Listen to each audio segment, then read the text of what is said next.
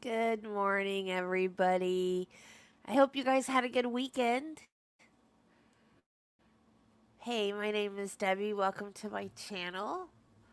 We don't have any new trials to start today. So we are going to be doing Betty Broderick today. We do have a Spencer hearing in the Jose Soto Escobar case, but I don't see it on any of the trial websites. So I don't know if it's being streamed or not. So we will be doing this, I guess, all day. I did find I was not 60 seconds late. I sat here and watched it count down and watch you complain that I was late when I wasn't late.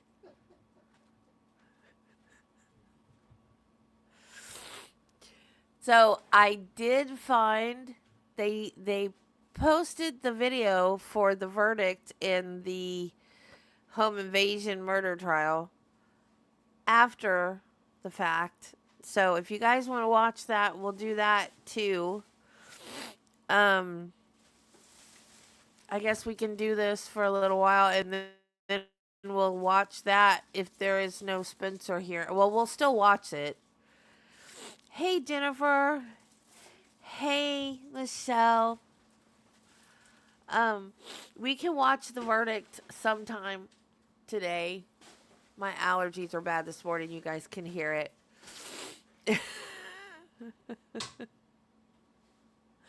If I take allergy medicine, I'll fall asleep. Do you want me to fall asleep? Um, yeah, I don't know. I didn't really plan this out time-wise, did I? The Spencer hearing's at 1:30. So I figure we'll do this until 1:30, and then when the Spencer hearing's over, um, then we'll do the verdict for the home invasion. But I don't know if we're going to get to watch the Spencer hearing. So I guess we're just going to wing it. Judy. Judy's a rock star. Thank you. Thank you. Thank you for the 10 plus 5 gifted memberships. Woohoo. Oh, I don't have my computer on, my laptop on, so I can't see who got the memberships. But thank you so much for the 15 gifted memberships. Yay!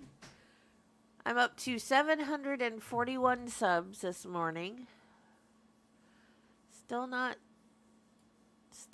to 1,000 yet, but I'm getting there. And let me see what the trivia for this morning is.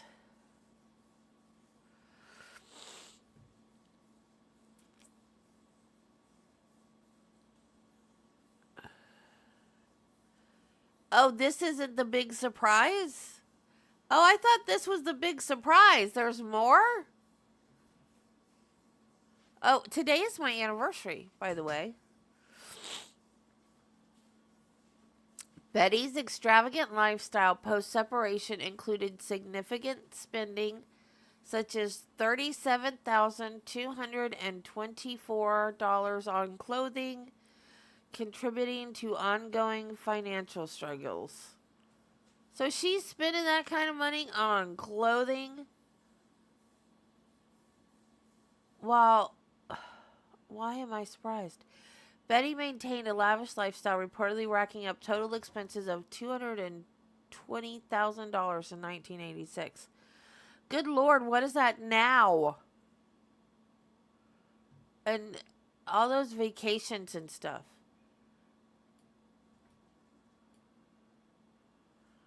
Thank you.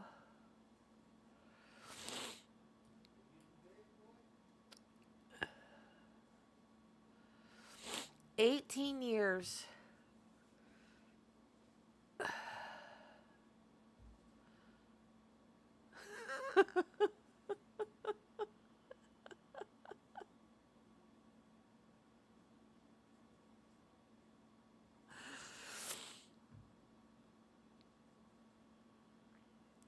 I said, happy anniversary. And he goes, oh, yeah, today is the 6th. And he gave me a kiss. And I said, yeah, time flies when you're having fun. He goes, I guess so.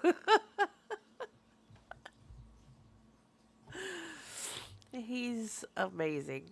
There is a coffee shop in our town. It's called the Amazing Grace.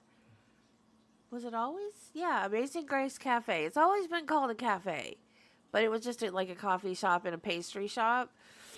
And they've been doing so well that, and I'm a coffee drinker and I like specialty coffee, but like, I'm not gonna just go to town just to get a coffee, like, a fancy, expensive coffee, right?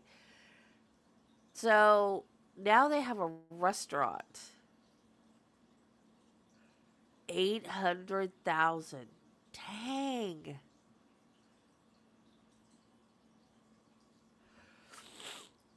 So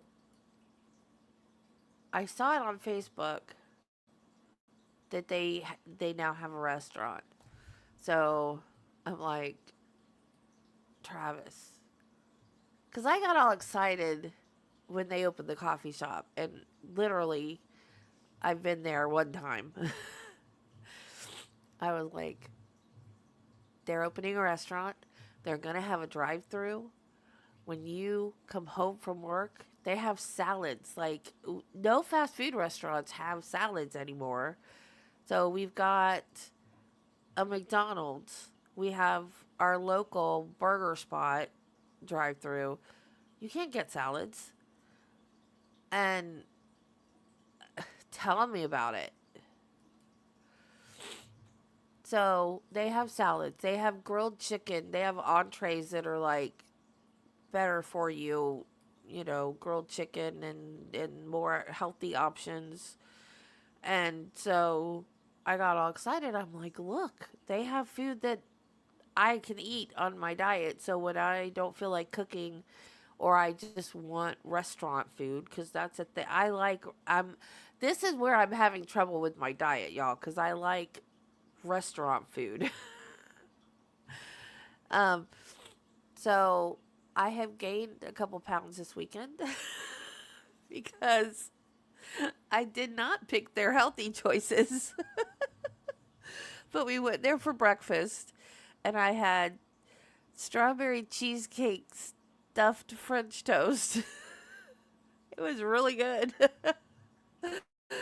So basically, it was French toast with cream cheese in the middle, and then it had like strawberry pie filling on the top. Oh, it was so good. And then, for dinner, he went. I had him go get hamburgers. Oh, they were so good. They were Western hamburgers. They had like onion petals, like fried onion petals and cheese and barbecue sauce on them. And then he got french fries. I got fried jalapenos. And they weren't, I thought they were going to be like jalapeno poppers.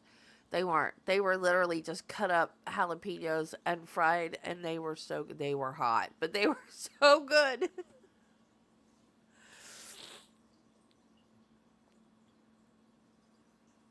Yeah, that's probably what I need to start doing. But see, I get romaine lettuce, like hearts of romaine, and do Caesar salads. But it just goes so fast because I eat salads like crazy. I love salads. So I run out really quick. And then, but because it's salad, if I were to get like 3 bags, it would go bad before I could eat them all. It's like, even though I eat a lot of salad, it's weird because it's produce. I'm not going to go out every time I run out and buy more. I stay at home. Travis is the one that leaves the house. I buy groceries once a month. So I can sometimes get him to go get me stuff, but it's hard for him to get stuff that only I eat. Because he'll either get the wrong thing or they'll be out of it and he'll try to substitute it. And he tries, though. He really, really tries. He tries. Hey, Carla. Oh, another thing. My cousin got me. I blame this on my cousin. I blame a lot of stuff on my cousin. She's like my sister. Um, she got me hooked on this AMC popcorn. And this is my sister that's had the weight loss surgery. So I figured if she could eat it, only I have a bigger stomach than she does. The AMC popcorn, it's microwave popcorn, but it's made with like the real popcorn salt. And it comes with a little pack of butter like they have at the movie theater. So it tastes just like the movie theater popcorn. And I have started eating it like every night. I share it with the dog, so I'm not eating a whole bag. Okay, let's figure out where we left off.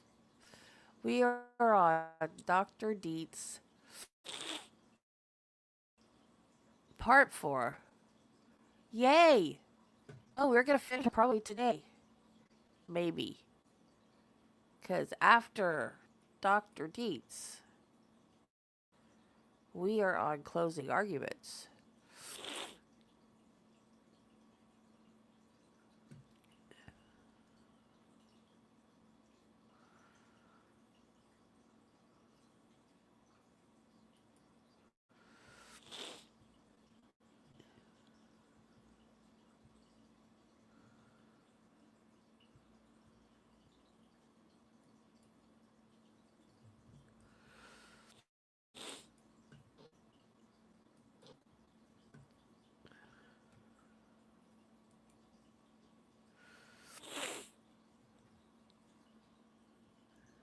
What is that from? In our bedroom?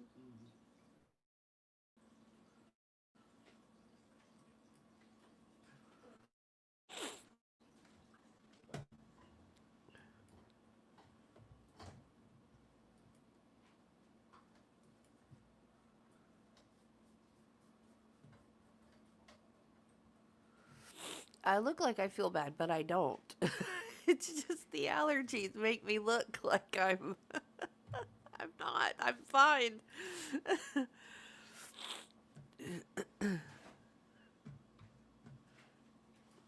Her diaries sure don't have her taking any responsibility for anything. Your Honor, if he could be directed to answer the question. And It's just answering your question, Mr. Wood. Go ahead. Okay. About the diary, you switched over and you switched back. Go ahead.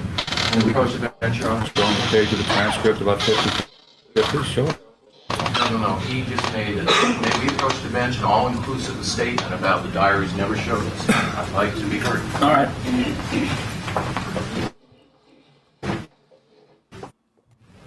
Doctor, the page I showed you, did you consider that page? I read it. Okay. And did that have any significance of why she might be enraged, or any various items that you've mentioned out of the diary? Sure, she indicates what she was complaining about. Okay. Would that have anything to do with why she might be? Shadow is a little angel. Look at that. That's 3.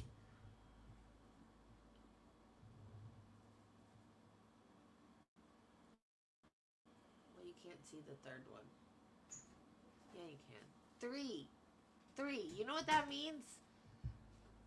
If I was a ghost hunter and I got 3 scratches, you know what the 3 scratches means? That's from Shadow. She scratched me 3 times. She's demonic. Bye, Michelle. It was not an accident. She did it on purpose. I found something that she likes even less than Less than belly scratches. I poked her in the side. And then I wanted to see if, after she did that, I wanted to see if it was the poke that she got mad at. So I poked her again. It was the poke. She doesn't like to be poked.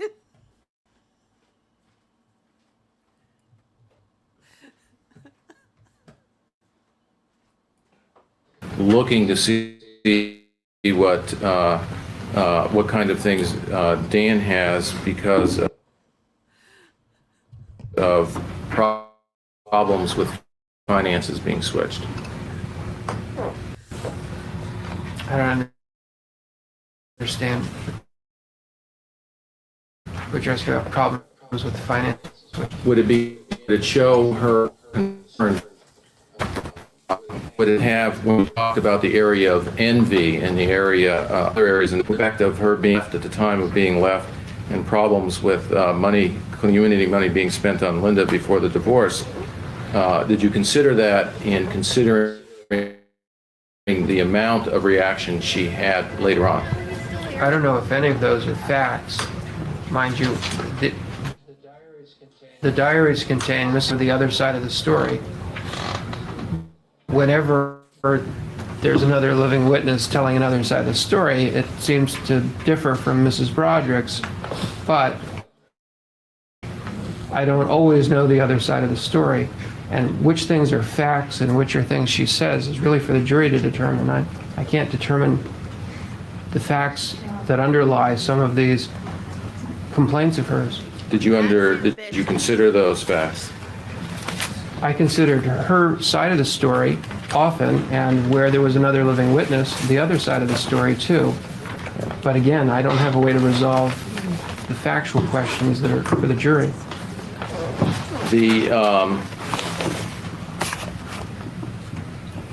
In 85, was she talking at all about wanting an accounting of community property? Objection, Your Honor. We've already argued about this. Unless you show on the page and consider it the case of the Is that what you want me to do?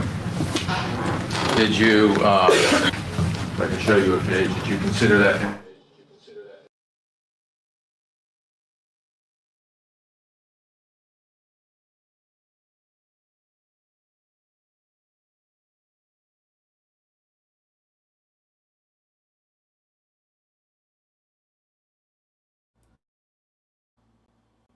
I just cleaned the computer.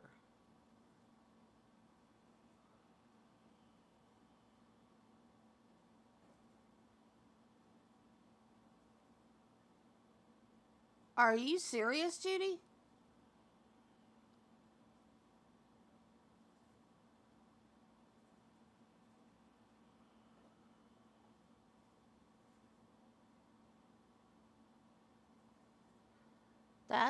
That's too ambitious for me. I don't know that I could do that. Travis? Because when you asked me if he was gone, he was in the kitchen.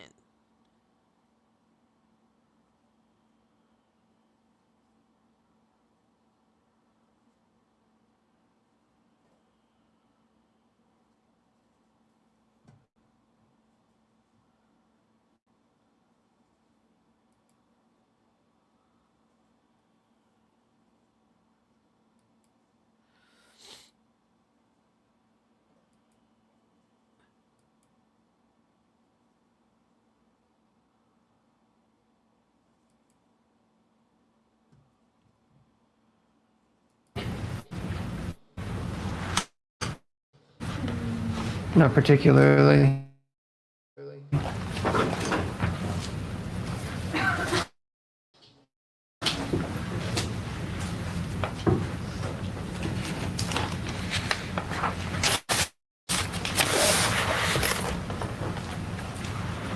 Did you consider the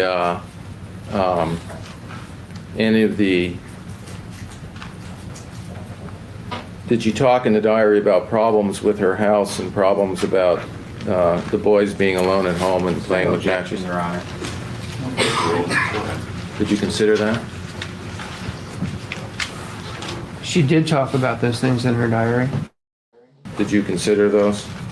I considered those complaints, yes.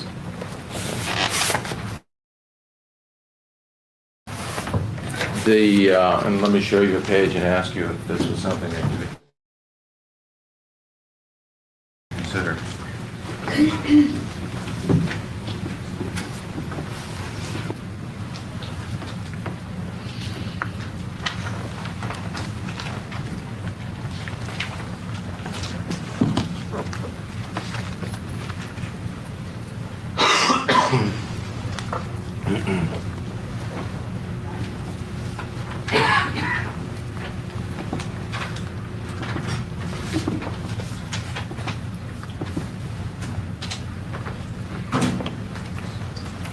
I'm aware of all this.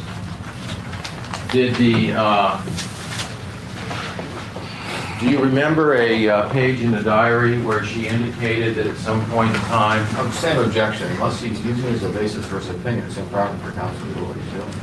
Well, hear the question first. Go ahead. Did you consider a page in the diary where she said that she was angry at some point, that her anger she thought was getting the best of her and she didn't think she should have the children at that time? No. I'm asking him if he didn't consider it. Well, I'd like to see what diary page is referring to. If he's alluding to the fact that there's a diary page that exists, we'd like to see it. Show it to him. Well, I'll...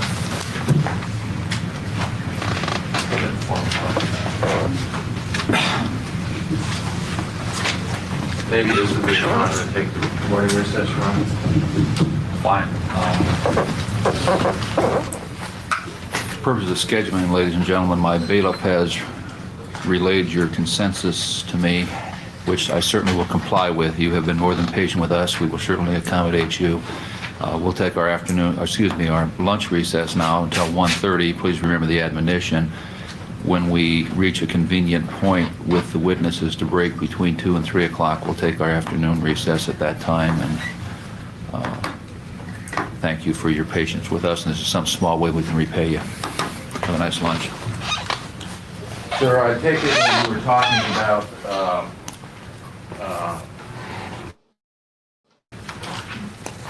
the going through Mrs. Broderick's diary, you indicated that there was very little as far as her depression, other than you remember one thing that I mentioned, is that correct? There's something about shaking in her bed. Oh, there are frequent mentions of one or the other of the sort.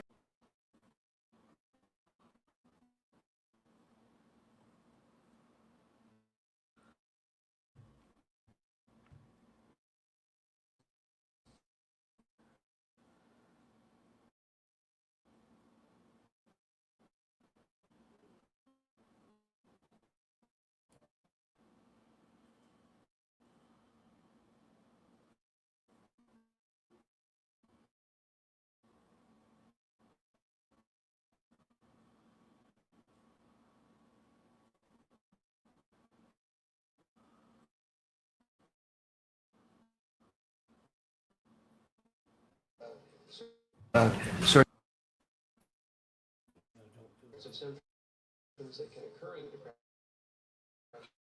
of symptoms that can occur in depression, but the pattern of multiple symptoms simultaneously and evidence of it being persistent enough to meet the criteria. But there are lots of references to one or another symptom. You mean, so what she doesn't do is that in the DSM-3,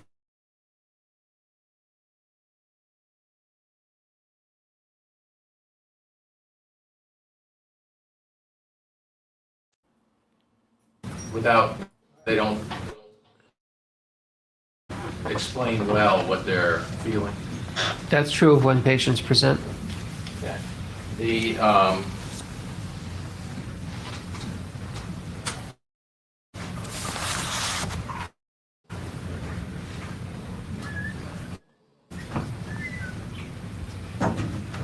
you talked about the sense of entitlement with the in the diary. You have that entry in the diary? Do you have that entry in the diary, or do you just have your notes? I just have my notes. Okay. So you did not do a entry yourself, or you don't recall doing an entry yourself as to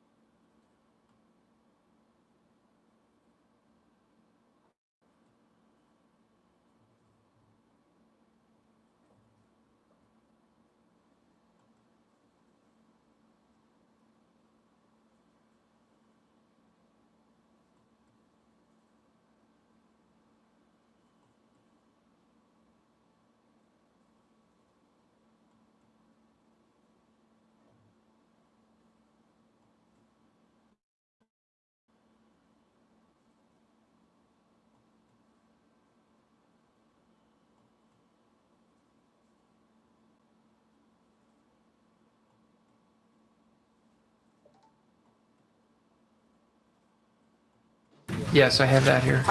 okay. And what was in the entry of that in the diary? What I have in this excerpt is, and it's not the only excerpt from that period that I have here, but in that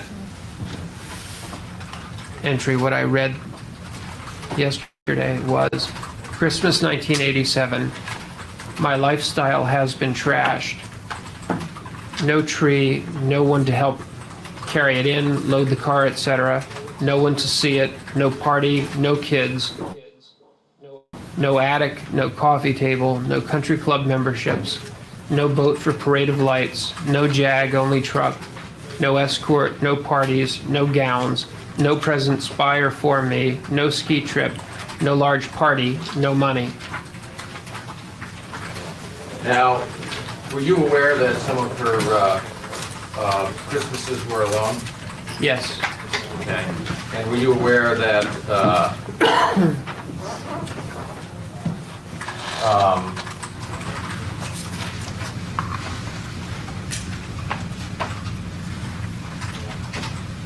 that Christmases were an important part of her life before?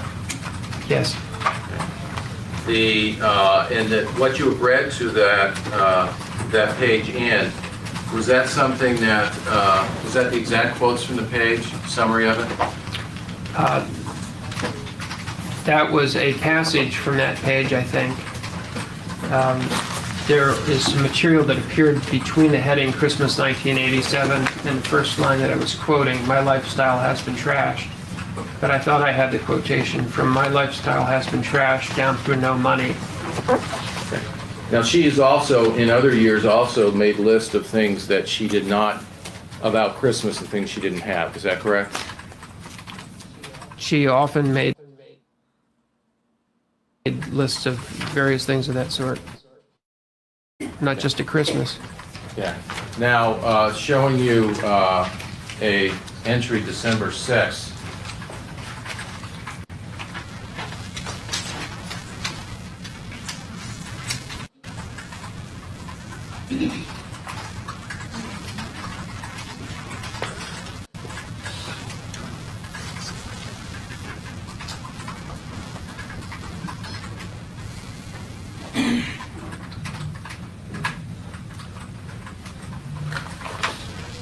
December 6th is another list of the things that she doesn't have for Christmas. Is that correct? I don't know what year this is. You said this was, It's a December 6th diary entry. It's talks about some of the things about Christmas, does it not? You want to know if you know what year it was, Mr. Irwin? yes, it does. Okay. Now, did you take that into consideration?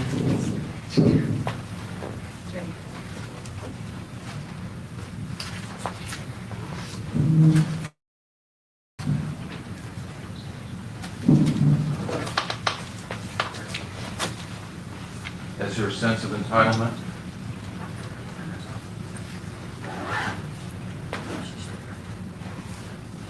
Well, I took this into account in looking at the evidence about Mrs. Broderick. There's no, Well, but this is also a Christmas list, isn't it?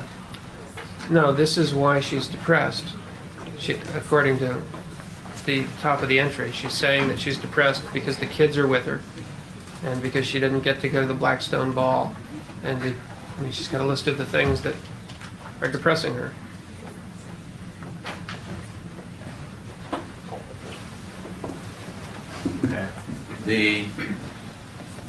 She's talking about overwhelmingly depressed, and she has some things that she has missing.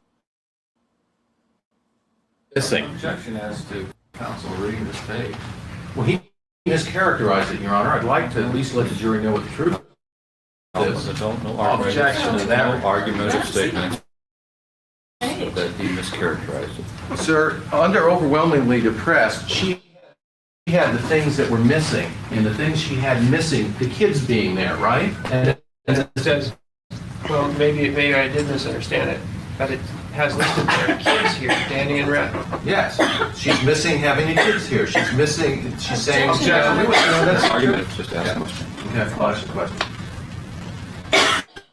Ask you a question. She's talking about things that are going on in December, is that correct? I believe about what was happening right around then. Yeah. She talks about being overwhelmingly depressed, does she not? She doesn't talk about it, she just says overwhelmingly depressed. Okay. And she talks about huge weight gain, doesn't fit in any clothes. That's there. She talks about buying things she couldn't afford, like a Christmas tree. She says, she implies there that she couldn't have a Christmas tree, that's right.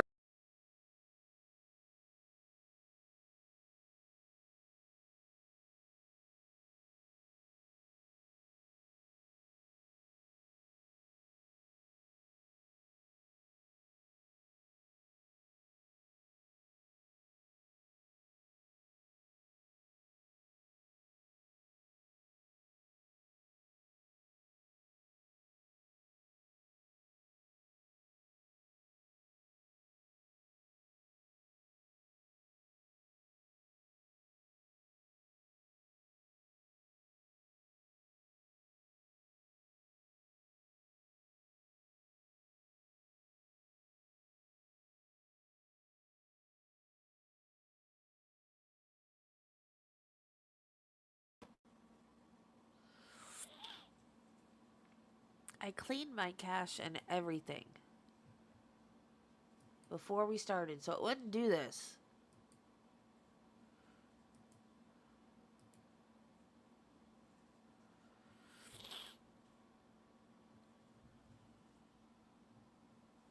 I'm worried about Belle, you guys. She's not eating well right now.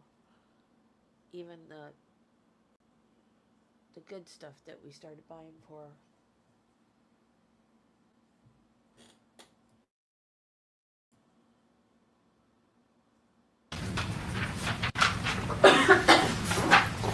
And before the...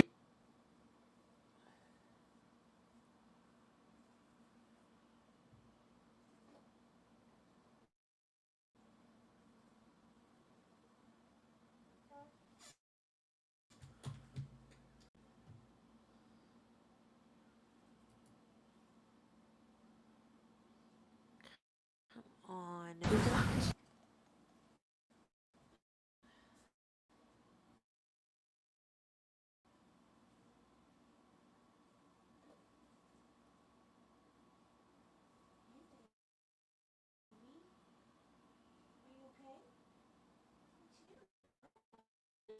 Well, I mean, I'm pulling the pages out and showing them to him. I think I'm Have having... a question asked.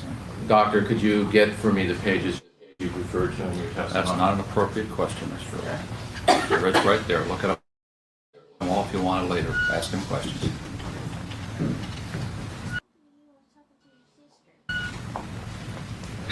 Doctor, what diary did you get, the one that you referred to as Christmas 1987?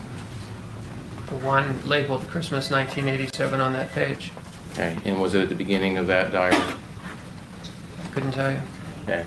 Can you show me the other, can you tell me the other diary entries that you've looked at, that you've referred to?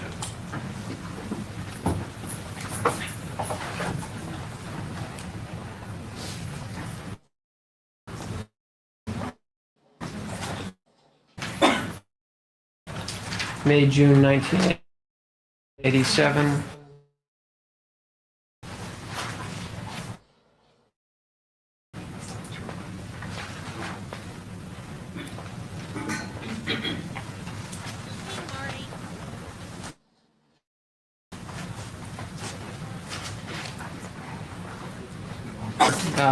To Mr. Ashworth in the diary that's undated, but the entry following it is 1086.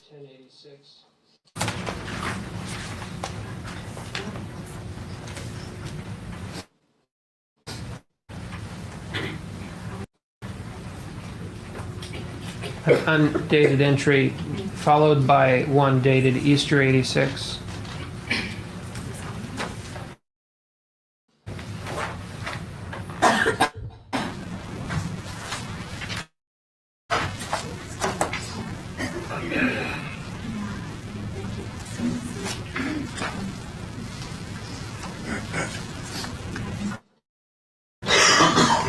And I need clarification of whether I have mentioned one or two that I haven't testified about so far. Haven't, for example, testified yet about the May, June 87.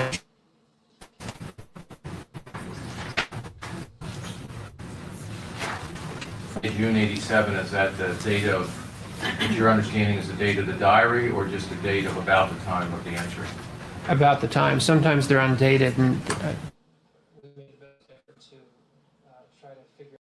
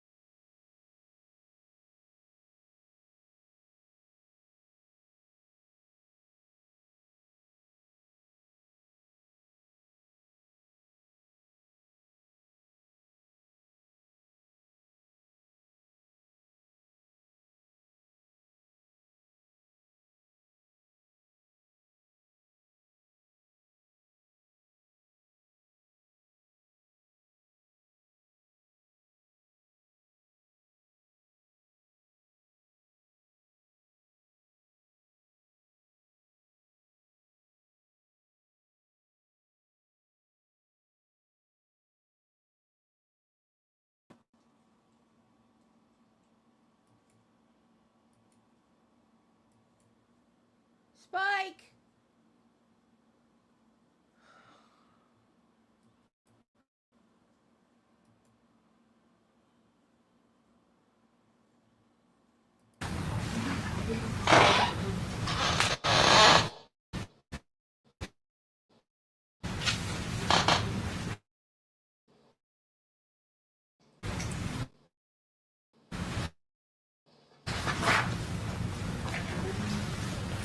It's an entry.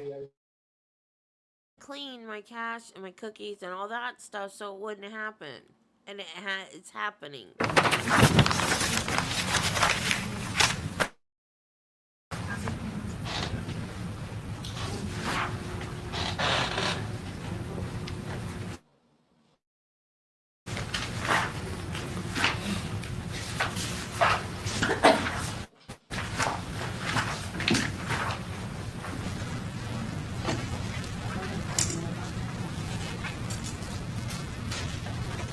I've referred to some from her book manuscript that appear both in the diary version and the later typed version.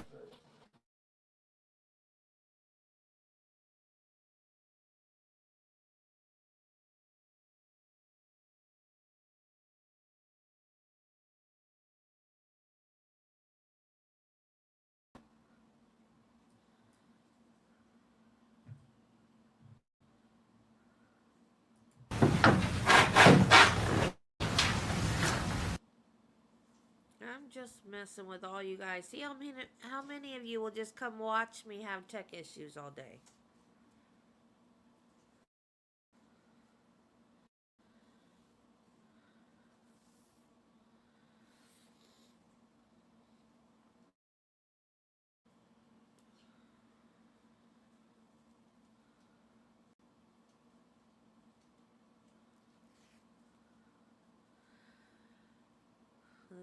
This is the last trial we're doing off of this website for a while, because our next trial is Brooks. Our next trial of the past is Brooks. I'm doing that off of YouTube.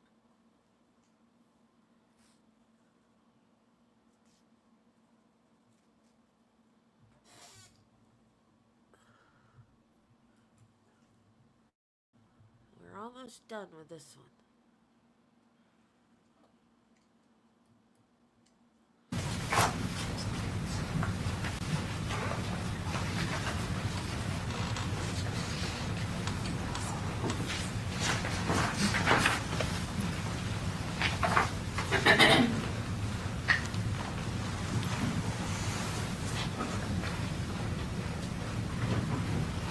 A diary entry dated January 5, 1987.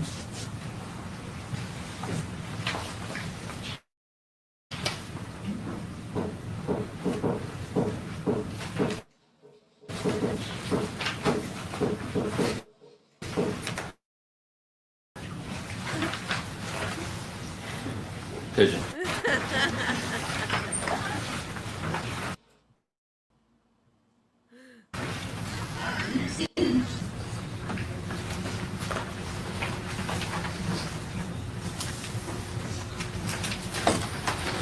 I believe those are the only diary entries that I've referred to.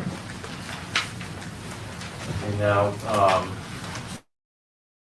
you talked a little bit about accepting of responsibility. Now, does that mean acceptance of some responsibility? Does that mean that a person, I was just totally wrong? Am I making any sense? In other words, let me give you an example. If someone comes home, has a hard day at work, yells at their child, and then says to somebody, I was mean to my child, I had a bad day at work. Is that acceptance of responsibility? Depends on when and to whom they say it, but yes, if they say it to the relevant people on a timely basis. Okay. Well, for instance, in the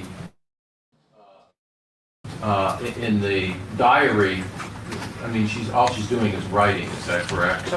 Basically. Well, she's writing it to herself in posterity.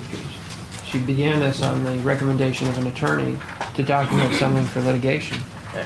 Now, at some point in time, and also when you're documenting something for litigation, litigation is, at least your understanding, an adversary proceeding, usually. For the parties, it is, yes. Okay. So when somebody is documenting something as the reasons as an adversary proceeding, what they're going to be doing is looking at the things that they can use that the other person does, normally. That's what the adversaries will do. Yes. Okay. So it wouldn't be unusual in a diary that's being kept somewhat for her to use things somebody else might have done wrong. Since it's an adversary, that's why she's keeping it. That's a good point. Okay. Now, at times in the diary as the years go along, 1988, 1987. Well, it's difficult to be certain of that, but it would appear there's that trend. Since she didn't always make the entries at the times they're dated, and because of the jumping around, it is hard to say, but that may be what in fact's occurring. Now, I asked you a question about, at some point in time in the diaries, she says to herself that she needs some financial security and that she's too enraged to have the children around because she can't accept responsibility for them at that time. In other words, she recognizes her own rage and that's the cause of not having some responsibility for them. Would that be some acceptance of responsibility? Objection, state's facts not done. No, it's just asking a question over there. You can answer that. Did you understand the question? The entry now that is more accurate than the one before, and that, yes, that implies some recognition that she doesn't want to be responsible for them when she's feeling this way. And that's a responsible thing to do. Okay. So when you made the comment that there's absolutely nothing in the diary that shows any acceptance of responsibility, this would be at least something. When she talks about that this time. Your Honor. Yeah, I don't know if he's seen this particular diary page. I'd ask the counsel for that. Sure, Tom.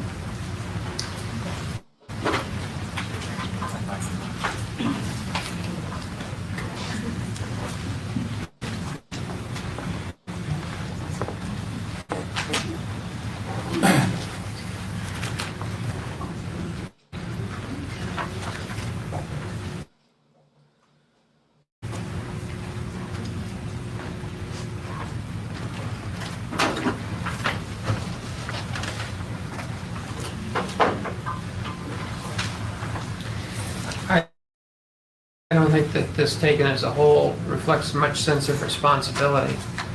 Basically, she's saying here that when she gets her money, she'll be willing to talk about custody. Right now, she's too angry to the children accept any responsibility for them.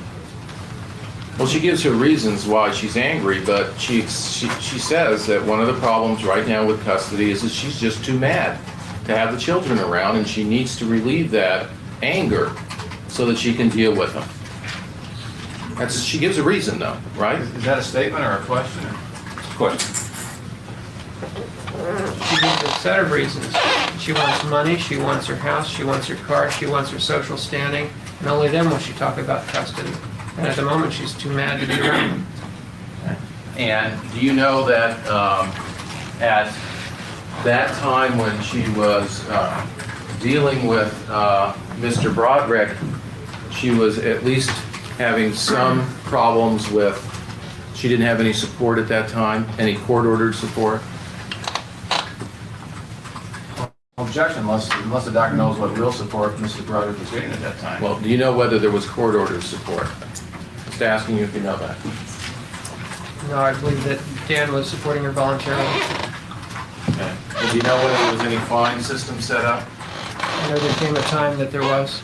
And do you know whether there was any times where there was problems with, before that, no money in bank accounts?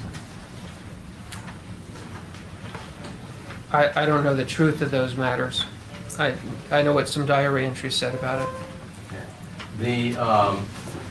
She was, at some point in time, there was diary entries, a number of them, about her being concerned with delays in the proceedings and problems with trying to get her life back on track and self-esteem, was there not? Objection, Vegas, and what's the time frame here? Put a time in it, Mr. Owens. Well, okay, we'll start with 1985. Any of the diary entries for the year 1985, were you aware of any where she was talking about the need to find out about what kind of property they had, whether she was going to have any control of it, if she was going to have any money from month to month? Diary. Objection to Dr. Dean's diary, I'm assuming that there is one. Sustained. Well, when you were looking to see the reasons why she might have been upset and concerned about property and what property Dan had, did you consider the diary entries that talked about problems that she was having with knowing where she stood in life? Objection, big, yes, and answer. The rules are going to answer that. Did you consider that out there? I considered everything. And drew my conclusions based on the unreasonableness of some of this behavior, regardless of whatever the true facts may have been. Okay. So you've answered the first question. You can see entries that talk about problems with self-esteem, not problems of not knowing who she was or what she had in life.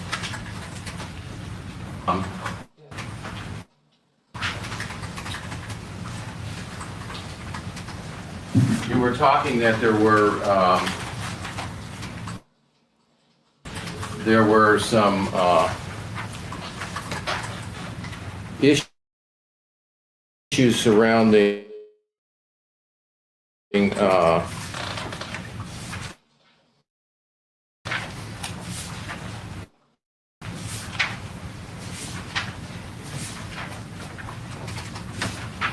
the children not being able to visit her when her family came from back east.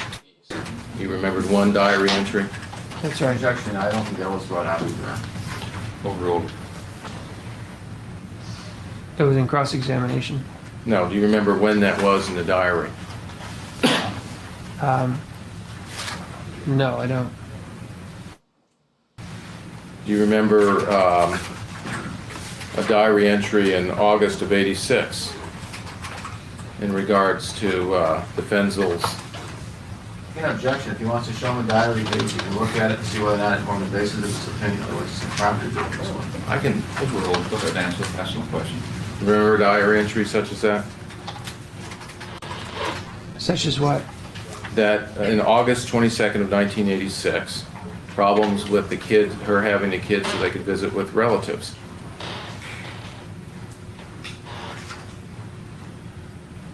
Could I see the entry, please? It's not something that you remember? Not the way you've just described it.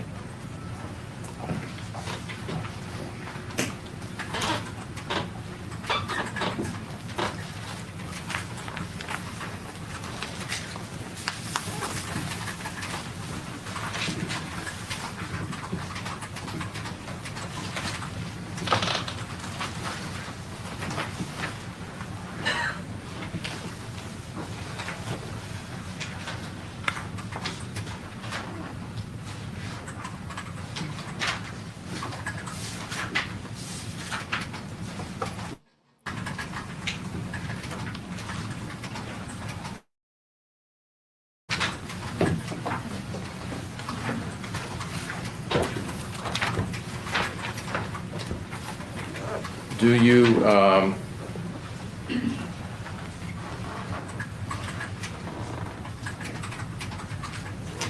remember a diary entry shortly after that where the Rogers family was at the beach and the kids couldn't visit at all?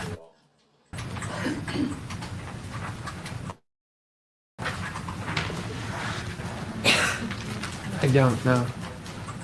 You don't remember that? No, I remember complaints about where the kids would be, but I don't recall that specific one. Just refresh.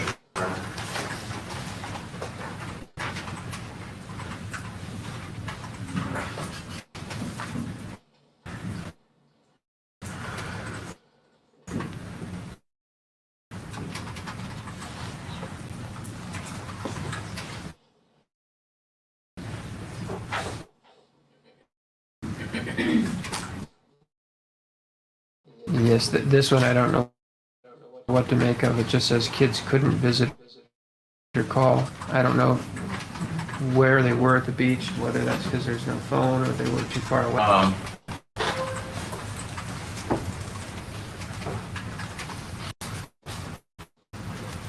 Do you remember in L.A. and custody was refused? And had custody of what? And custody was refused. We have a short time frame now.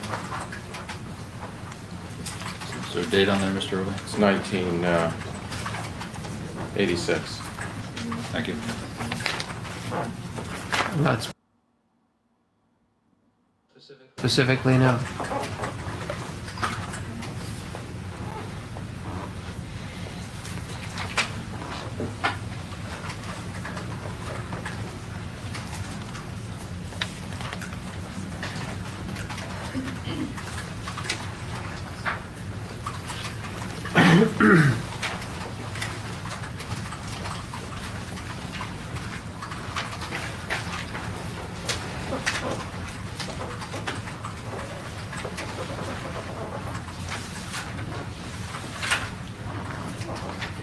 Yes, I recall this. See, but for me, the relevance of these has to do with the fact that she would continuously complain about not having the kids when she wanted them, but sabotaged every effort that anyone made to provide her with the children. Sir, all I asked you is, did you see this? Did you see this entry? Sure, but I didn't rely on it for anything more than the point I just made. She complains about the things she brings about. And there were, when you go through the diary, the kids were still going to her for the things you would normally go to a mother for, like when they got hit by cars, bit off, they were left alone, there was either when they... Objection to the question, unless he's going to refer to another diary page or some other piece of other test considered vital. Just on the relevancy basis, I don't see the relevancy of that. When you diagnose, you give a soap on this, really. Maybe you can develop it. Well, when you're talking about her entanglement, or at least her finding out what Dan and Linda are spending money on, there's times in the diary where she talks about that they're spending a lot of money, but their children don't have holes in their shoes. Their kids aren't taken to doctors. There's other problems that she's talking about in the diary, isn't she? Again, let's see the diary pages. I'll show them all the diary pages, Your Honor. All right, go ahead. It's not necessary as far as I'm concerned. If you can answer the question without looking. No. What was the... When we're talking about Elisabeth Broderick, about her moods and how she reacts to what's going on at Dan and Linda's house, what they're spending money on, did you take into consideration that what she was getting from that house and the things she was hearing and the things she was having to? I took into account what she said was going on. And in the diary, she would make entries on some days, at least as to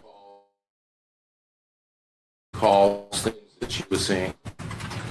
Yes.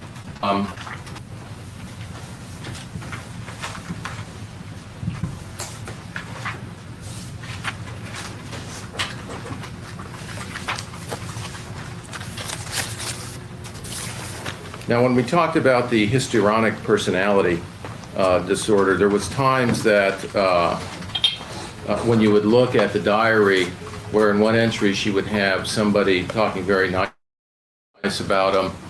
Another time she might look at them in a light where they looking at their negative qualities. Is that, I would that have be pointed correct? out examples of that.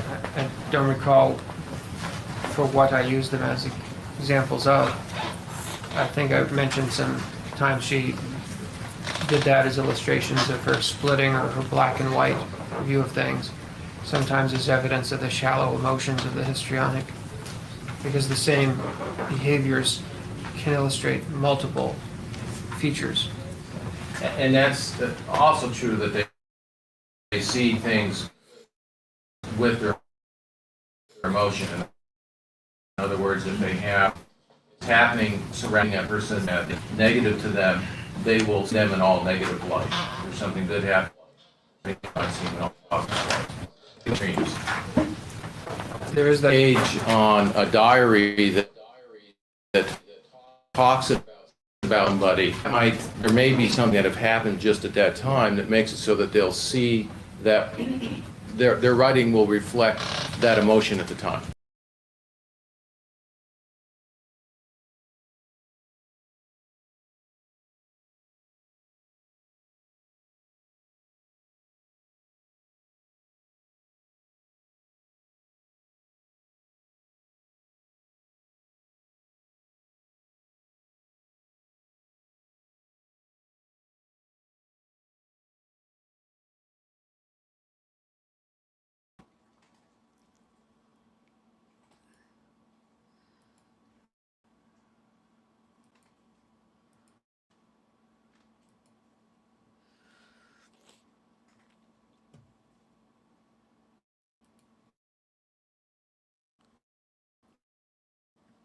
that emotion at the time. That's right, and that often happens with her. She'll get a phone call and then she'll write about being overwhelmingly depressed. And then the next entry is fine. Okay.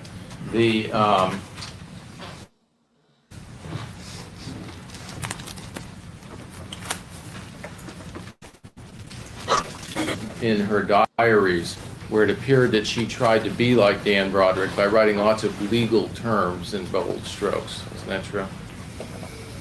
There are instances of that, yes. Okay.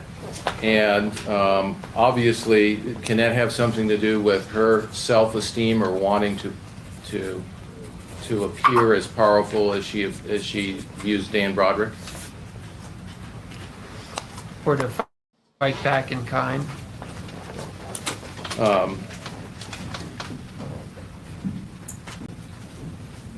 You indicated that when she was not the center of attention, that she was brokenhearted over not being able to be a socialite. Objection, Mr. Sustained. Well, did you say anything about her not? That's a role that she felt the loss of, yes. You indicate that there's also some shifts in attention that she has. I don't recognize what you're referring to. Okay. Were there times where she would go from one area and jump to another area that you saw? In her diary? Or in any of the things that you saw about her? When you were talking about the 8 categories of histrionic personality, did you talk about shifts in attention at all? Recall. I'm not sure what you're referring to.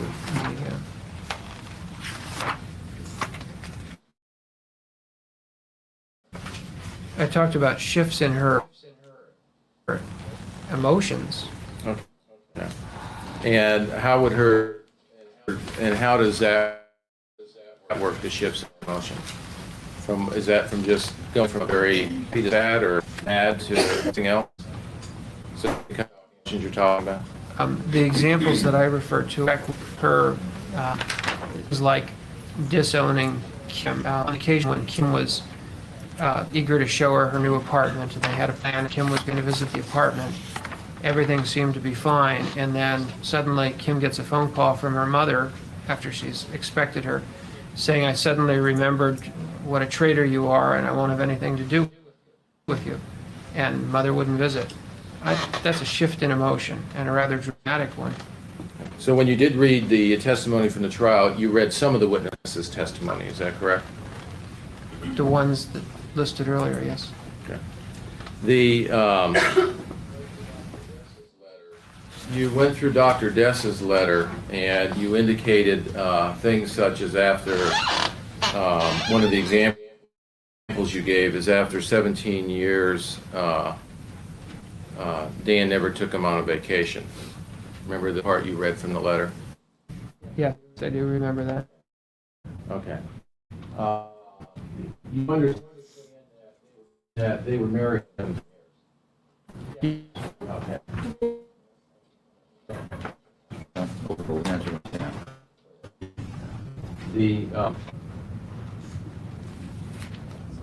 That there was a number of times when they went on family vacations that Dan was not Dan's had to go on family vacations.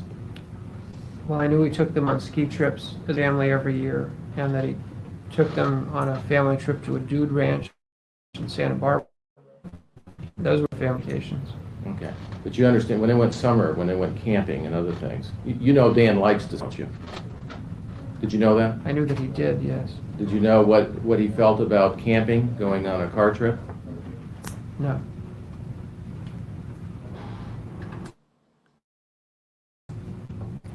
The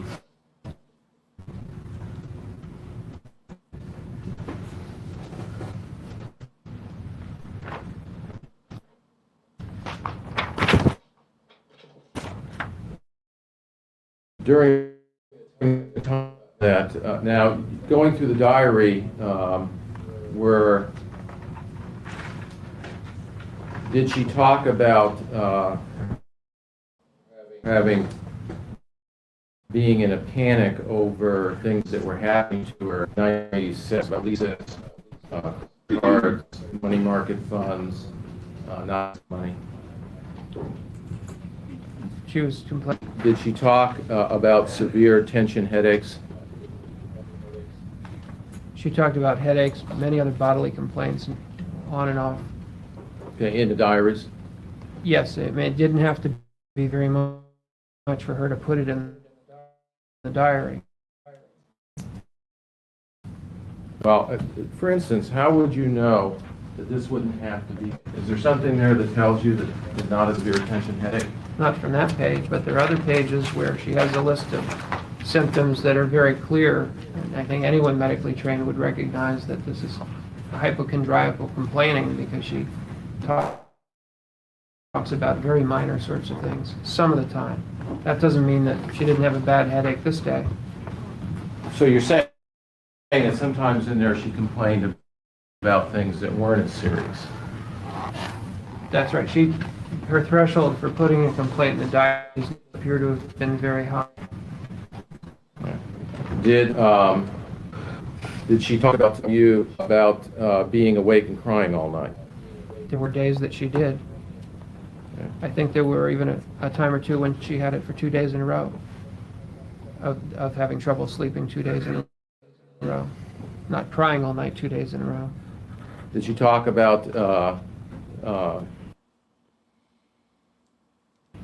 being almost being fired from work because of attorney appointments and problems, and being nervous about that? That's what she said happened, yes. Okay. Did she talk about being sick, feeling sick as children? She said that. Did she talk about scared of what is happening in court? Again, Your Honor, if he's going to read through the diaries, unless Dr. Dietz bases his opinion on it, it's no problem. Same.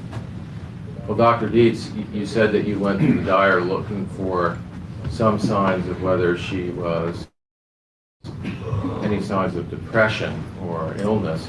Those physical symptoms can be symptoms of depression, can't they? Scared, shaking, crying, feel sick. Not Those- unless the person has the depressive. The particular entry made me think that this was histrionic, because as I recall, that's a diary entry that goes on to say that she's completely unprepared because she has no lawyer. She'd already gotten rid of lawyers by that time, and she was very prepared.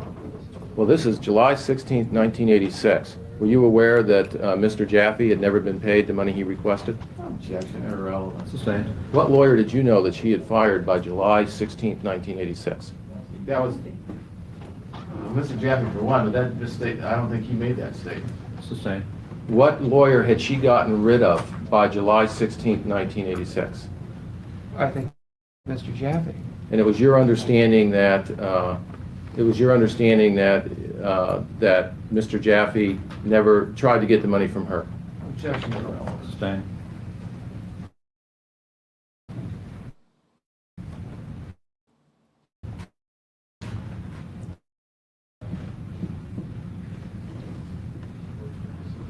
Said that she would quit, shaking, bed feels like an earthquake. Same objection as earlier. Asked and answered.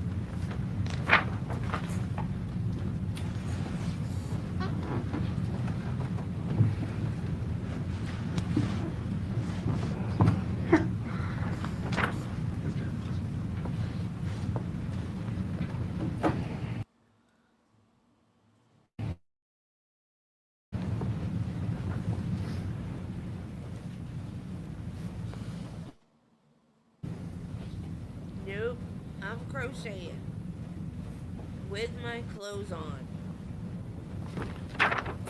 For a period of time that she couldn't sleep, felt felt like she was getting old.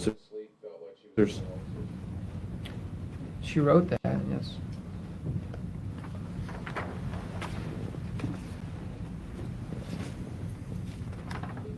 She talked about getting headaches and the kids giving up on asking to see her, talking about breaking her heart. I don't recall that passage.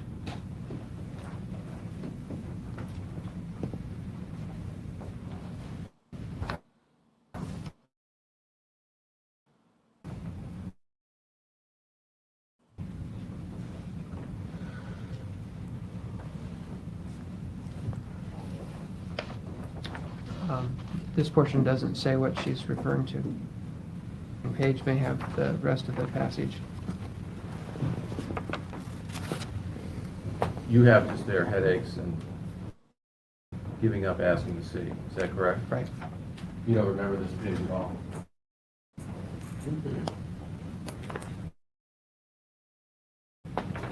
No. Did she talk about before seeing her attorney, sometimes she would be up all night worrying what was going on? Yes, that's right.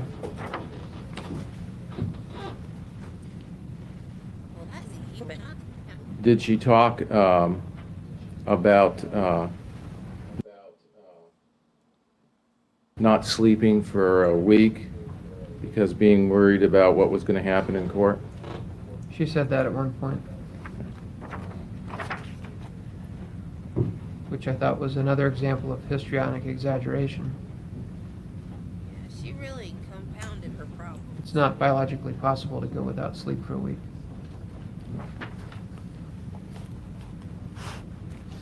Did she talk about that she, do you remember her talking about July 8th, 87? She couldn't sleep, scared of being alone? There was an occasion when she said that. I don't recall when it was. Yeah, the council's going to continue to read these entries unless it's going to relate to some portion of Dr. Dietz's opinion. It's irrelevant. Sustained. I'd ask the court to order counsel. That's another question. Sir, when you said there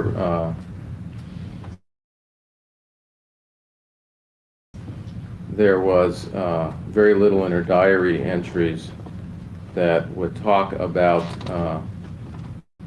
did you consider, Objection, I misstates the evidence. He didn't say that. Sustained. well, it's not your opinion that going through the diaries that there's not very much about her being, there's not very much evidence about her depression in there? No, that's not my opinion.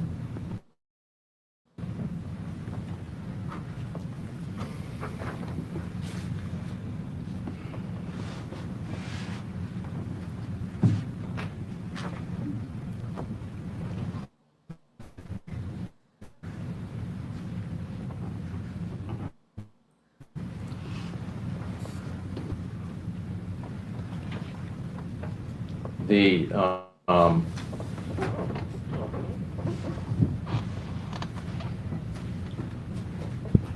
did you consider this page in the diary when you were looking at her depression?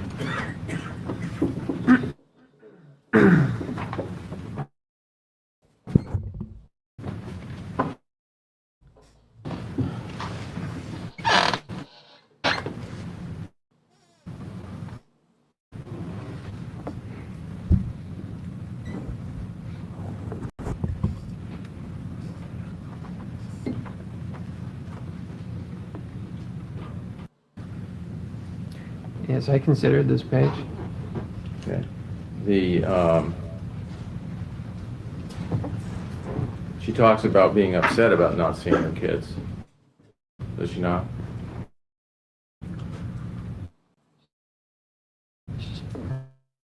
She says, I'm sick, I miss... Now, sometimes at least some losses can precipitate some depression, can it not? any loss can precipitate a depression or a state of sadness. The question has to do with how long one stays sad and sleepless and gaining weight or losing weight and losing interest in this whole cluster of symptoms. What I've said is that the evidence in her entire history doesn't support her having had a major depressive episode.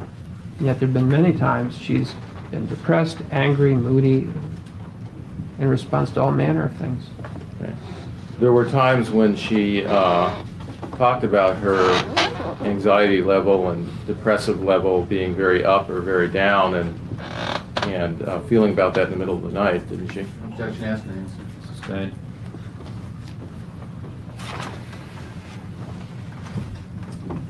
Thank you, Judy.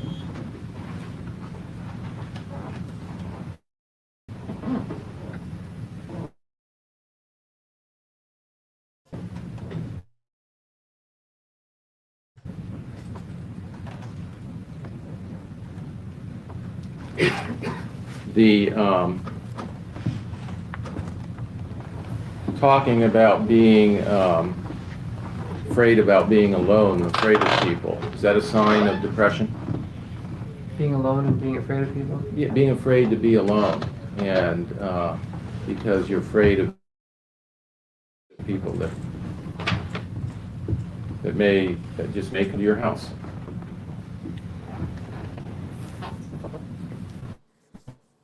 That could be a borderline trait. It could be an indication of feeling anxious. It could be paranoid. It could be depressed. It could be someone who's feeling insecure that evening. It doesn't have to be pathological.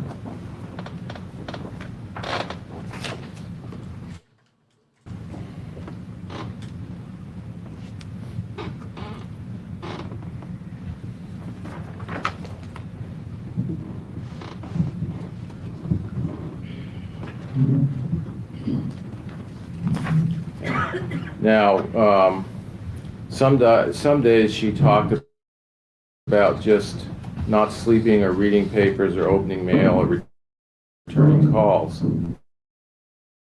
for days at a time, did she not? There were times the she would actually leave now. Now, again, it's hard to track day to day and week to week because her diary entries may be 2 in a row and then there may be not anything for 3 or 4 weeks. Is that right? Objection asked and answered. Sustained.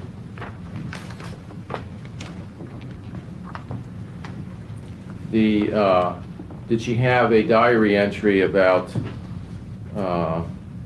problems not only with her personality, her pocketbook, and self-esteem, but just drying up her creative juices, not caring about entertaining, decorating foods, talking about now only being depressed? That's one where she says that she used to be so good at those things, a bunch of O's and so, doesn't want to decorate. Yes. Yeah, I think the way it was phrased there shows more than just feelings of sadness. I don't recall all the language. Well, would you like to read it?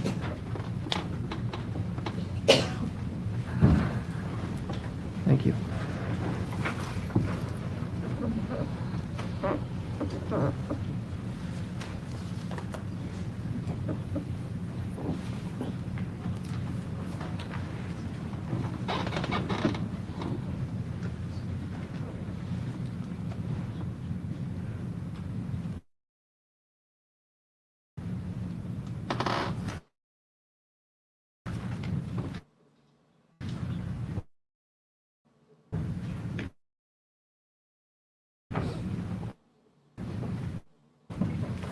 I have. Thank you. No, it no longer does, is that correct? The thing she used to be creative at and isn't doing now. Okay, and she indicates, now I'm only depressed. Right. Okay. She's not throwing parties, entertaining. Now, that's one of the things in at least some sign of depression, that people lose interest in things that they used to have an interest in before. It can be, but it could also be that the circumstances changed for her, so that she didn't have the same occasion to decorate or cook or entertain.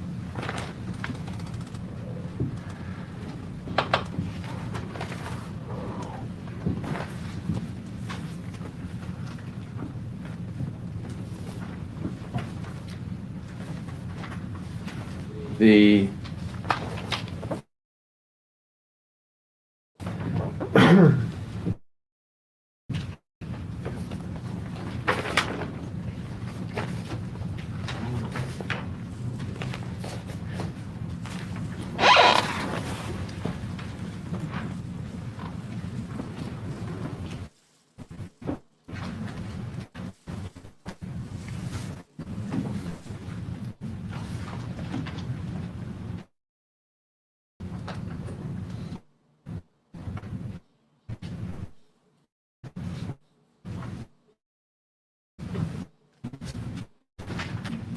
I have no questions. Mr. Objection? No, Your Honor. Thank you very much. Your Honor. Call your next witness.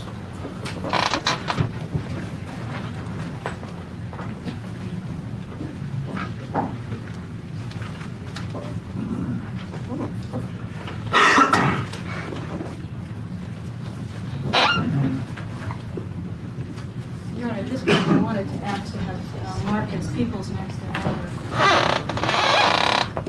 Cassette tape? cassette tape, yes. Mark the tape 115. Do you have a transcript? Yes, I do. Mark one copy of the transcript 115A.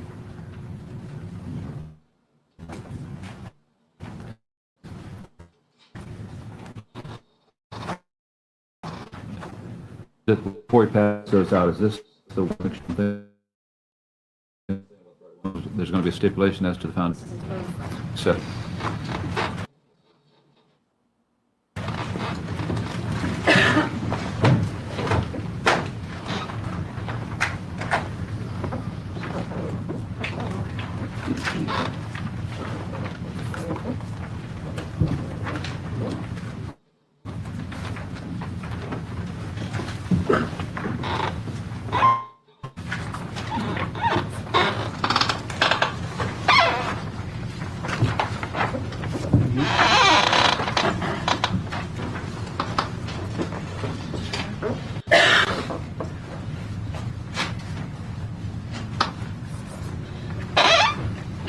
Before you start, both counsel stipulate my reporter does not have to transcribe the tape.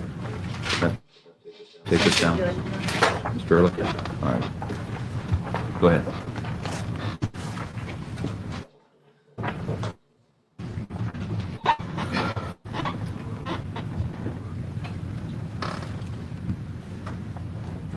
No, you're not coming here for the exchange?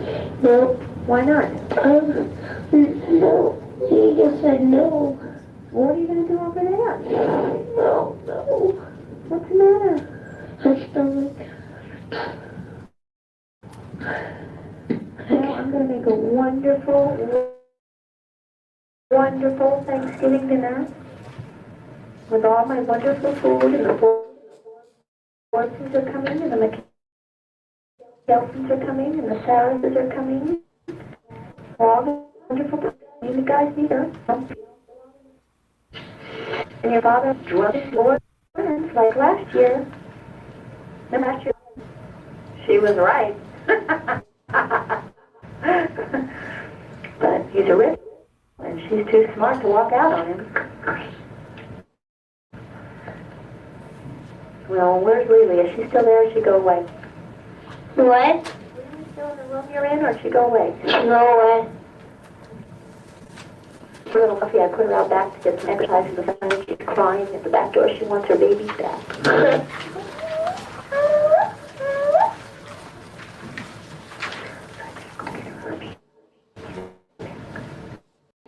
3 babies left now. What? Only 3 babies left.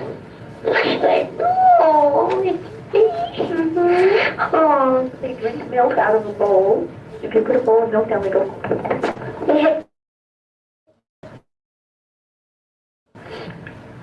I haven't given them any food yet, but they're kind of cute. And they haven't got fluffy yet. You know how they get fluffy, like when you got yours, she was fluffy? Yeah. We're giving one away already. Oh. To that girl that was at your meeting. We're giving 3 away. No. I can't keep them. Nobody's here to play with them. They poop all over them. Can we keep one? We were going to keep the runt, but it died.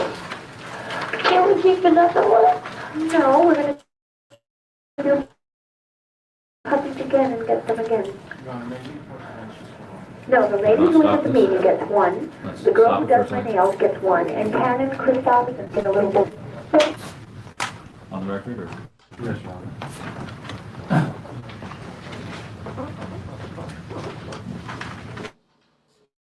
And I have, we have Topsy and nothing. We have our dog puppies for that.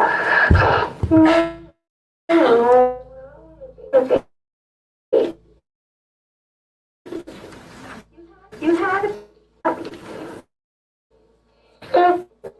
Baby. Another. If I give you another baby and then you miss growing up again.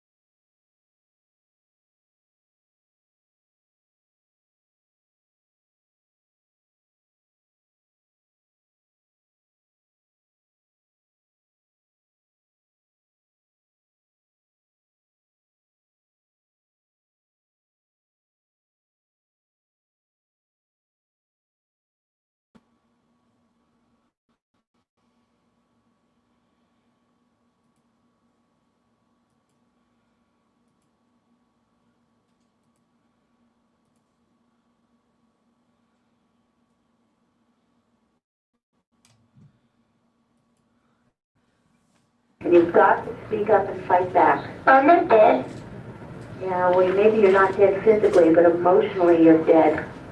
You don't have anyone that loves you or cares about you over there, and he mistreats you. Treats you like a little piece of shit.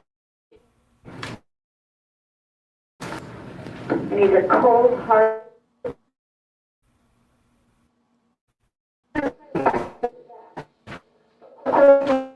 Bad one. Very, very bad. You should tell him to come over here. Tell him to drop dead and go away. And then you'll be happy over here. Right?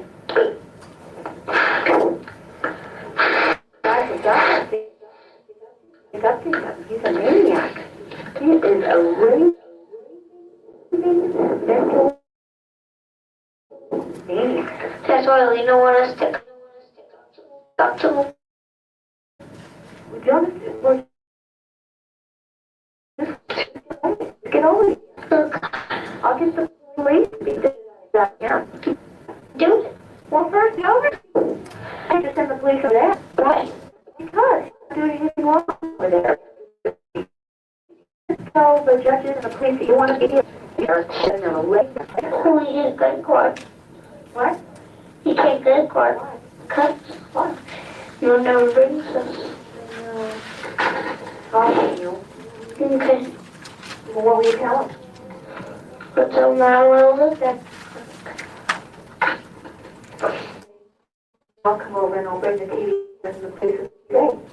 Would you want me to do that? Yeah. Would you? I would like to do that.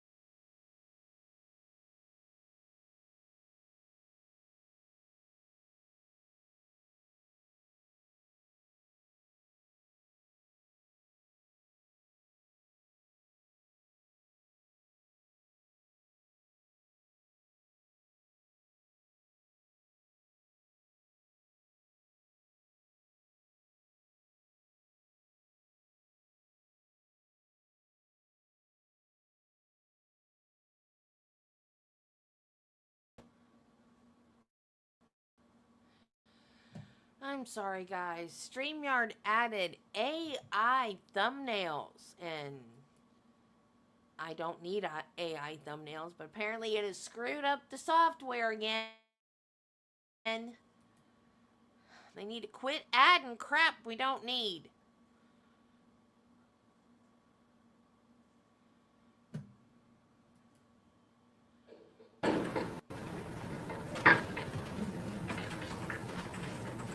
Why can't you?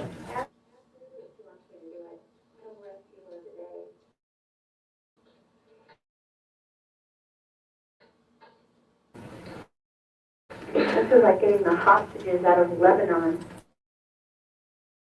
Iranians. She's comparing her child custody issues with the Iranian hostages. You have got to be kidding me. Yeah, that's histrionic. People from Iran. So, they're always making war on everybody, being jerks. And they take people hostage and won't let them go. And I said, Daddy has you guys hostage. He has you hostage. You're prisoners, they want to go. You're prisoners of war. Oh my God. Poor baby. Anywhere where you see him? No. Up the arm or anything? No. Where'd he go? I don't know.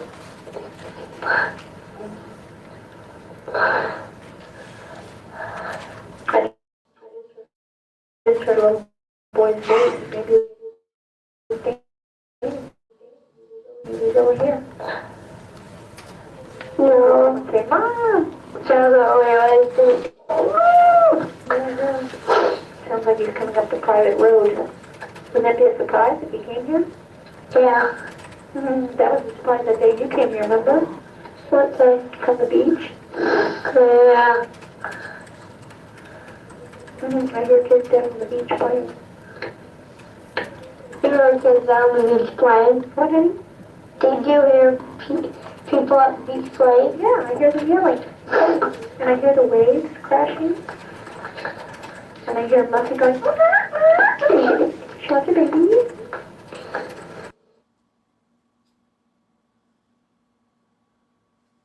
Hey, Michelle.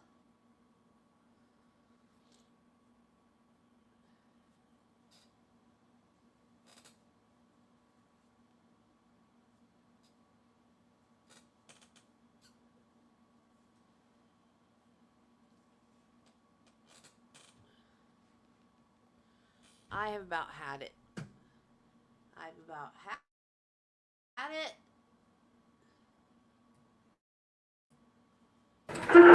Rex, when are you going to get over here?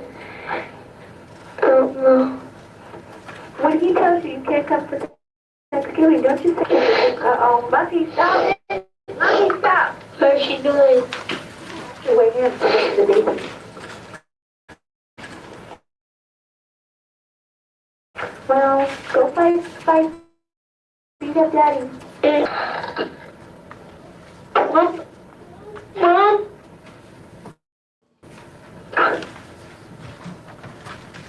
Mom?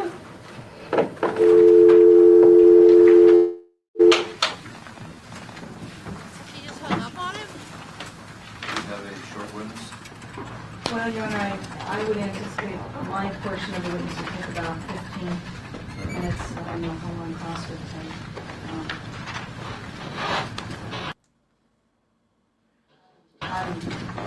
Okay, this, Mr. Roy.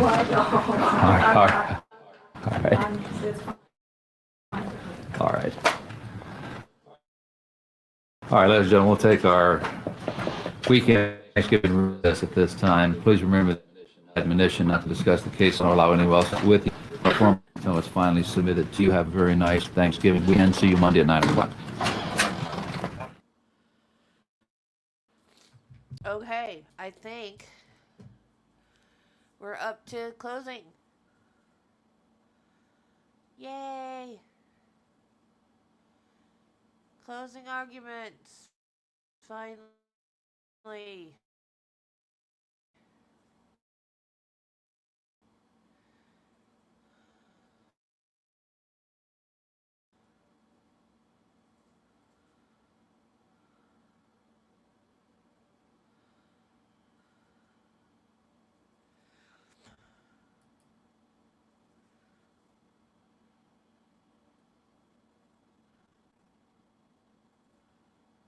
Gentlemen. Matter of the people of the state of California versus Elisabeth Broderick. The court finds all members of the jury panel are present. All counsel are present. Mrs. Broderick is present. As I stated to you last Monday, ladies and gentlemen, at this time we're going to have the closing statements of the attorneys. The district attorney goes first because the district attorney has the burden of proof. Once they've given their closing statement to you, the defense has an opportunity to give a rebuttal argument. At the completion of their rebuttal argument, the people get one final opportunity to rebut whatever is said by the defense attorney. At the conclusion of that, I'll be giving you instructions as to the law that applies in this case. You'll then retire to deliberate. Your Honor, I believe that we agree. One more stipulation. All right, go ahead.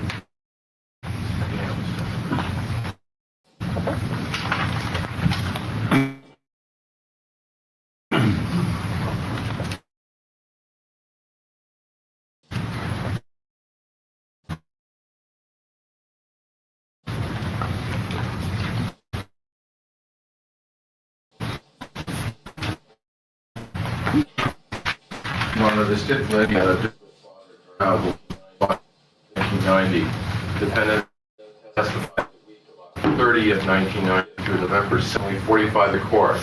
She would stay there waiting for the Las Colinas transportation bus at the end of the court day, which transported all female prisoners back to Las Colinas.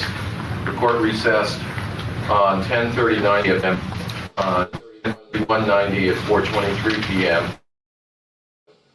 on 11/190 at 4:25 p.m. and 11/290 at 12:03 p.m. So stipulate? Yes, Your Honor. Accept the stipulation. May I proceed, Ms. Wells? Thank you.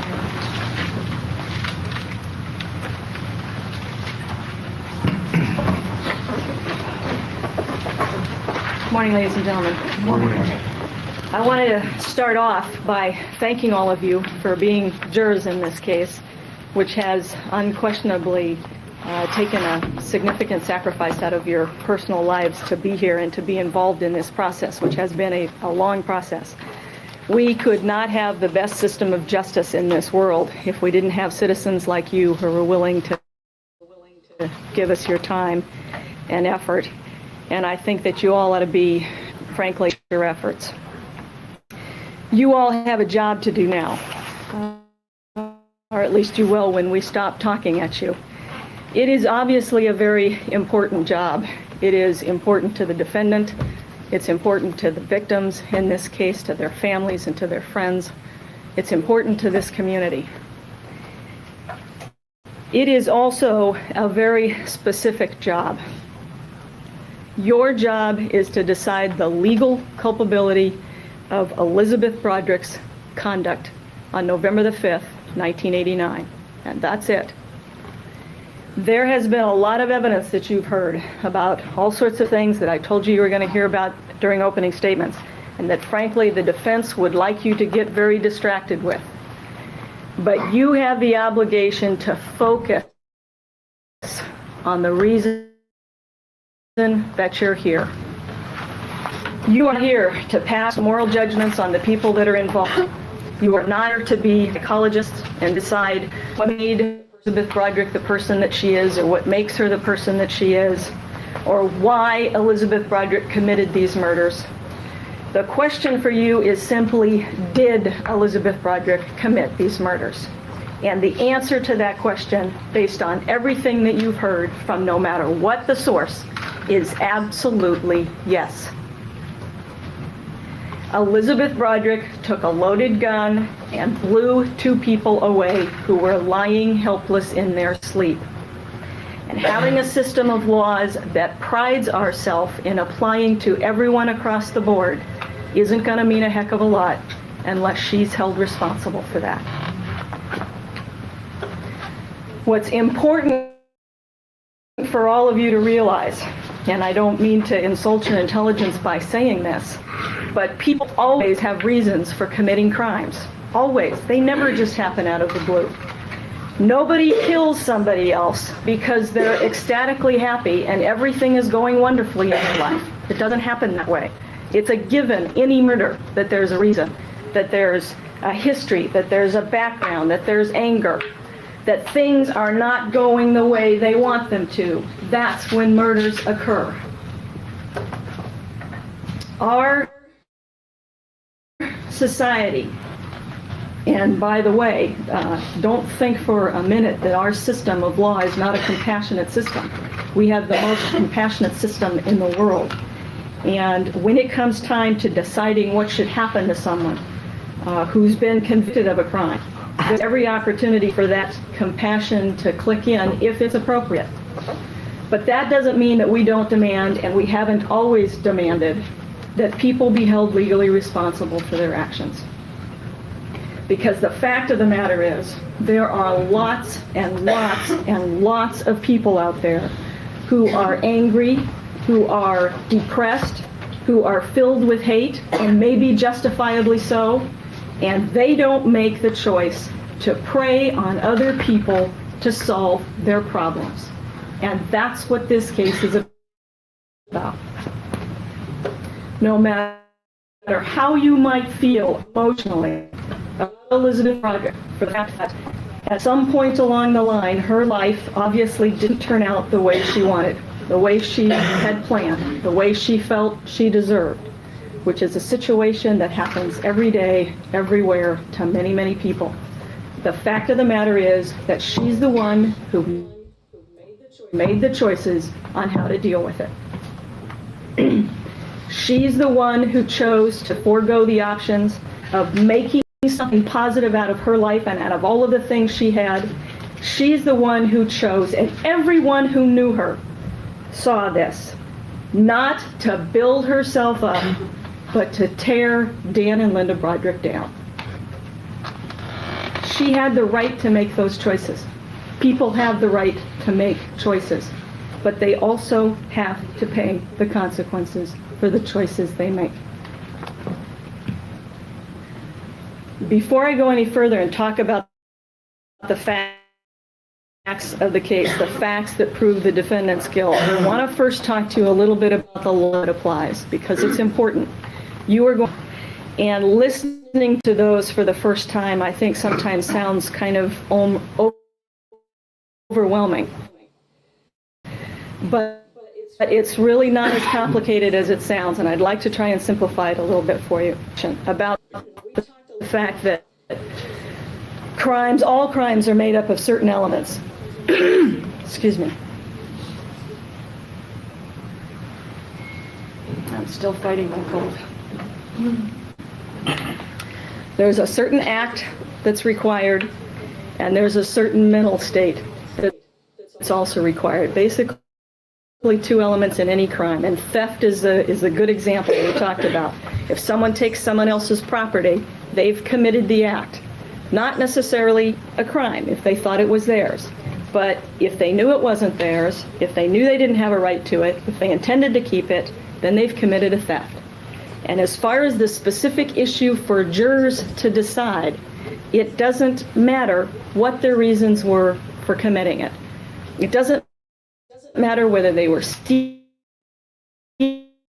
because they were greedy, or they were stealing because they wanted food on the table for their children. The fact is, the matter is, they stole. And under the law, that's a crime, and under the law, that's what jurors decide. I think that the crime of murder, because obviously a serious crime, would have all sorts of complex elements, but it doesn't. The crime of murder is actually very similar to the crime of theft. It has only 3 elements.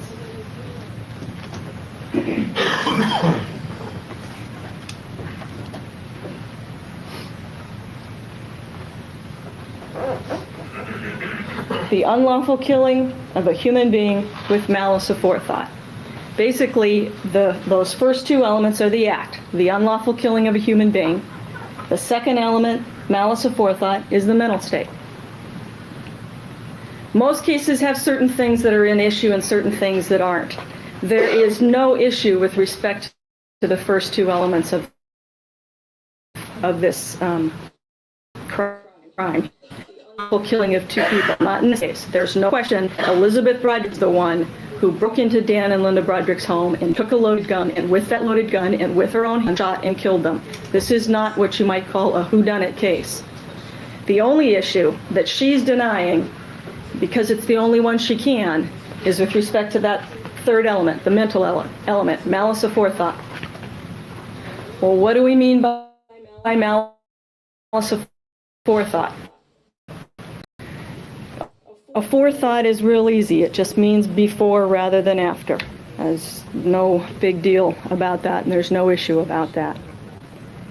But with respect to what we mean by malice, this is an area where the may be a little different than what we generally malice the way that Webster's define it is hatred, ill, spite. That's what malice is. But legal malice is a term of art. It means something very specific.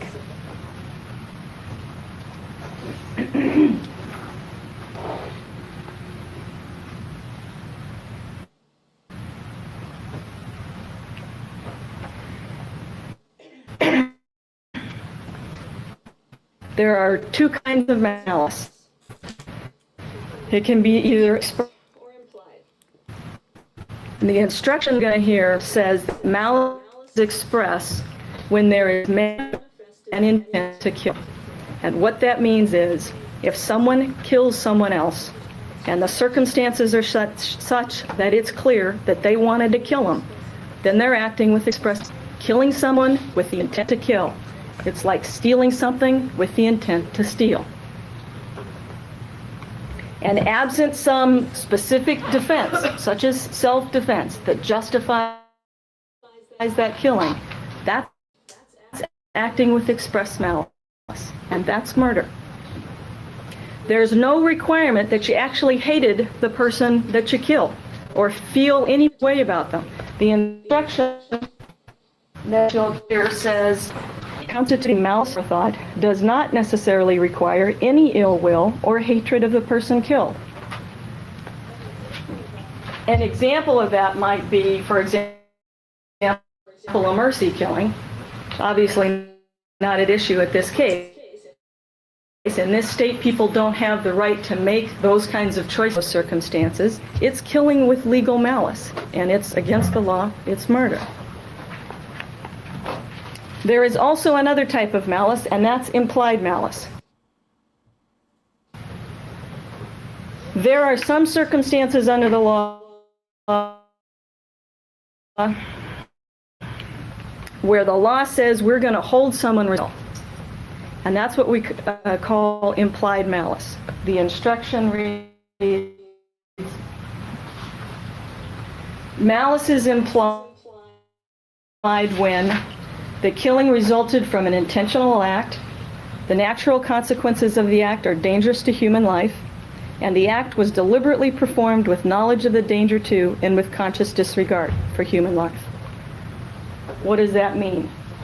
For example, if you have a bunch of men, young men, driving around in a car, and one of them has a gun, and to show all the other ones how macho he is or how brave he is, he takes that gun and he shoots into the window of a house as they drive by shooting.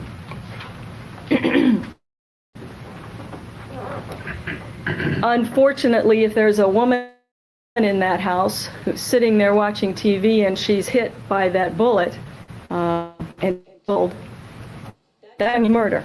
He's acting with implied malice, even though he didn't know that woman from Adam, even though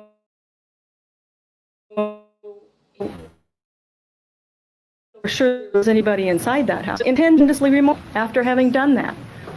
Those circumstances, law is going to imply malice, because he certainly knew that it was likely someone would be in that house. Houses are filled with people, and shooting a bullet in there was dangerous, and he went ahead and did it anyway. That's implied malice, that's murder.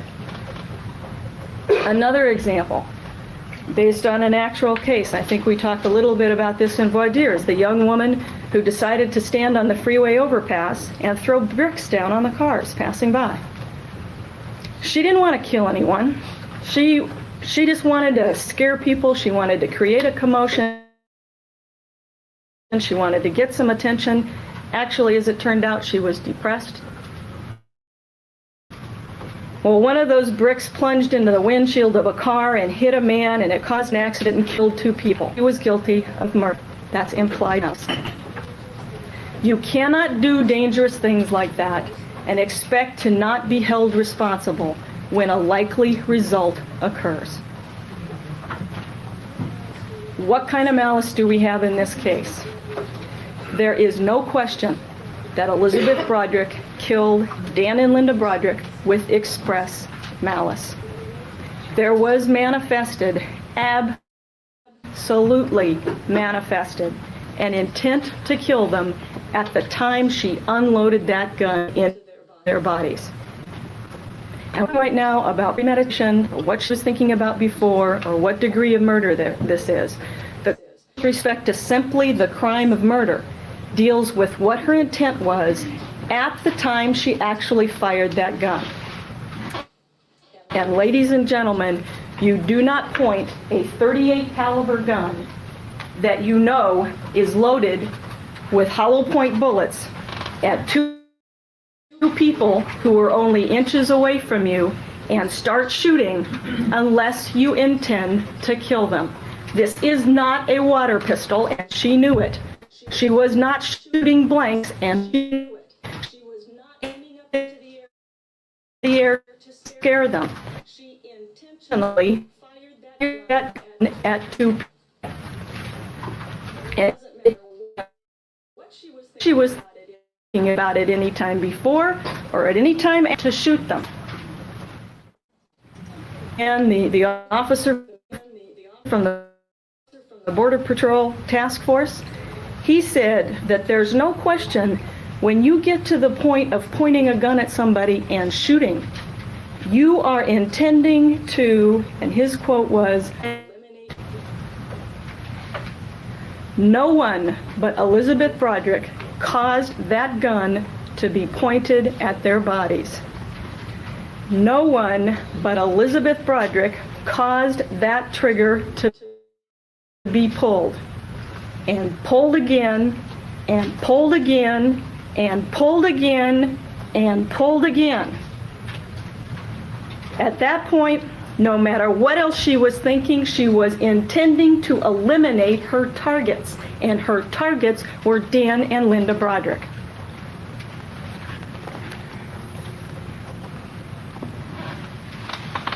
No matter what else she wants to say to you now about what happened in that room that morning and what and why her reactions were what they were, the cold, hard facts of what actually happened in the room are indisputable. There is no getting around them. And there is no getting around the fact that that first shot into Linda was right through her chest as she lay flat on her back in her head. If she had time to react at all to the defendant being in there pointing a gun at her, she sure as didn't have much. She was still lying there in the bed. She didn't have time to sit up. She didn't have time to dive off the bed. She didn't have time to do anything to protect herself. That gun was pointed at her heart. The trigger was pulled when it was pointed at her heart, and she could do nothing to protect her life. There is no getting around that the defendant had to then change her direction of pointing that gun and shoot Dan Broderick in the back. She had to shoot Linda in the head. She had to point at Dan and shoot him in back. If she had just closed her eyes and shot bang, bang, bang, bang, it would all knock her right there in the bed where Linda was lying, and the bullets weren't.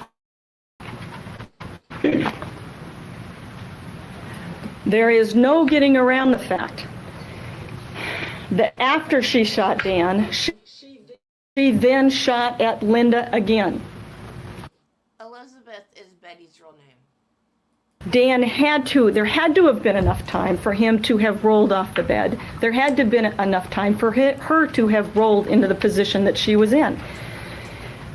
She had to have changed her aim again, from Linda to Dan to Linda again, to accomplish that last shot into the back of Linda's head. She claims, I panicked and I shot. Even their own expert, he said, no, this was not a panic shooting. He's seen panic shootings. A lot of officers have seen panic shootings, and the bullets go everywhere. This was simply good shooting, good, accurate shooting.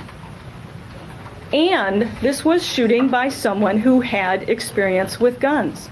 No matter what Elisabeth Broderick wants to say to you now, we know, for example, from Steve France, who had seen her practicing shooting back in 1986 at targets, that she knew to shoot a gun. That's what drew his attention to her. How good she was shooting. He wasn't doing that. The point is, she knew how to handle a gun. She knew what to expect from shooting a gun. She knew that there was going to be a kick, and she controlled it to affect these shots. Even though she denies it now, along with many of her denials, she has bragged in the past about being a good shot. She bragged to Gail Forbes. Gail Forbes testified years before, when they were in Berkeley and driving by a shooting range, how she bragged about being a marksman when she was in college and winning awards for that. It's interesting that we had bragged to her about being a marksman, about winning awards in college. I don't think that Gail Forbes and Maria Peralta had ever been able to get together to get those stories straight. She was saying the same thing. The defendant says, I just barely entered the room, which we know as a matter of fact is not true. She had to have come substantially into that room in order to make those shots, in order to get that shot that went through the wall. I just barely entered the room. Linda immediately yelled, call the police. Dan moved towards the fence and shot. You're going to have to use your own common sense about which came first, their moving or her shooting. I submit that it's much more reasonable to assume that they didn't start moving until after she started shooting. You have to think about the circumstances there that morning. This was 5:30 in the morning on a Sunday morning. It was just barely dawn, not a heck of a lot of light. Been out late the night before, having dinner, having drinks. They would have been sound asleep. Her simply not going to wake them up, was not going to wake them up to the point where Linda would have immediately yelled, call the police. People don't wake up from a dead sleep and respond instantaneously like that. She wouldn't have even had time to focus on what was going on. It just doesn't wash. Do not forget that this business about Linda yelling, call the police, was never testified to before by Elisabeth Broderick. And this is crucial. She exists in that room, and there was not one word about anyone yelling, call the police. Wouldn't you think that was pretty important? I mean, that's basically why she's saying she shot them this time. Somehow she forgot to mention that last. Somehow about these killings, including Dr. DeFrancesco, who asked her specifically about it. The first time she ever said anything about anyone yelling, call the police, was when she said it to you here in this courtroom after having talked about this case for 2 years. She has embellished her story. She has tried to make it sound better because it wasn't quite good enough last time. She had to come up with something a little bit more to give her an excuse for shooting.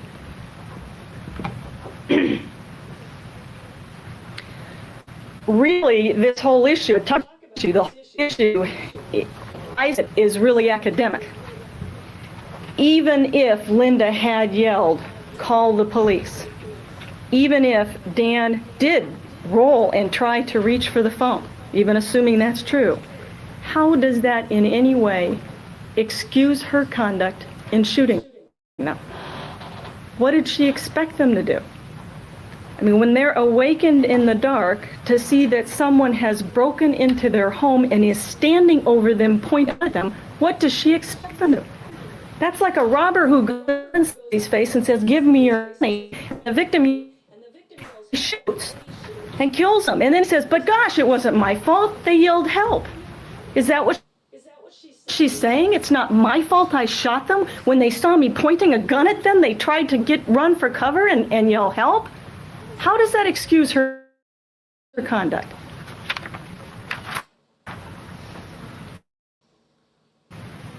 Even they did room. What did they do? The only thing they did was move away from her to try to get cover. There was no shooting at her. There was no throwing anything at her. There was no grabbing any weapons, threatening to hurt her. Nothing.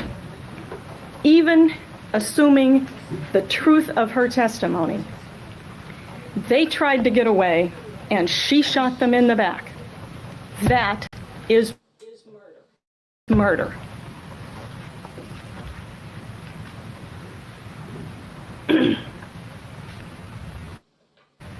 What about the rest of her story about what happened that morning? She says she was just going to confront them. I was just going to have it out with them, and if they weren't going to give me the kids, I was going to kill myself.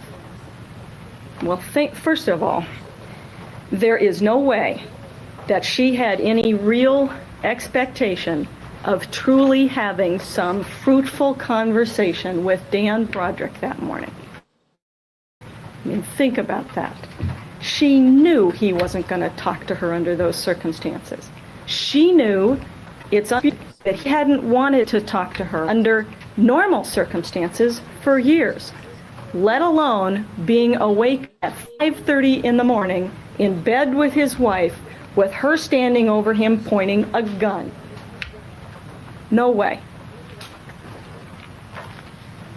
If she really wanted to confront them, that's what she says, why didn't she confront them? This woman knows how to confront when she wants to, ladies and gentlemen. She has done it many times before, and the threat of him calling the police never stopped her before. Her own testimony about the last alleged confrontation that they had, which was way back in 1988, a whole year before, she described an incident where she went over to the house to talk to him. He was out in the front, he was gardening, he told her to leave or I'm going to call the police, and she said, "Go ahead, I'm not leaving." She basically called his bluff, and he backed off. He didn't call the police. He said, "Okay." Nothing happened. She wasn't arrested. That was the last experience she'd had with him in that regard. Why was there some reason to expect anything different this time? Especially given the fact that she's got a gun this time. She's the one who unquestionably had control over that confrontation. Why did she sneak into the back room of that bedroom? That was never explained by her. She claimed she went into the back door of the house because she didn't want to give them a chance to hear her coming and call the police, because she wanted to have this confrontation. But she never explained why she went this circuitous route to get into that bedroom, why she lay in the TV room and in that back door. If she wanted to confront them, once she got into the house, once she got up to the top of the stairs, there's the door to the bedroom, why didn't she walk into the bedroom and confront them? That's what somebody bent on a confrontation would do. And even if they did move, she's got the gun. All she has to do is say, "Hold it, don't move, we're gonna talk." She Said she brought the gun for show of force, to make them listen to her, do what she wanted. Well, why didn't she use it for a show of force then? If she had truly wanted a confrontation, she would have had it. She didn't.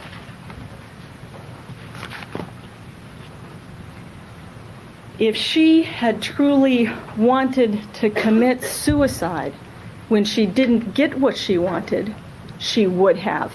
She didn't. If they were diving for the phone and yelling, "Call the police," they obviously were not in a listening or negotiating posture, and she knew that, but that gun never got pointed at her. It only got pointed at them, and it got pointed immediately. The truth is, she never intended to commit suicide that morning. Maybe she's threatened that before in the past, but somehow it never happens.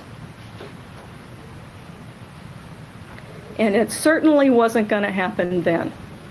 She said that morning to Kim, that morning when she called and talked to Kim in Arizona, she said, it was either him or me, didn't let him win.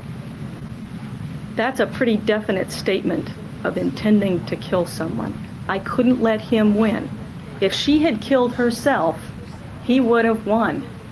Dan and Linda would have won. They would have had themselves. They would have had their happiness. They would have had their kids. They wouldn't have her around bugging them anymore.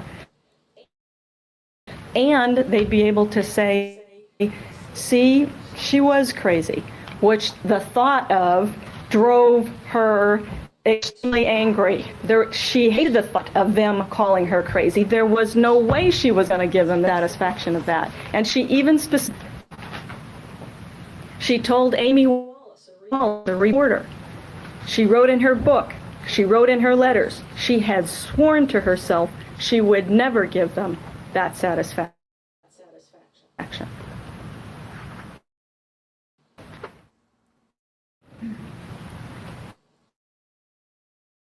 No matter how much talk there is about her being pressed over this period of time, which I don't really there's any dispute about. The fact is, there is no evidence in 1989 that she ever made any attempt to commit suicide, or even a gesture. Never. There is no evidence that she ever wrote anything, and she does a lot of writing about wanting to kill herself. She never wrote anything about it. She never told anyone, I'm so unhappy, I want to kill myself.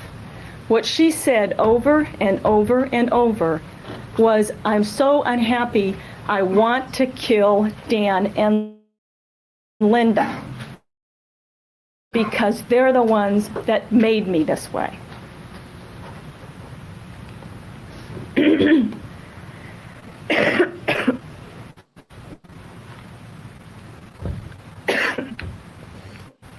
If by might be some tiny speck of doubt about what her intent was when she shot them that morning, that speck has got to completely disappear when you look at what she did immediately after shooting them. After she unloaded the gun, she knew exactly what she'd done.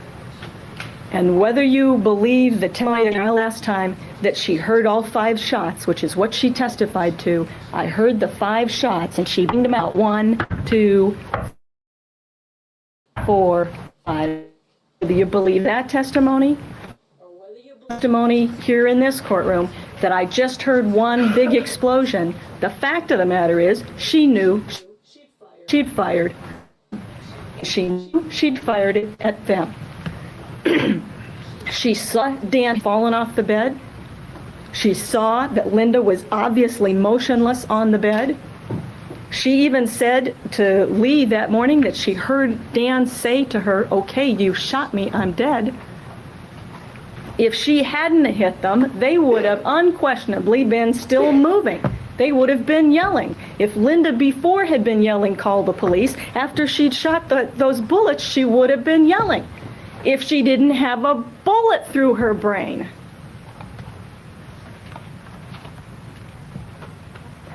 Elisabeth Broderick didn't panic and run out of that room.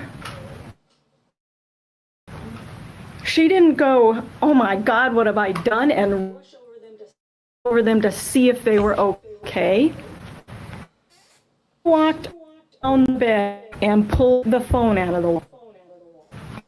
Actually, what appears to have happened is that she walked to bed either to make sure that she got arrested and then she got released.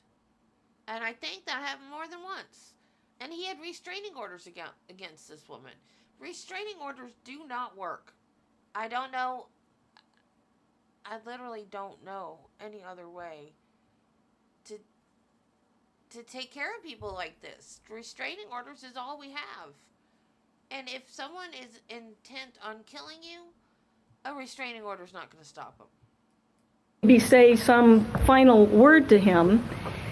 And that's when she saw him reaching for the phone. When he was down on the ground there reaching for the phone. Because that's when she took her gun and hit him over the hand. As he's reaching for the phone. That's what she told Dr. DeFrancesca. She hit him over the hand. She had to come all the way around the bed and walk. There's not a whole lot of room here to negotiate. Through here, this door of the armoire is open. Come all the way around here. The phone is up here on the nightstand where Dan is reaching for it. She for the phone. That's when she heard him, although she denies making the statement now to Patty Monahan. That's when she heard him gurgling in his own blood. And ladies and gentlemen, that's exactly what he would have been doing. Gurgling in his own blood.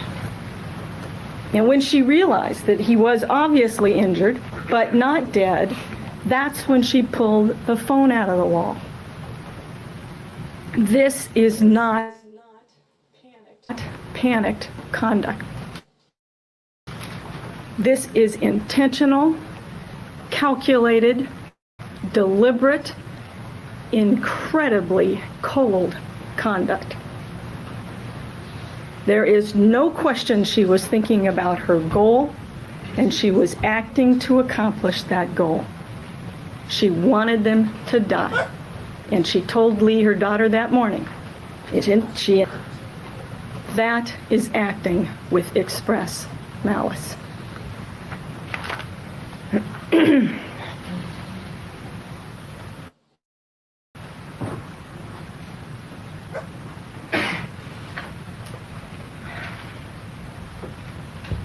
It's actually pretty hard to imagine anyone acting with any more malice, either in the legal way than Elisabeth Broderick. The important thing to realize, or the interesting thing maybe to realize, is that even if you set aside the issue of whether or not she was acting with express malice, with the express intent to kill, even if you accept everything that she says is true, even if you don't doubt her credibility whatsoever, you buy the entire story, she has still, by her own testimony, admitted killing two people by malice. Not necessarily by the express malice. The implied malice, without question.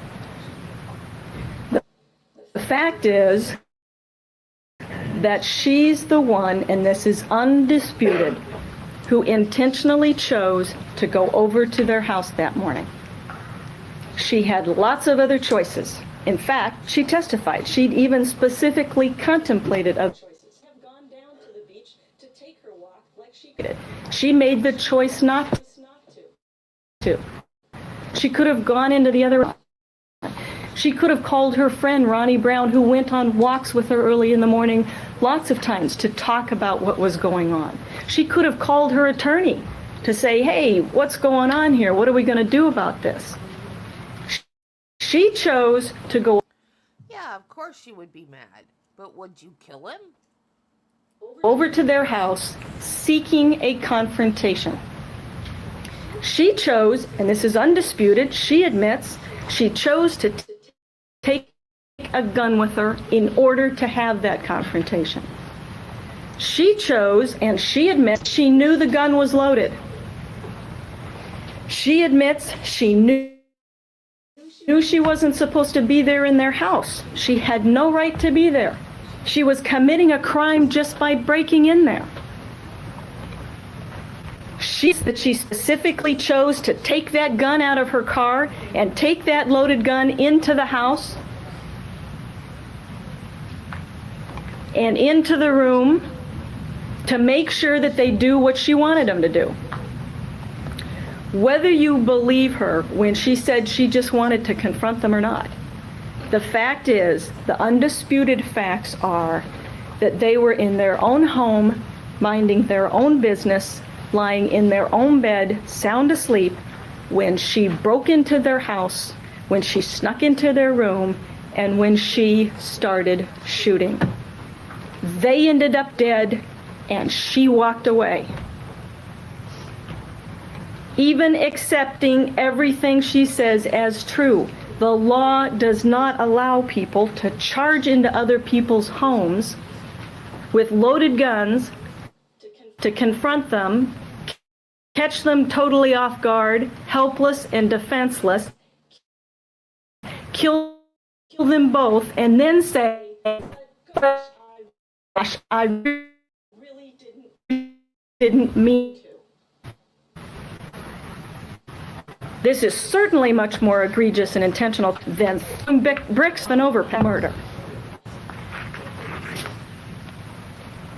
What I've been talking about so far is the crime of murder, simply the crime of murder. The starting point of all murder is second-degree murder.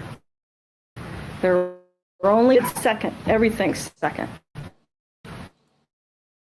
If it doesn't come within one of the definitions of first-degree murder. And that's the only issue for you all in this case. Is this first-degree or second-degree murder? The law provides that there are certain types of murder that are first-degree, basically based on the manner. And this is just a matter of law.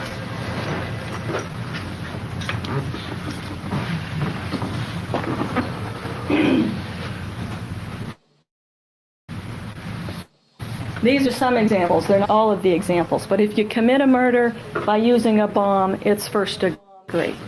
If you commit a murder by using armor-piercing ammunition, it's first degree. If that young man who did the drive-by shooting had used armor-piercing ammunition, everything is being the same, it's first-degree murder. Lying in wait, use poison, if premeditated, during the commission of certain crimes, robbery, burglary, rape. If a young man breaks to burglary, he doesn't want to kill anybody. He wants to steal a television. But maybe he's confronted by the occupant, he's scared, there's an altercation, he pushes the man falls and hits his head on a brick and dies.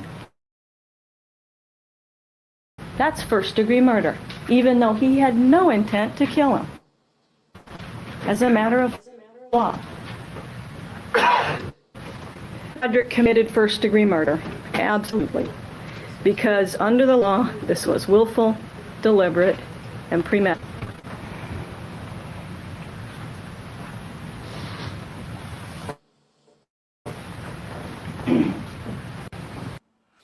I called the police on... This was actually the person that set me up with Travis. And she was in another state at the time, but I didn't care. She said in a text, and I kept the text for years before I finally erased it. But I called the cops. She texted me and said, "Next time I see you, I'm going to beat your ass." And I literally called the cops. I said, "Someone just threatened to beat my ass." Because I figured if she ever came back, because she was like in another state on a job assignment or something, with her husband.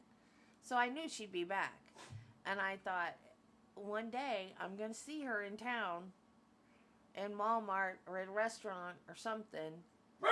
And if she comes over to me and starts swinging, I'm just going to let her beat the crap out of me, and then I'm going to call the cops. But I want this on record right now, because if it happens, I want them to be able to go back through their calls and find out that I did call and report them.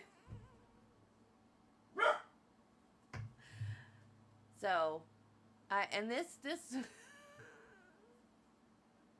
this woman is my stepdaughter's aunt. I don't care. If she does something, it's on record. I've already called the cops on her once. I'll call the cops on her again if she does something to me.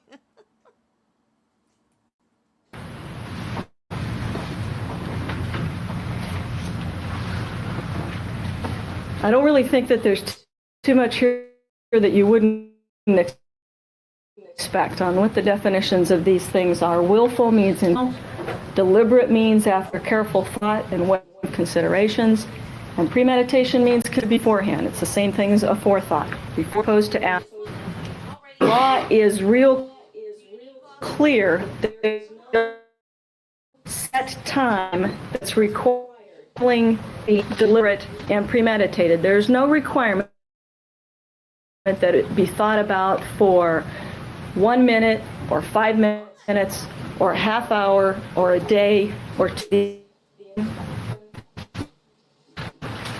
That here says the law does not undertake to measure in units of time the length of the period during which the thought must be pondered before it can ripen into an intent to kill, which is truly deliberate and premeditated. The time will vary with differing individuals and under varying circumstances. The true test is not the duration of time, but rather the decision may be arrived at in a short period of time. But a mere unconsidered and rash impulse is not such deliberation and premeditation as would make the crime first-degree murder. So the question is, was this a decision based on thought, or was it a rash impulse? The question. Elisabeth Broderick's decision that morning was unquestionably a considered decision. She had been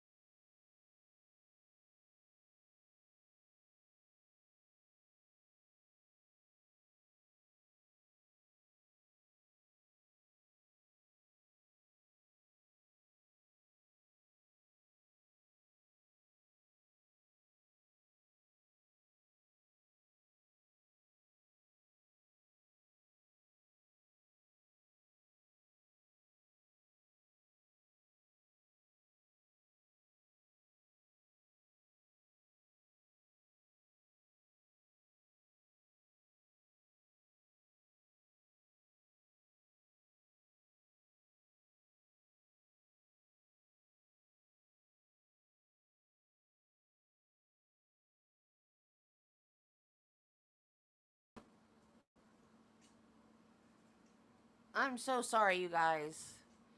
That little poop head. He comes to me to tell me, I thought he was asking to go outside. No, he comes to tell me he's already peed in the floor. Thank goodness it wasn't the carpet. And so I stand there trying to get him to go out because I know the little poop head is going to poop in my house now somewhere. He would not go outside. He just stood in the doorway and looked outside like he was afraid of the outdoors. And then I came back and saw that StreamYard crashed. So I apologize, you guys. It's all Spike's fault.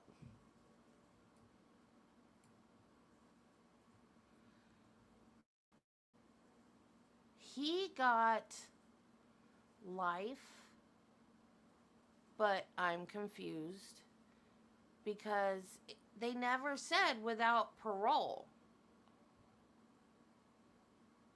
They just said life. So I guess it means life without parole. But his sentencing is October 31st. That wasn't the real sentencing. No, the sentencing is November 12th. October 31st is some kind of a hearing. I'm not sure what kind of hearing. And then the sentencing is November 12th. Dadgummit.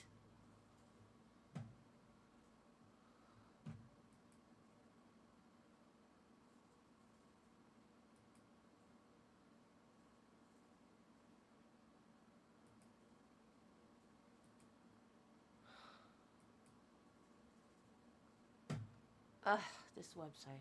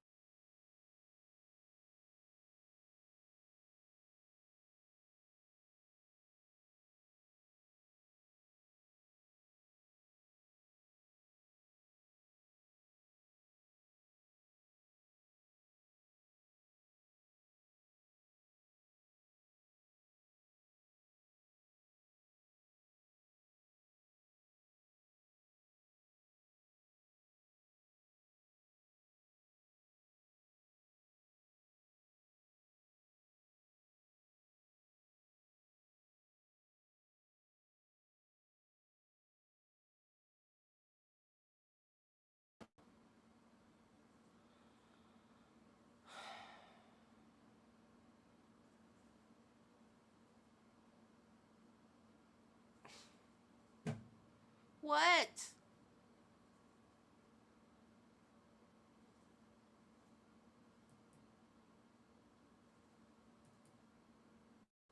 There was two of me for a minute.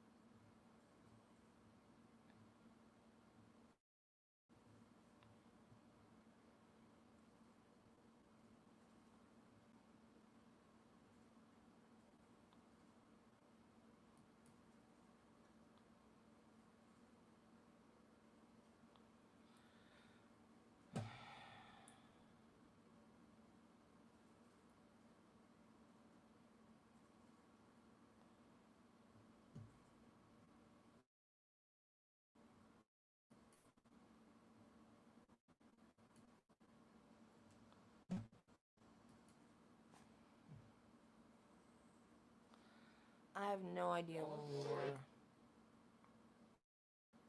Before it can ripen into an intent to kill, which is truly deliberate and premeditated. The time will vary with differing individuals.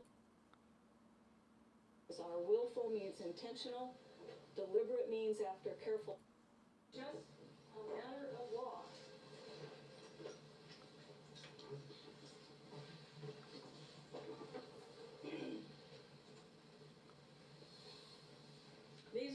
examples. They're not all of the examples. But if you commit a murder by using a bomb, it's first degree.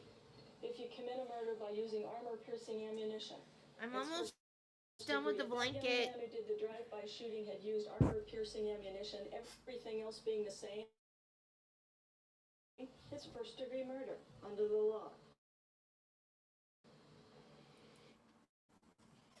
I'm with the blanket. I've got some of the polka dots on it. And I've got one of the mini heads on it. It's gonna have 3 mini heads going across the middle.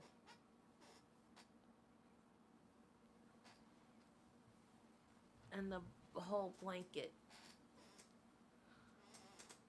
No, it's a Minnie Mouse blanket.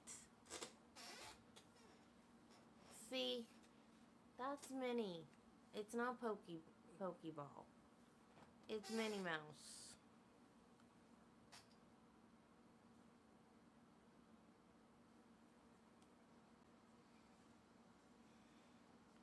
They're polka dots, not Pokeballs. Dadgummit! I don't want to try whatever you're trying to hack in and say you are, because you're not. Because Windows will blah blah blah. Microsoft Windows doesn't do that. They don't hack into what you're watching to get you to buy stuff. You're not real. Stop doing that to my computer. Now I gotta go back and start over. Again. The Mondayest Monday of all.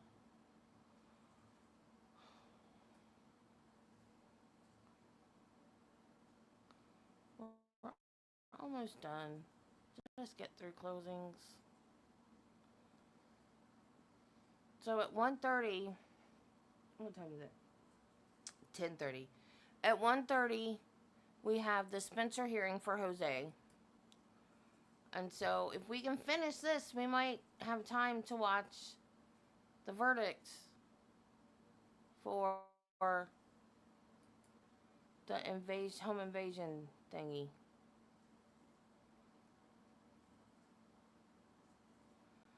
Man, y'all, I am so hungry. I don't think my medicine's working anymore. I gained 2 pounds over the weekend, and I'm starving right now. I shouldn't be hungry. I took my medicine, and I'm so hungry.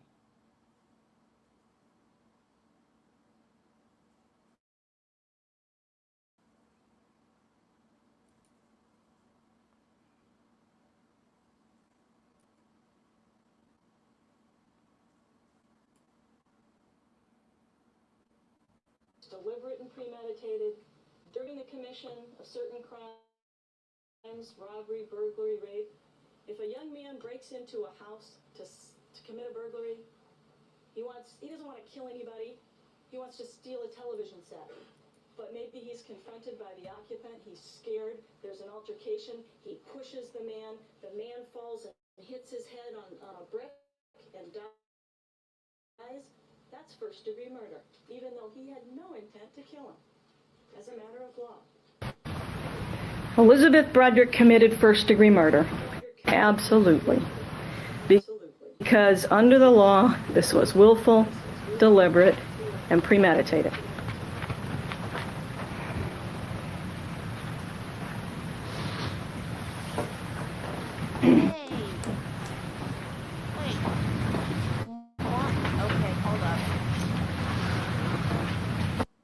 Pause it at the risk of it getting hacked by that Microsoft thing again.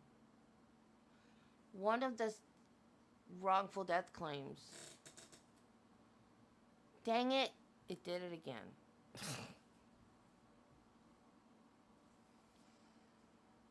You mean one of the people that was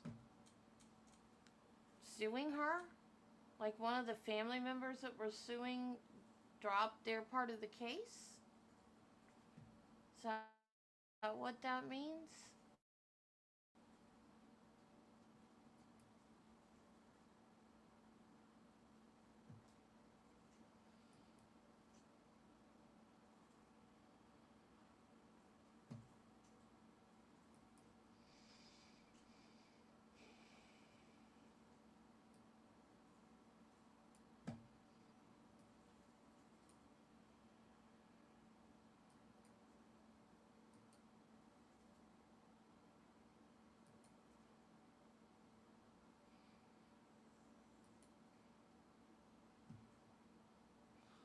Or that the judge threw it out?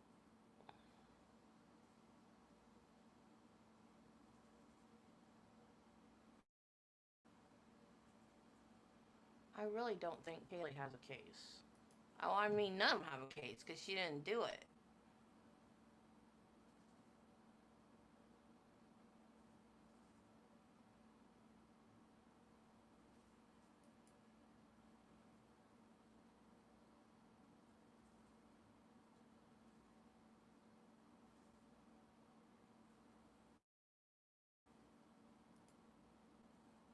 No, Debbie, what are you doing? That's not the right video. Don't click on that one. That's not right.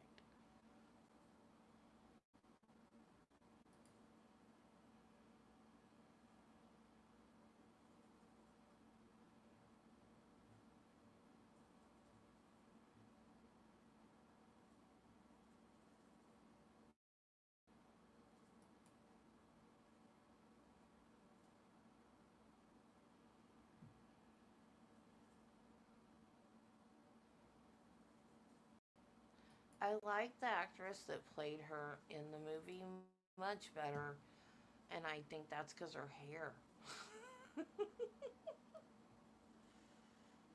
The negligent. The negligent. What is the IIED? What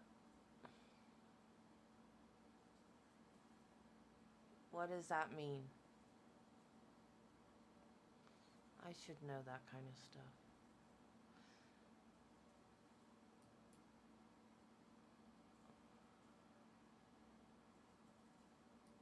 My children, but he'll die if I.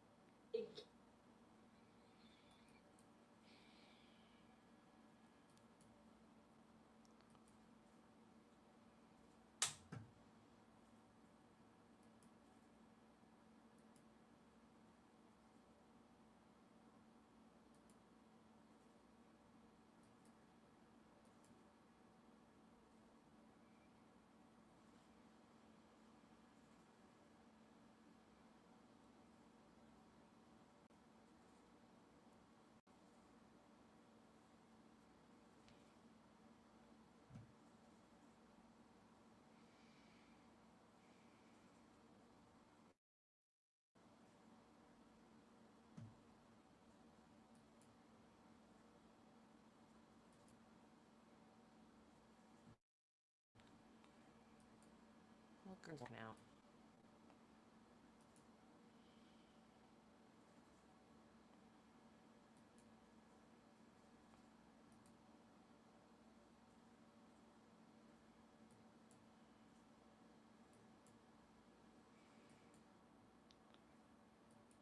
Well, it says it's sharing the screen, but it's not.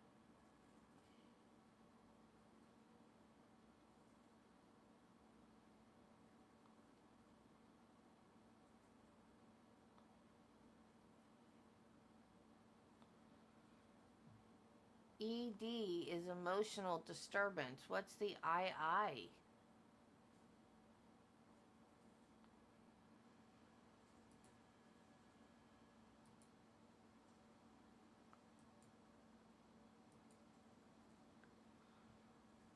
Oh my God. Would you please play, you stupid thing?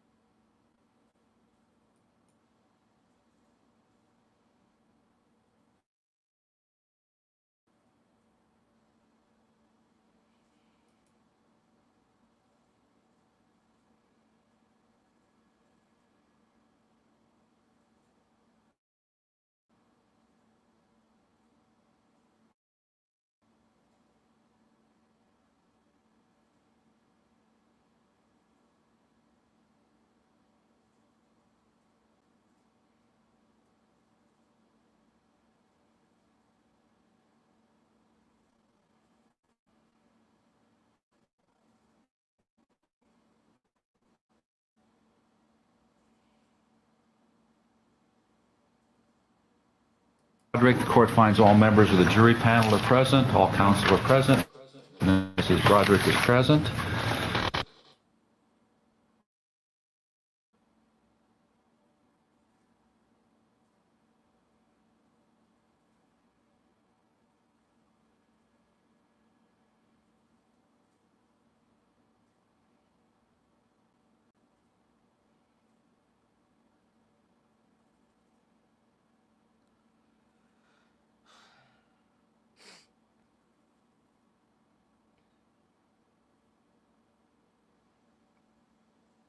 Angry, and he tells him to cut it out, and the other guy says, pound sand, maybe calls him a couple of bad names, calls his girlfriend a couple of bad names, and the guy just explodes. And he grabs a mug of beer and he smashes him over the head and kills him.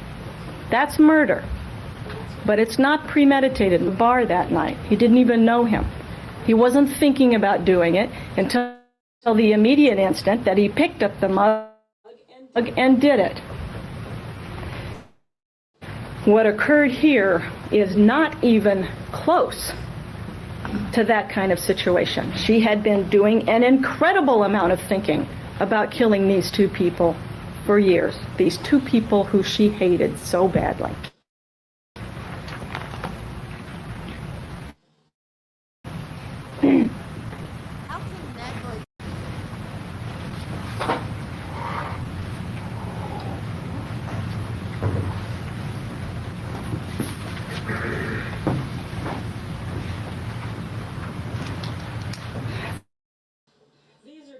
These are just some of many sorts of statements, things that she had been saying over the years.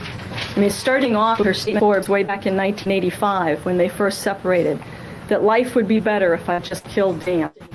That was probably, back in 1980, just separated, that probably just anger and hurt and being upset.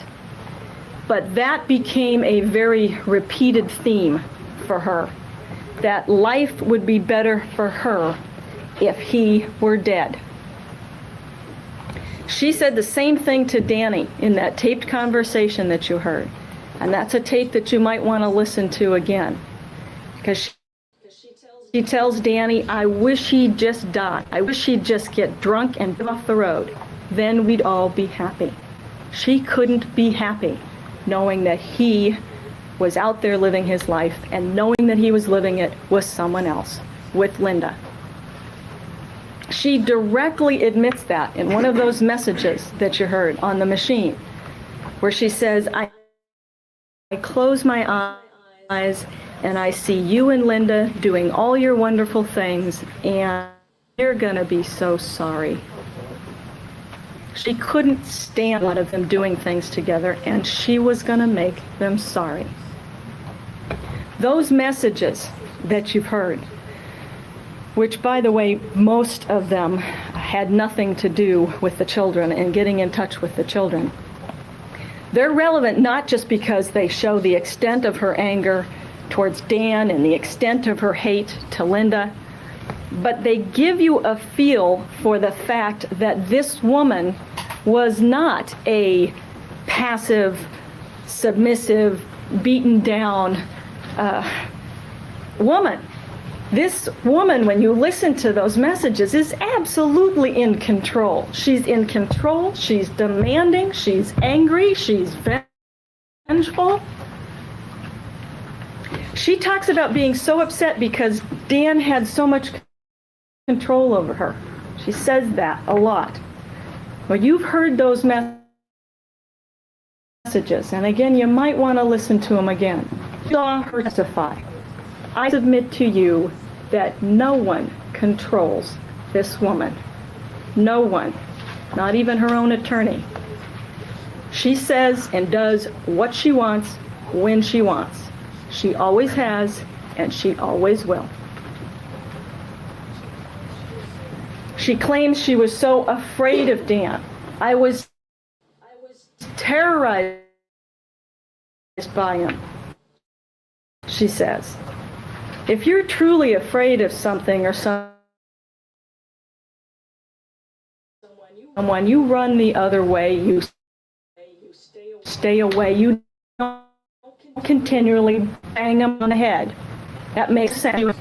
A woman who is true to him does not intentionally demand that he do things now or else, does not express glee over publicly embarrassing him, does not threaten to kill him over and over. This is not a woman who was afraid. She's the one who said in one of those messages, she says to Dan, Lily tells me you're afraid of me. You better damn well be afraid of me. And he was afraid of her. And as it turned out, he obviously had good reason. This anger, these threats were going on nonstop. According to the testimony of her children, in 1985, in 1986, in 1987. In 1987, she's telling Ruth Roth things like, I won't be the single mother of 4 children. He'll die first. Not, I'll die if I don't get my children, but he'll die if I have to take responsibility that he can go on and be happy. The primary thing going on there was not depression in the sense that she wants to have you believe, in the sense that it was somehow making her dysfunctional. The primary emotion was anger and rage. Dr. Roth said that Elisabeth Broderick was probably the angriest woman she'd ever met. And she had met and worked with thousands of people going through divorces, many, many, many of which were in situations ever difficult or worse than Elisabeth Broderick. This was 2 years after separation, in 1987, and she is still saying things like, and this is a quote, that little fucker was mine and he'll stay mine.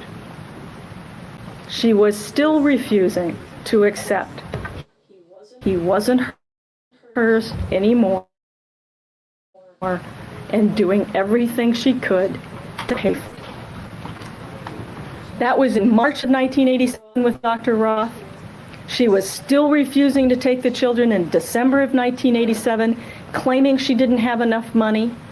That was the same time when she was spending hundreds and thousands of dollars shopping at Saks and Nordstrom's and Robinson's and I. Magnin. Any mother who truly wanted her children would not let a shopping spree at Nordstrom's stand in her way. Her priorities clear, and that was in 1987. What about 1988? That's when she's writing in her diary.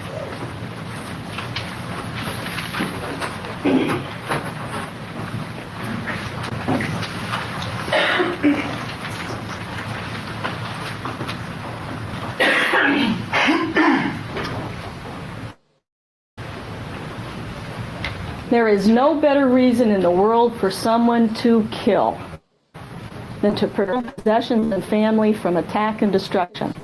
You have attacked and destroyed me, my home, my possessions, and my family. You continue to repeatedly attack and steal and destroy. You are the sickest person alive. A law degree does not give you license to kill and destroy, nor does it give you immunity from punishment. No one will mourn you.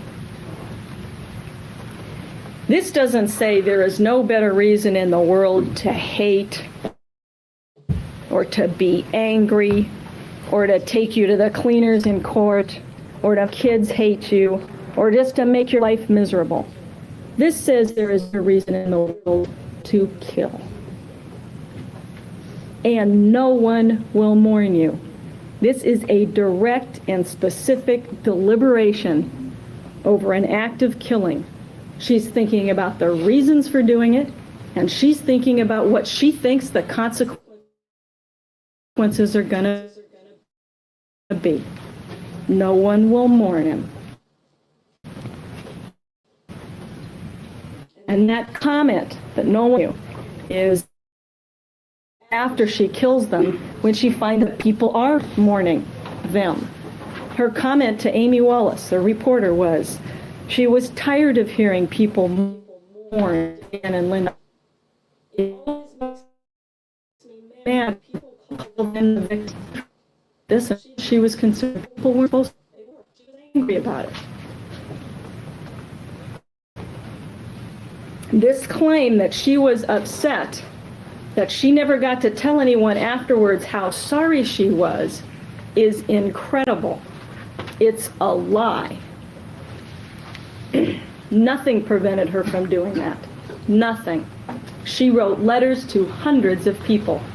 She gave interviews to dozens of newspaper reporters. She probably made thousands of phone calls, and not once did she make any effort to tell anybody she was sorry. The most recent statement that she made in October of this year to People magazine was that she had no remorse. I won't accept the blame for what happened. I didn't have the affair.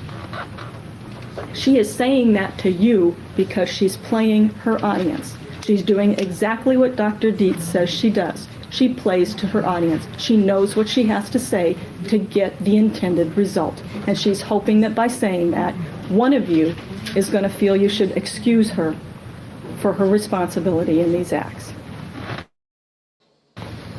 Don't you think the most important people in the world for her to have said anything about being sorry for these killings would have been her children? She never told Kim sorry for killing her father, a father that she knew Kim adored. She told Kim in that conversation from jail, I did it for you. That was basically what she said. I did it for you. He was making you so unhappy, paying for college. Talk about a trip on a child for the rest of her life. I killed your father for you?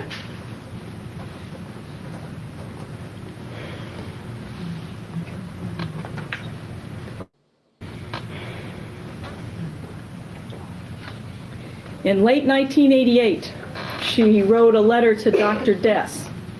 Dr. Dess was the psychiatrist or psychologist who testified at the divorce trial and made a recommendation that she should not have custody of the kids. And she was angry about that. And you'll see that letter. It was referred to by Dr. Dietz. It's a very interesting letter. You can feel when you read it her absolute rage and anger. And it's directed not only then at Dan, but at Dr. Dess, because he's had the nerve to go against her, to make a recommendation against her, that at that point she was not the perfect mother. It's filled with the exaggerated histrionics and the anger. One of the statements that she makes in that letter, Mr. Broderick did not become what he is because he was married to a whiny weakling of a wife. He knew what I could do for him. He knew I was a better, stronger person than he. This is a quote. He picked the right girl to marry, but he picked the wrong girl to... She's gonna get him back.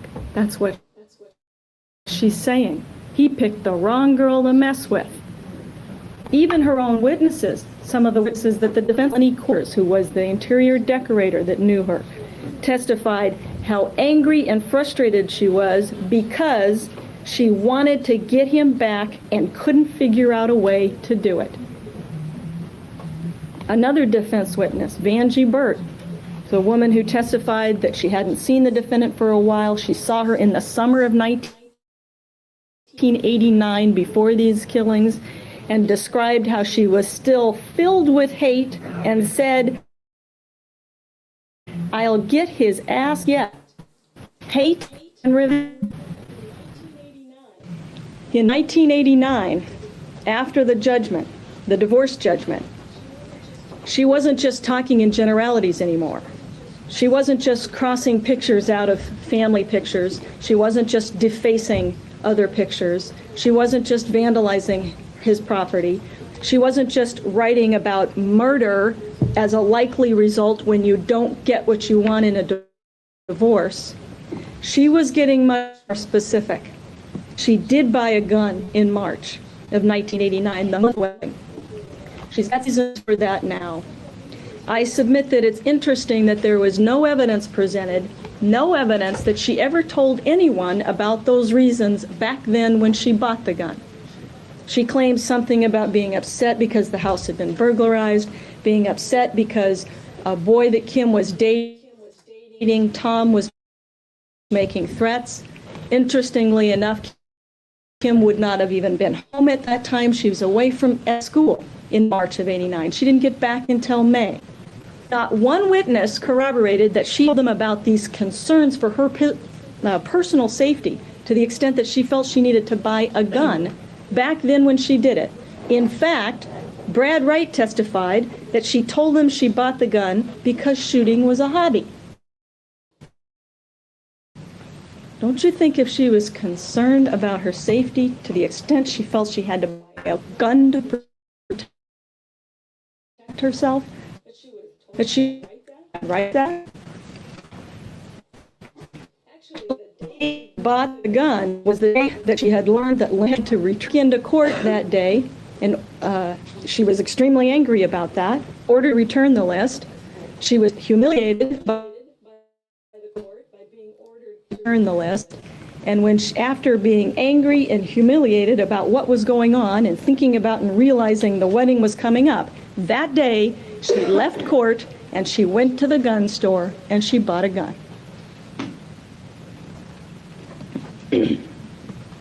And that's exactly when she started telling people that she was going to use that gun to shoot Dan and Linda. She told Sylvia Cavins, one of the housekeepers, she was going to shoot him in the head. Sylvia was concerned about that statement. It was not the guy him, I want to kill him. She was concerned enough to tell Dan and Linda about it. Kim testified she threatened to kill him at the wedding all the time. She told Sylvia Cavins another time she was going to kill him, and when the jury heard her story, they'd let her off. She said the same thing to Kim and Lee. How the world would thank her if she killed Dan Broderick. That's thinking about the consequences, ladies and gentlemen, whether they're right or not, or reasonable or not. She's thinking about them. And the judge is going to tell you that a person doesn't have to meaningfully and maturely reflect about the consequences. All they have to do is think about them. And no matter what she says about those threats, she talks about like it was no big deal. They were taken very seriously. I mean, people don't go hire security guards for their wedding because some idle threats are being made.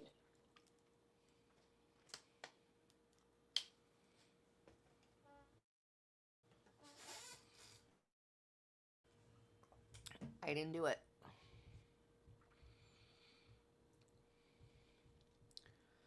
Well, crap. Damn it.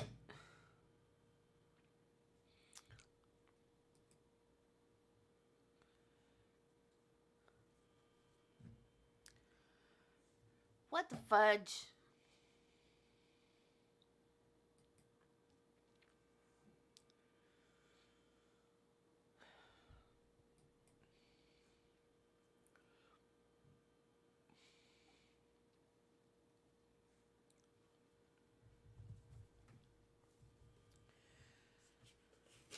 Yeah, he was married again, but he had an affair with her first. So, in Betty's eyes, it was still an affair. She was still Mrs. Broderick.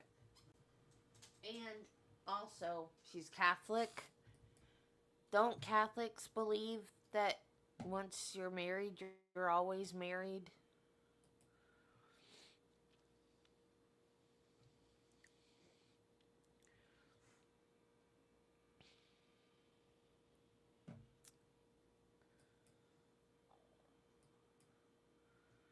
There are some Christian, like Protestant Christian faiths that believe that too.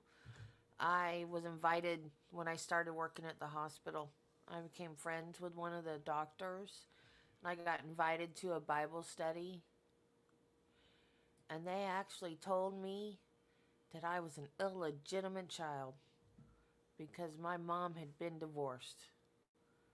And so, because she was remarried, I was born out of wedlock. I was like, excuse me? Excuse me? I don't think so. Dang it!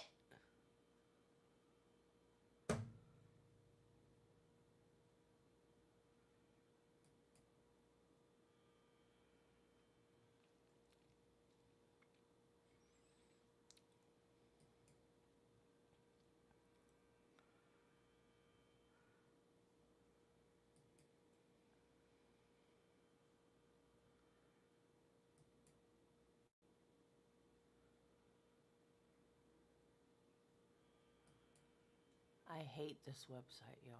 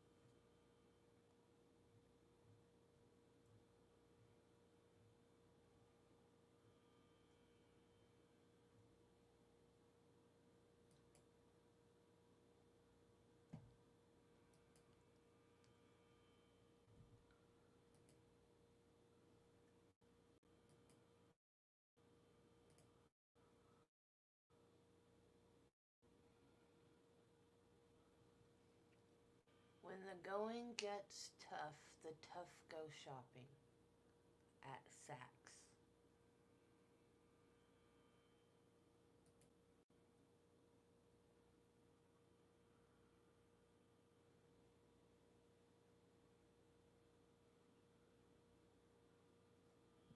Oh, that's amazing, Marty.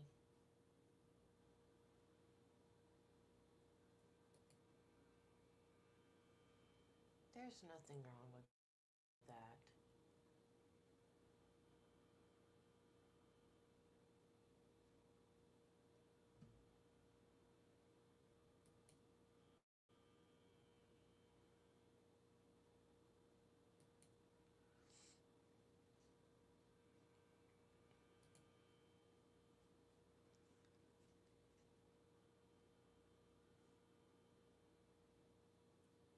Couldn't be happy knowing that he was out there living his life and knowing that he was living it with someone else, with Linda.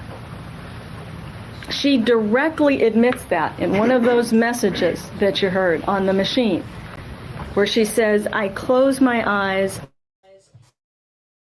and I see you and Linda doing all your wonderful things, and you're gonna be so sorry.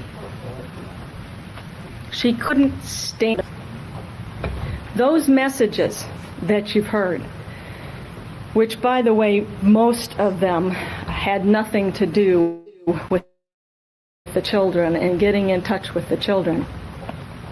They're relevant not just because they show the extent of her anger towards Dan and the extent of her hate to Linda, but they give you a feel for the fact that this woman was not a passive, submissive, beaten down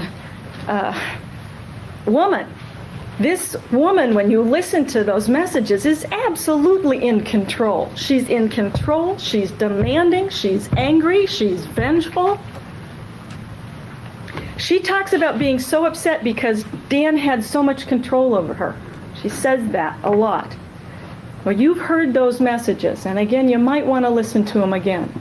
You saw her testify. I submit to you that no one controls this woman. No one. Not even her own attorney. She says and does what she wants, when she wants. She always has, and she always will. She claims she was so afraid of Dan. I was terrorized by him, she says. If you're truly afraid of something or someone, you run the other way, you stay away, you don't continually bang them on the head. That makes no sense, and that's what she was doing. A woman who is truly afraid of what her ex-husband, for example, might do, does not intentionally aggravate him, does not intentionally taunt him, does not intentionally demand that he do things now or else, does not express glee over publicly embarrassing him, does not threaten to kill him over and over. This is not a woman who was afraid. She's the one who said, in one of those messages, she says to Dan, Lily tells me you're afraid of me. You better damn well be afraid of me. And he was afraid of her. And as it turned out, he obviously had good reason.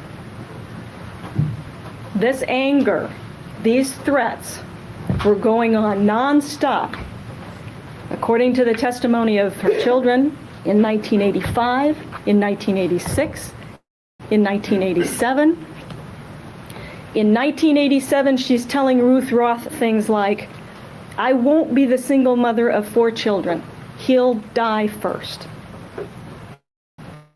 Not, I'll die if I don't get my children, but he'll die if I have to take responsibility for them so that he can go on and be happy. The primary thing going on there was not depression in the sense that she wants to have you believe, in the sense that it was somehow making her dysfunctional. The primary emotion was anger and rage. Dr. Roth said that Elisabeth Broderick was probably the angriest woman she'd ever met. And she had met and worked with thousands of people going through divorces. Many, many, many of which were in situations every bit as bad or difficult or worse than Elisabeth Broderick. This was 2 years after separation, in 1987, and she is still saying things like, and this is a quote, "That little fucker was mine, and he'll stay mine." She was still refusing to accept he wasn't hers anymore and doing everything she could to make him pay for it. That was in March of 1987 with Dr. Roth. She was still refusing to take the children in December of 1987, claiming she didn't have enough money. That was the same time when she was spending hundreds and thousands of dollars shopping at Saks and Nordstrom's and Robinson's and I. Magnin. Any mother who truly wanted her children would not let a shopping spree at Nordstrom's stand in her way. Her priorities were clear, and it was making life difficult for Dan and Linda. That was in 1987. What about 1988? That's when she's writing in her diary.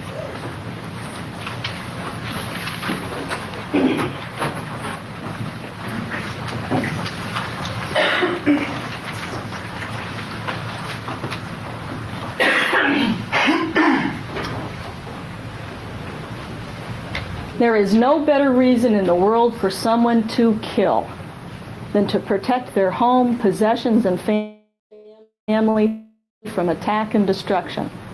You have attacked and destroyed me, my home, my possessions, and my family. You are the sickest person alive. A law degree does not give you license to kill and destroy, nor does it give you immunity from punishment. No one will mourn you. This doesn't say there is no better reason in the world to hate or to be angry or to take you to the cleaners in court or to make your kids hate you or just to make your life miserable. This says there is no better reason in the world to kill. And no one will mourn you. This is a direct and specific deliberation over an act of killing. She's thinking about the reasons for doing it, and she's thinking about what she thinks the consequences are going to be. No one will mourn him. And that comment, that no one will mourn you, is interesting in the context of her anger after she kills them when she finds out that people are mourning them. Her comment to Amy Wallace, the reporter, was she was tired of hearing people mourn Dan and Linda. It always makes me mad when people call them the victims. She'd previously thought about this, and as far as she was concerned, people weren't supposed to mourn them, and they were, and she was angry about it. This claim that she was upset, that she never got to tell anyone afterwards how sorry she was, is incredible. It's a lie. Nothing prevented her from doing that. Nothing. She wrote letters to hundreds of people. She gave interviews to dozens of newspaper reporters. She probably made thousands of phone calls, and not once did she make any effort to tell anybody she was sorry. The most recent statement that she made in October of this year to People magazine was that she had no remorse. I won't accept the blame for what happened. I didn't have the affair. She is saying that to you because she's playing her audience. She's doing exactly what Dr. Dietz says she does. She plays to her audience. She knows what she has to say to get the intended result. And she's hoping that by saying that, one of you is going to feel you should excuse her for her responsibility in these acts. Don't you think the most important people in the world for her to have said anything about being sorry for these killings would have been her children? She never told Kim she was sorry for killing her father, a father that adored. She told Kim in that conversation from jail, I did it for you. That was basically what she said. I did it for you. He was making you so unhappy. He wasn't paying for college.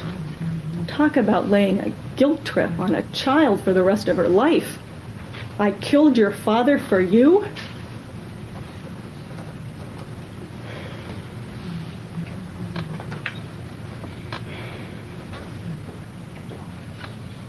In late 1988, she wrote a letter to Dr. Dess. Dr. Dess was the psychiatrist or psychologist who testified at the divorce trial and made a recommendation that she should not have custody of the kids. And she was angry about that. And you'll see that letter. It was referred to by Dr. Dietz. It's a very interesting letter. You can feel when you read it her absolute rage and anger.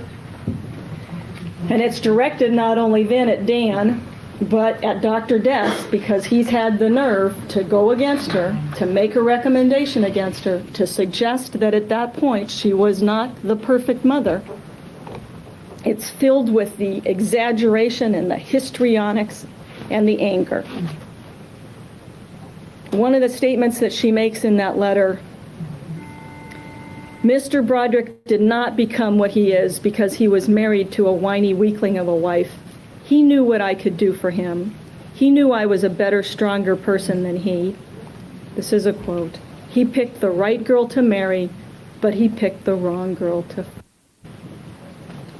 She's gonna get him back. That's what she's saying. He picked the wrong girl to mess with. Even her own witnesses, some of the witnesses that the defense put on, Melanie Coors, who was the interior decorator that knew her, testified how angry and frustrated she was because she wanted to get him back and couldn't figure out a way to do it. Another defense witness, Vanjie Burt, the woman who testified that she hadn't seen the defendant for a while. She saw her in the summer of 1989 before these killings and described how she was still filled with hate and said, I'll get his ass yet. Hate and revenge. In 1989, after the judgment, the divorce judgment, she wasn't just talking in generalities anymore. She wasn't just crossing pictures out of family pictures. She wasn't just defacing other pictures. She wasn't just vandalizing his property. She wasn't just writing about murder as a likely result when you don't get what you want in a divorce. She was getting much more specific. She did buy a gun in March of 1989, the month before the wedding. She's got several reasons for that now. I submit that it's interesting that there was no evidence presented, no evidence that she ever told anyone about those reasons back then when she bought the gun. She claims something about being upset because the house had been burglarized, being upset because a boy that Kim was dating, Tom, was making threats. Interestingly enough, Kim would not have even been home at that time. She was away at school in March of '89. She didn't get back until May. Not one witness corroborated that she told them about these concerns for her personal safety to the extent that she felt she needed to buy a gun back then when she did it. In fact, Brad Wright testified that she told them she bought the gun because shooting was a hobby. Don't you think if she was concerned about her safety to the extent she felt she had to buy a gun to protect herself, that she would have told Brad Wright that? Actually, the day she bought the gun was the day that she had learned that Linda had tried to retrieve the wedding list that had been stolen, that she'd been brought back into court that day, and she was extremely angry about that, and ordered to return the list. She was humiliated by the court by being ordered to return the list, and after being angry and humiliated about what was going on and thinking about and realizing the wedding was coming up, that day she left court and she went to the gun store and she bought a gun.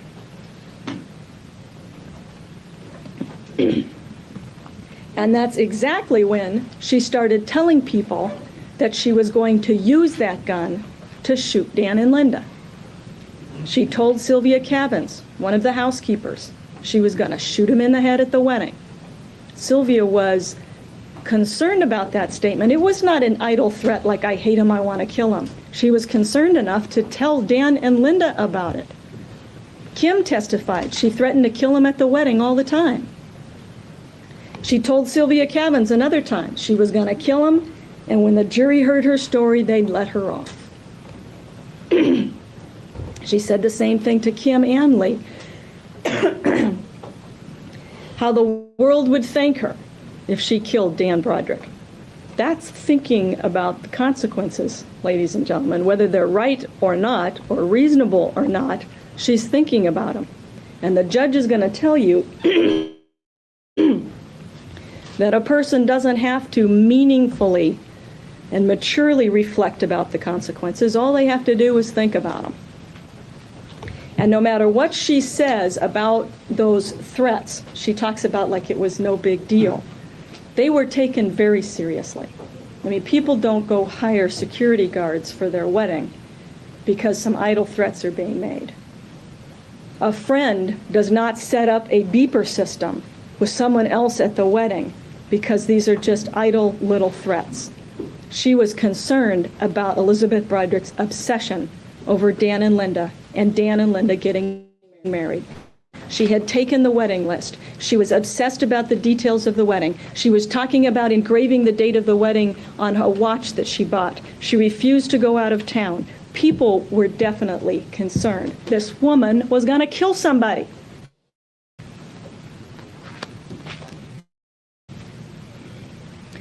She says Dan wasn't even really concerned. He was just making a big deal out of it. He just was spreading herself. Well, he made the very chillingly prophetic statement himself only a few months before at the divorce trial, when he said, I don't think there is any amount of money in this world that is going to be sufficient for you. You want me, you want my money, you want my death or my ruination in this community, you want me destroyed and over and done with, and unless and until that happens, you are not going to be happy. And he was right. After the wedding, she started putting the gun in her pocket when Dan would come over to pick up the boys. She admits that. Why did she do that? Not because she was afraid of Dan Broderick. I mean, all the evidence is, again, even from her, that he actively avoided her. He was afraid of her. He did everything he could to avoid contact.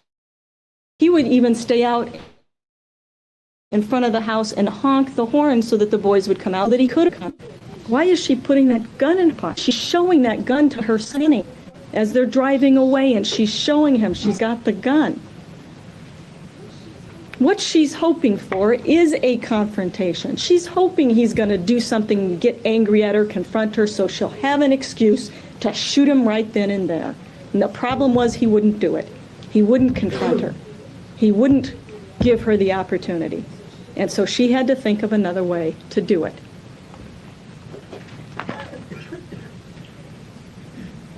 Over the summer and fall following the wedding, there wasn't much of an opportunity to do it.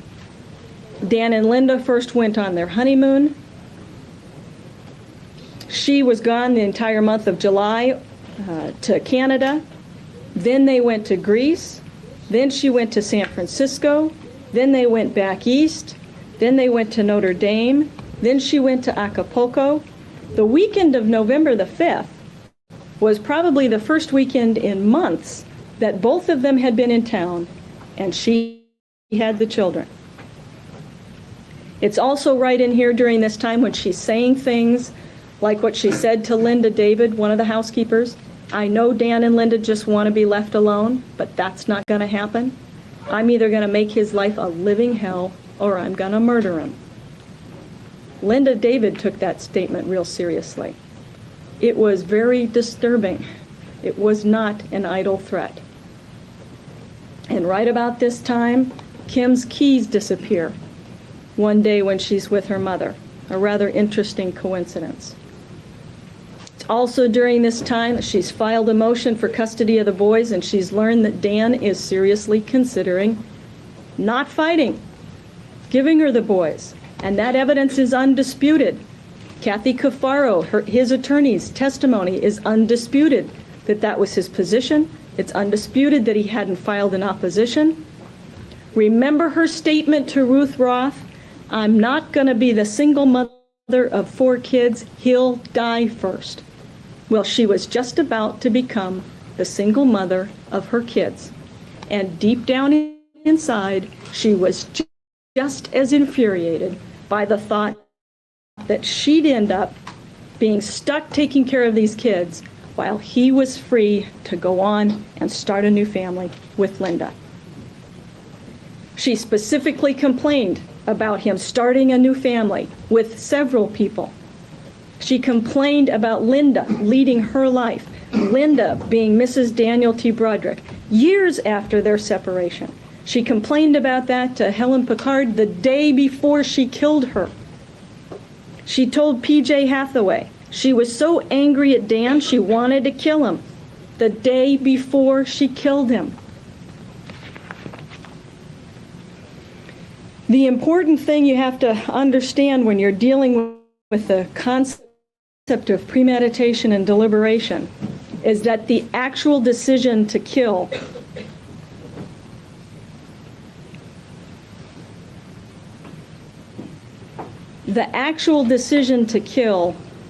doesn't have to be made long before the actual killing.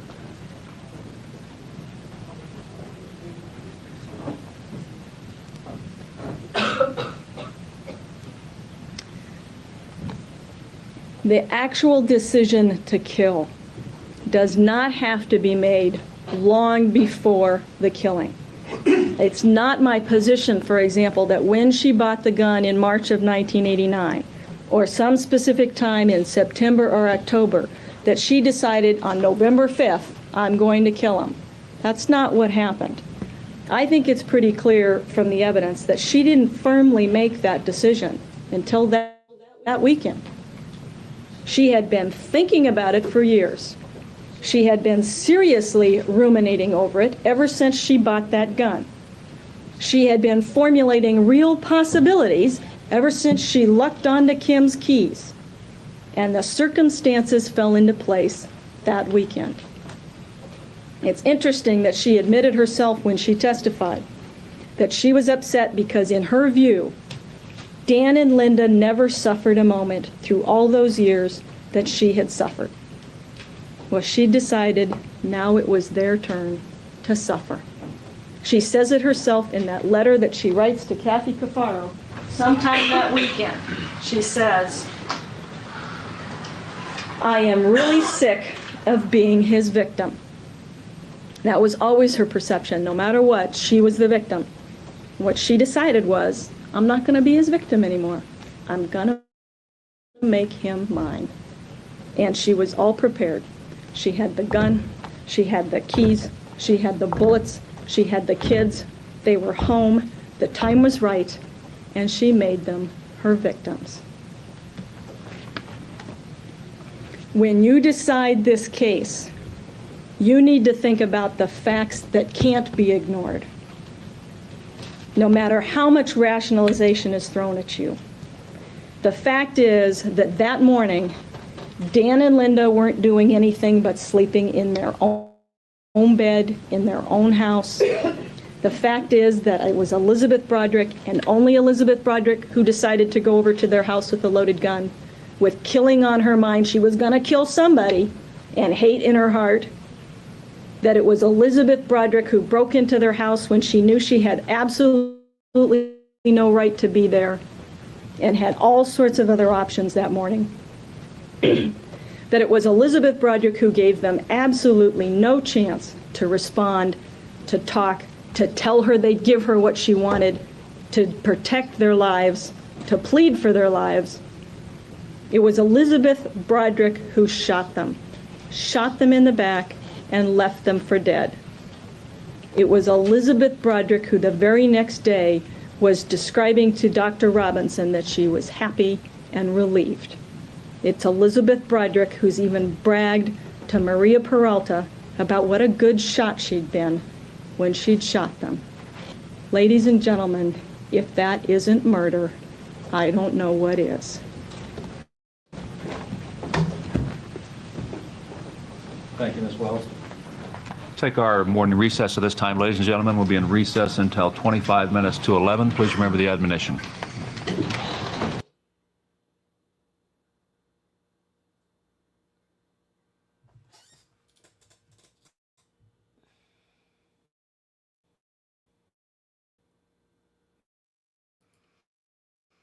Okay.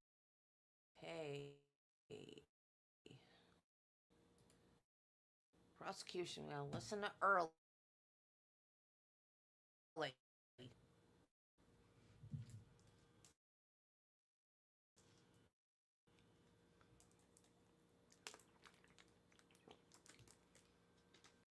The thing that gets me is she didn't grow up with money. But once she had it,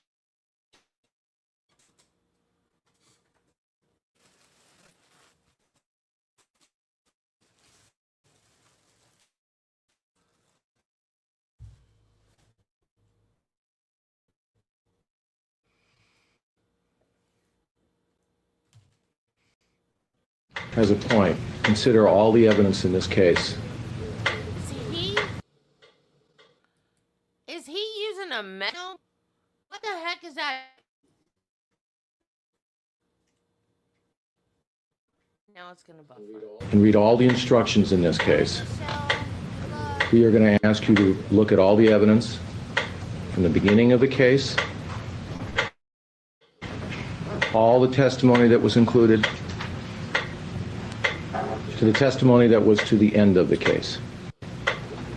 The district attorney has asked you to ignore evidence in this case.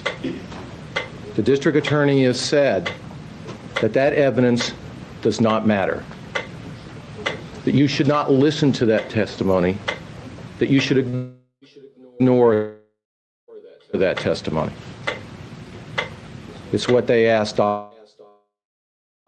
Dietz to do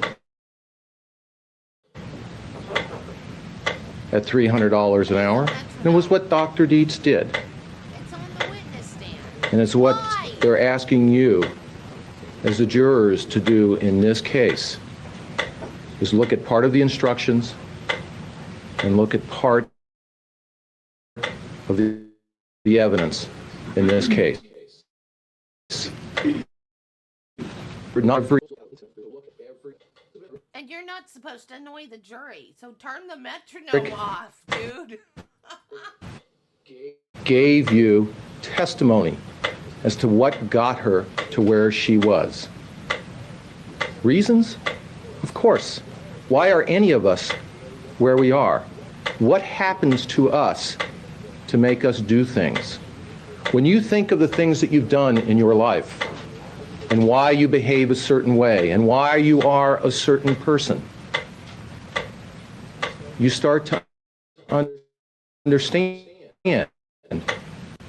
that there are things that happen to you that get you there. I don't know.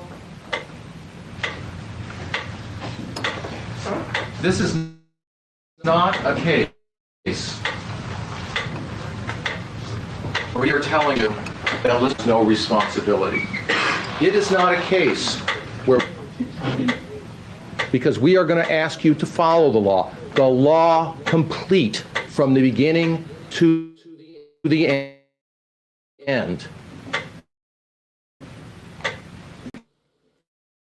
And there is responsibility here, and you will see from the law, when you look at the law of homicide, that whether they commit murder, whether you find it's murder in the first degree or murder in the second degree, whether you find it's a manslaughter, there are elements that you must find. And you'll be instructed, for instance, in the element of voluntary manslaughter. There is an intent to kill. It's not saying that we're excusing or we're justifying acts. In the law of homicide, when there is a death, you need to look to the law to decide what crime that person is guilty of.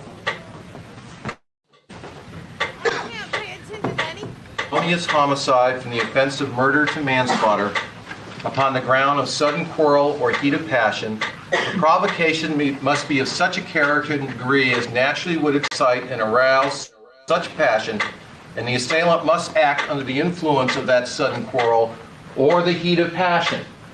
Now it'll tell you, and I'm sorry, we went through jury instructions yesterday, and there's language that's a little bit different. It'll tell you that yes, that provocation must come from the people who bring it forth. That's where it must come from. But the heat of passion, as naturally would be aroused in the mind of an ordinary, reasonable person in the same circumstances. You cannot remove somebody from where they are and say, why did they act? Police officers all the time. They don't go through what happened before them, why they might be upset, why they might be scared, why they might be mad. They just say they shot an unarmed person, a latchkey kid.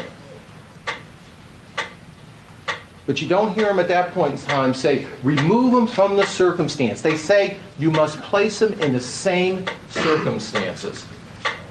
It says a defendant is not permitted to set up her own standard of conduct and to justify or excuse herself because her passions were aroused unless the circumstances in which the defendant was placed and the facts that confronted her, which is such as would also have aroused the passion of the ordinary reasonable person faced with. I never thought of using a metronome to pace yourself when you're doing a speech, but metronomes are for practice. They're not for your actual performance. They're for practice to help you pace yourself. I have never used one. I just count inside my head when I play. I guess you can't do that if it's a speech. I've never thought about using one for speech. I wonder if they taught that in law school. But still, it's for practice. It is not for presentation. So I've never seen a lawyer do this before. This is nuts. And now I can't hear anything he's saying for the clicking noise. It's driving me crazy. The same situation. And what you're going to find is when you go through the evidence, is some difficulty putting yourself in the situation that Elisabeth Broderick was in. We're all different. None of you are Elisabeth Broderick.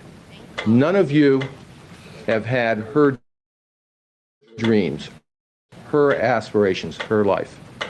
But you've all had your own,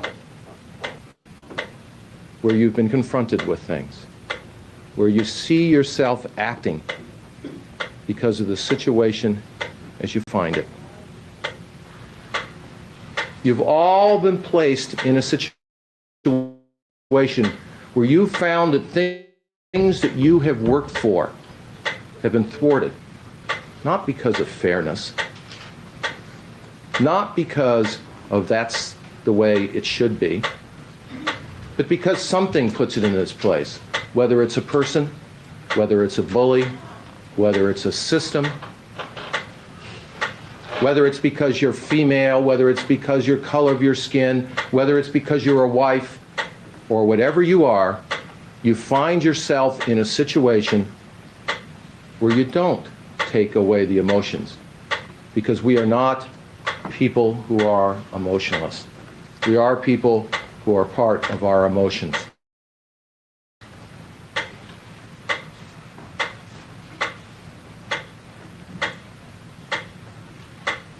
It all tells you legally adequate provocation may occur in a short period of time, in a short or over a considerable period of time. Why do they tell you that?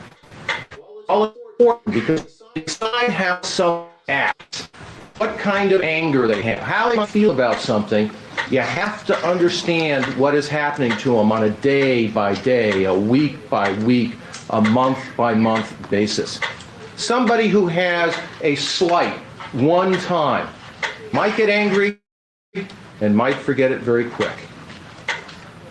But some and pounded and dripped and dripped, dripped, day by day, year by year, is going to build it up. And sure, there's going to be anger. It's going to go higher. And it's going to be with them a very long period of time. And they're going to feel the slight. And you have to understand that you can't look at any one thing and say, is that what did it? As the district attorney tried to ask Elisabeth Broderick on the stand, were you thinking of that day? And she tried to explain and she tried to say, it wasn't just that. It's when you look at it over and over and over again. There's that, plus all the other things that happened. What happened the day before, and the week before, and the month before. And it's like looking at a pipe. And you realize that it's like rust. And when something eats at something, day by day, the pipe holds. But slowly the rust starts eating through. The rust starts getting to it. And it might be that one drop that makes it so the pipe bursts, so the energy, the emotions flow out. And it might be that there's patches and there's times when you're able to patch the pipe. But it's like listening here. Sure, the first tick, the second tick. But if it goes on and on, if you're someone who's raised around music, they'll tell you the sound is enough to drive them crazy after you hear it over and over and over again. What you have to understand about this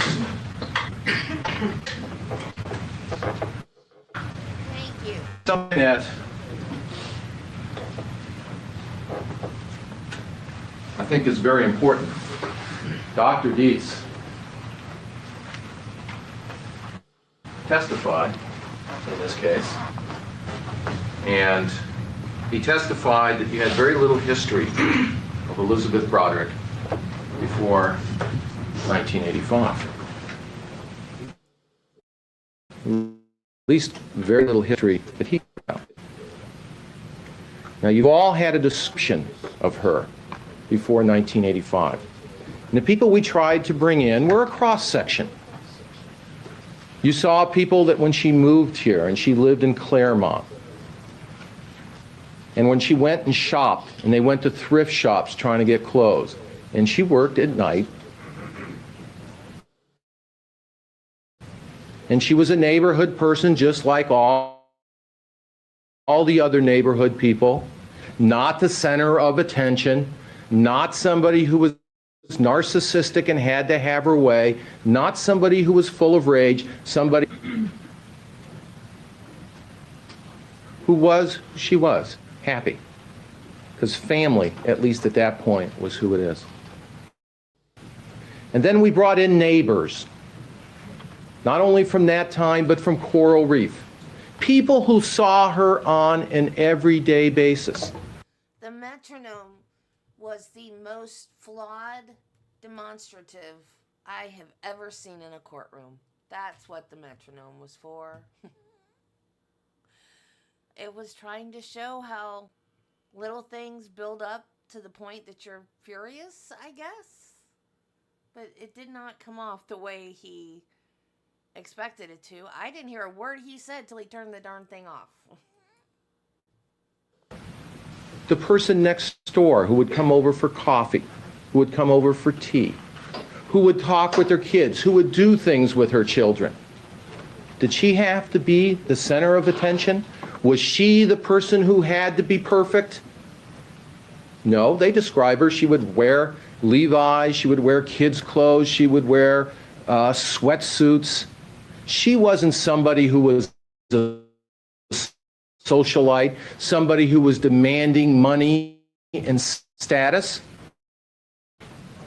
She was somebody who was the neighborhood mother, who liked to have kids. People ended up bringing their kids to her so that they could go out and get involved in charity functions and get involved in the community.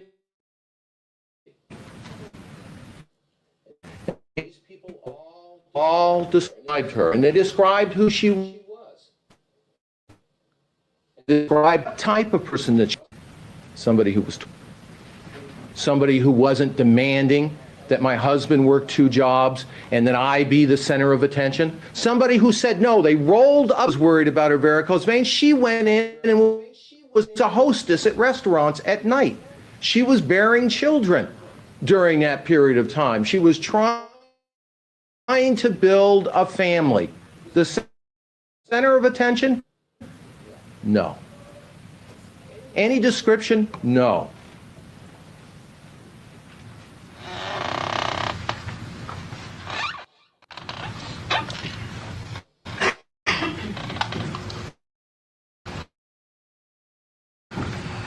Dr. Deese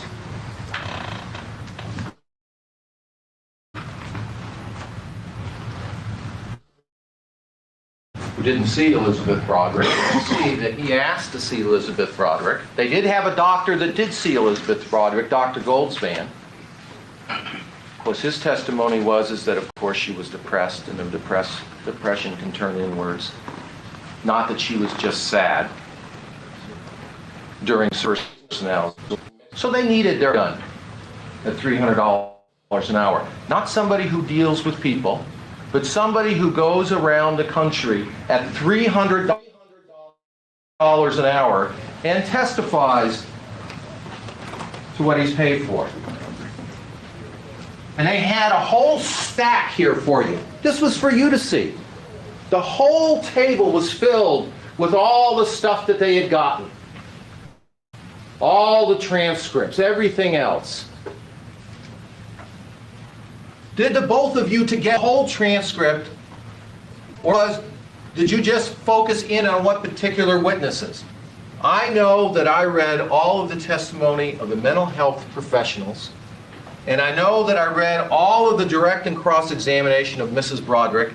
I think it was Dr. Lippian who first summarized the testimony of Kim and Lee Broderick. Did you read any of the other witnesses that were called to trial? I don't recall reading any of them, no. Did you recall reading any testimony of friends and acquaintances of Elisabeth Broderick? No. Only the one I mentioned. Well, why should he read that? That doesn't have anything to do with his opinion because it doesn't support it. Why should I read that? It doesn't give me any help in coming forth to my decision.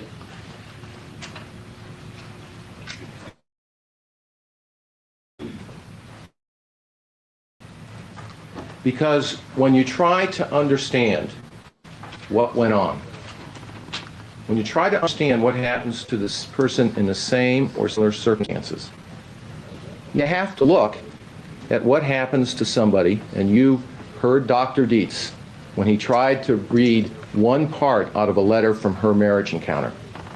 Just one part. And take it completely out of context, and had the nerve to say that somebody who was at a marriage encounter, somebody who was going there to improve their marriage, it shows you how narcissistic, because their goal is to have the perfect marriage. That when the person says, the only thing I want is a couch so that we can get closer together, that is the person who he saw needed to be near perfection, needed to have every single one of their needs met, and if it wasn't met, the person reacted with rage and reacted with anger. And then he gave you two instances from Kim Broderick. Now, the two instances from Kim Broderick were, one, when there was some point in time, a long time in their history, when there was a bottle of ketchup, she said, that was thrown. She wasn't there. She heard about it. And there was another time when there was a stereo thrown. Now, you have to remember, that's about 1978. Now, about that time, Kim is 6, 7 years old. Now, what she doesn't realize, and a lot of times what children don't realize, is what happens when you become an adult. What happens when you become married? What happens when you take responsibility? You know, it's great to go to school. It's great to work. It's great to be in the service. It's great to have all this kind of fun. Do all this stuff. Be one of the boys. Do what you want. There's nothing better than you don't have to get up and you don't have to worry about, does your kid need breakfast? You don't have to worry about, do I need to be home on any certain night? Do I need to do this? Should I clean this? Is it nice to do this? Is it considerate for the other person? It's great to be that way. But we grow up and we accept certain responsibilities. Now, children don't understand that. They don't understand it at all. So they don't understand the history. So when Kim Broderick comes, pizza, dad's drinking, it's a rainy night, she probably had a lot of fun. Probably seemed fun to her. He's out with his friend David Monahan. They're out with the kids. Everybody's in a good mood. And they come home to Elisabeth Broderick. Rhett was just born. She still had the staples in. He was drinking on a rainy night with his kids in the car while she was at home, and she was upset. That's a rage of a narcissist. She should have welcomed him home and said, Dan, you should have had a few more drinks. You should have warned her. No. It's the reaction of a human being, and reaction that you would expect. Not the narcissist who says, I do what I want because it's something that I want. So that's the other one. And how does Kim remember that? Kim remembers that as, see, my mother was outrageous towards Dad. And there's no admitting that she's not her father's favorite.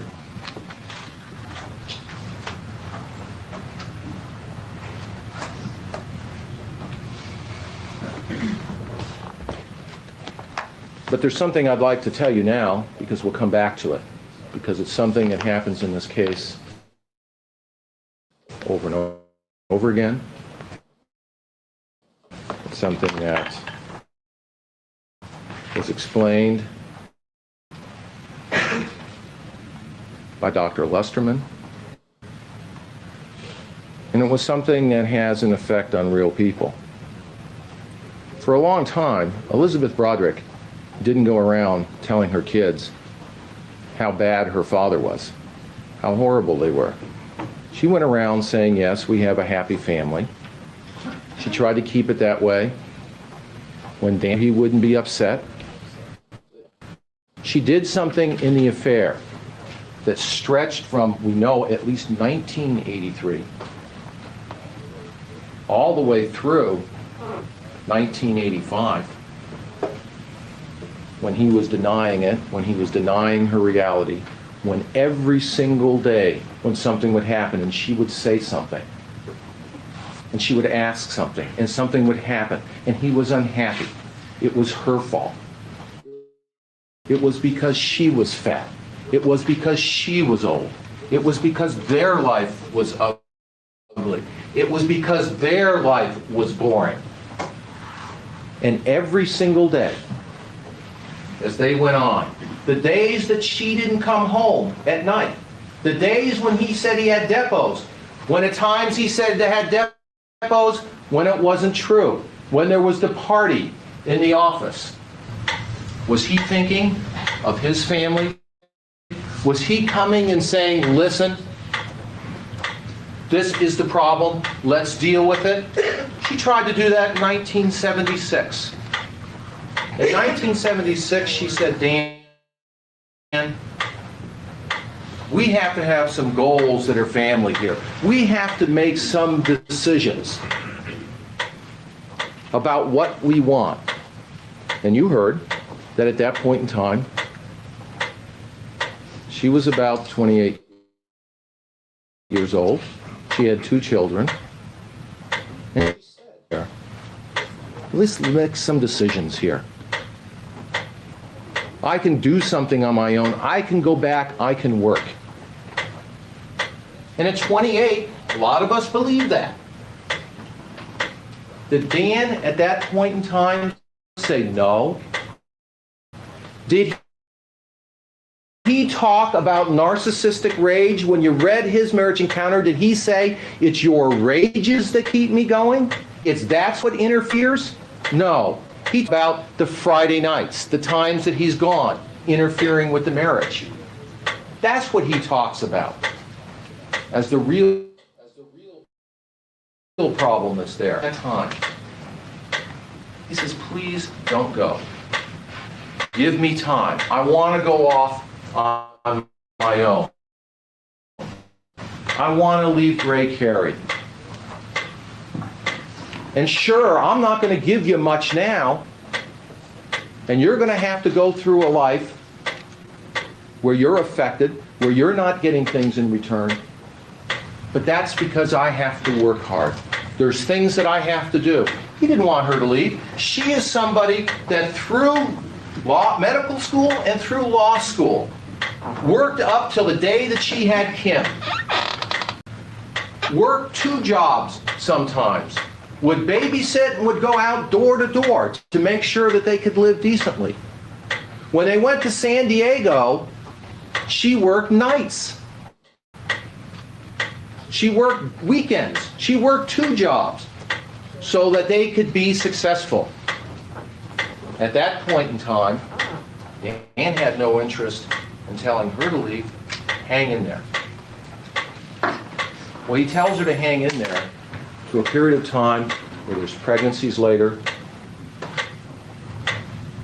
where she's had at least 1 stillborn,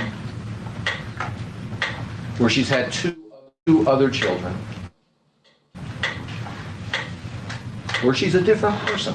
And we all know all know the difference between our 20s and when we come into our 30s. And that's what's talk. You're fat. You're old. You're ugly. You're boring. What do I need you for? What are you going to give me? A few hours at minimum wage? Babysitting a few kids at nickels and dimes? What do you have to offer? But during that period of time, does he tell her any point in time when she slit her wrist? And I don't care what Dr. Deet says when he says scratches on the wrist. He had to concede that even 8 years later, you could still see the scars. But he kept calling them scratches on the wrist. He was paid $300 an hour. He certainly was going to say that. But what did Dr. Lusterman tell you? Dr. Lusterman talked about what effect it has and what effect affairs have on people. And he talked about not only do you have the little lies that come at the time that they come, but the lies come back to haunt later. Someone says, nice to see you again, Mr. Broderick, staying here another weekend, whatever. All of a sudden, the other person realizes what's going on. The phone calls when they're on trips to other people.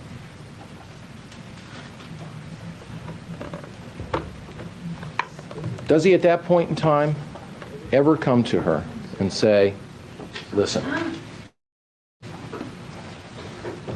we have a problem here. I've decided that I want to move in another direction. I think I'm moving up in the world. I'd like somebody younger. I'd like to have somebody new on my arm. Does he do that? No. For 2 years, no matter what pain she is in, no matter what hurt she feels, he denies it. Even when she burns his clothes. And you'll see that even when she burns his clothes, she keeps the top hat and the cape out from what she burns. He comes home. And what does he tell her? You're just imagining it. There's nothing going on. There's nothing going on whatsoever. Does he tell her that your anger has a reason? He says, you're going crazy. It's your problem. And at that point in time, he even makes her feel bad enough that she says that she goes out and buys him the clothes. She believes him. She wants to believe him.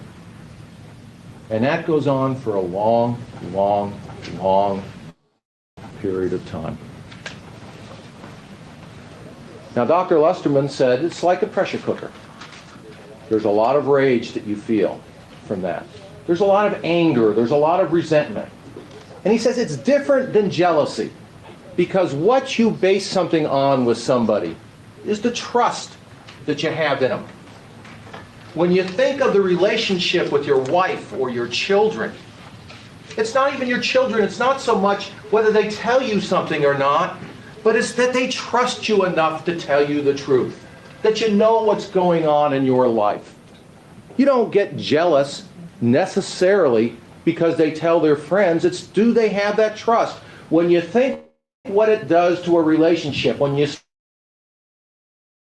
start thinking back about the times you slept with them, and who did they sleep with the night before and the night before, and who did they give this to, and where were they that weekend when you worried about them, and when you came home late and you stayed up and they made you feel bad about it.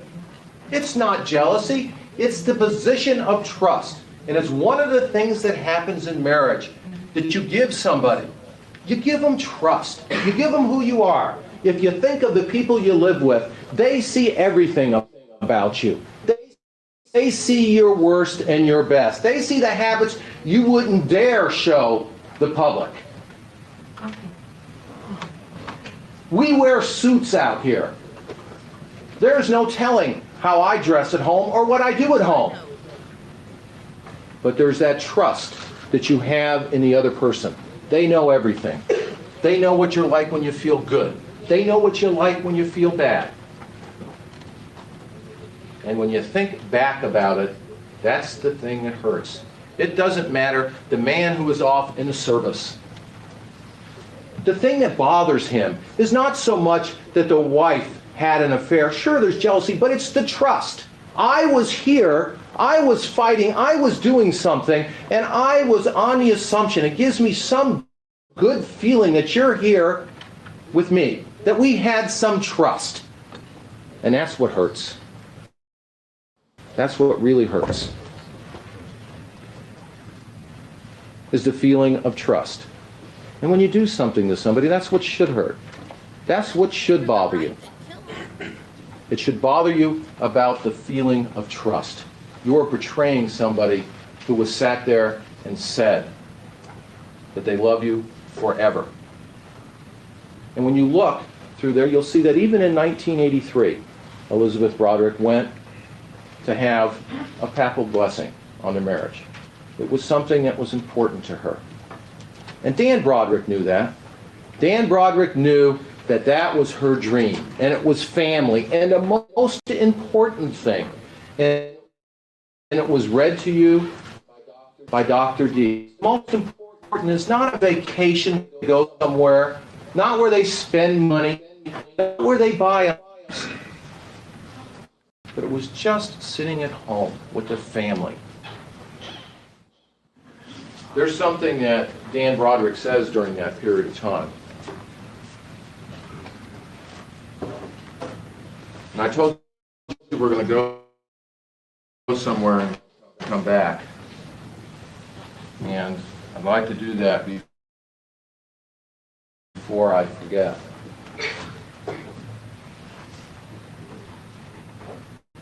You have to understand, Dan Broderick is a very public man.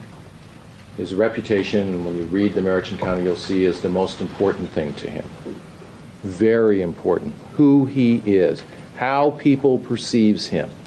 That's what he talks about. Remember what Dr. Dietz said, that when you read, even though he didn't read Mr. Broderick's Marriage Encounter, said that was just something that I didn't read, but he said that would be something that would show you about people who full of self-importance about themselves. He called it narcissistic, but they would want to know how people would perceive them. Think about them even if they are dead. What affects people? But in 85, when Liz Broderick is feeling pain, she is feeling anger. And all of that is because her family has been destroyed. It's because it's no longer together. Trust is apart from her completely. She doesn't know what kind of money she has. She doesn't know what position she's in. Dan Broderick doesn't say, Betty, I'm sorry. I've hurt you. We need to work through this. We need to heal wounds. We need to decide what's happened to you here. He says, you're crazy. You need to go to a doctor. You've got all of this anger for no reason because you're crazy. And that's what Dan Broderick wants. But he's not going to tell the world that I left Betty Broderick because I wanted a young girl on my arms, so I deserted my family. No, he left because she was crazy.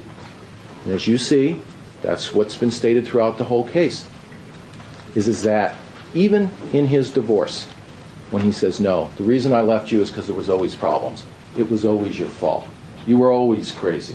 It was the Catholic in me that kept me going. But I feel that I have made many sacrifices and worked hard to get in a position to be successful. I have made you sacrifice as well, perhaps even more than me. I want time to pay you back, to make it up to you, to reward you for all the deprivations. I want you to be happy, content, secure. He's not going to tell her, yes,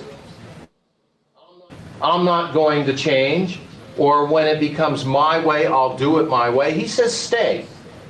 Please, stay. You've worked hard, and there will be a reward at some point in time. Like the sacrifices were worth it. I want to go on living so that I'll have time to accomplish this. I always tell myself that what I am doing now, the way we're living now, is just a temporary situation, that things will improve, that my goals will be realized. To die now would be a tragedy. Mind you, I'm not saying that there will ever be a good time for me to die, but the earlier the worse, especially if I haven't at least reached my goal of material success. Even at that point in time, he talks about how he's going to be remembered, what is important to him, and reaching his goal of material success. But in 1985, he brings her to the doctor and says, oh, you are crazy. You have all this rage because you are crazy. Nothing that I've done.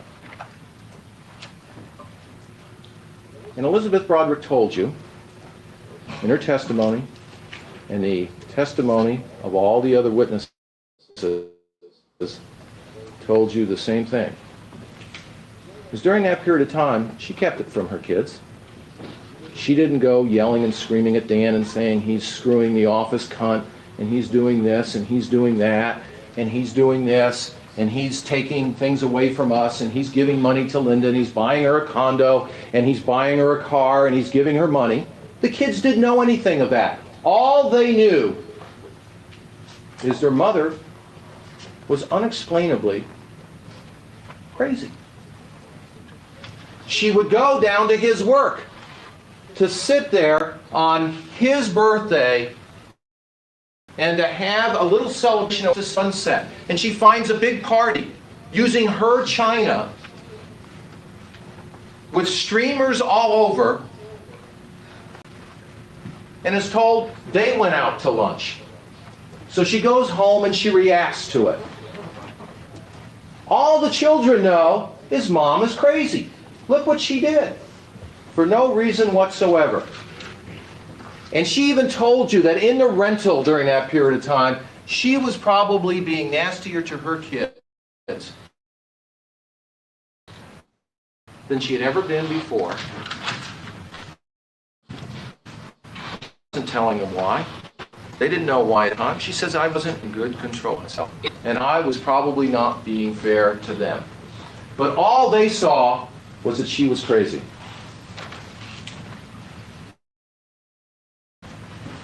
And what does Kim say?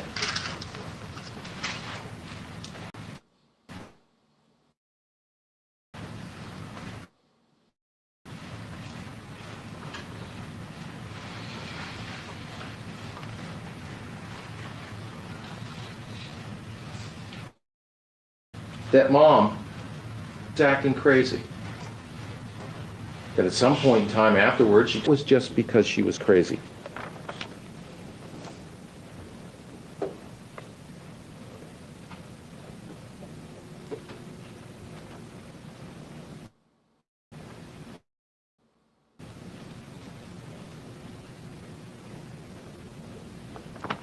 Isn't it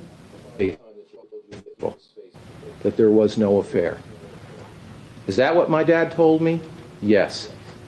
Is that true? Yes.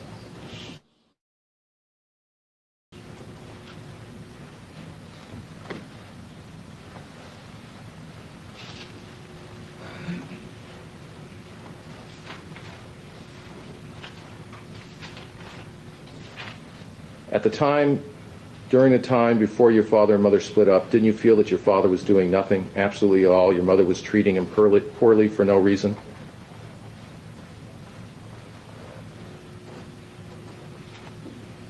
And that's the way she looked at it. That he was treating her poorly for no reason whatsoever. Now, even at that point in time, when he's talking to his daughter, does he say, listen, you're a teenager, you're young, you have to understand things when people, we split up, I did something bad. She's crazy. There's no affair. She's nuts.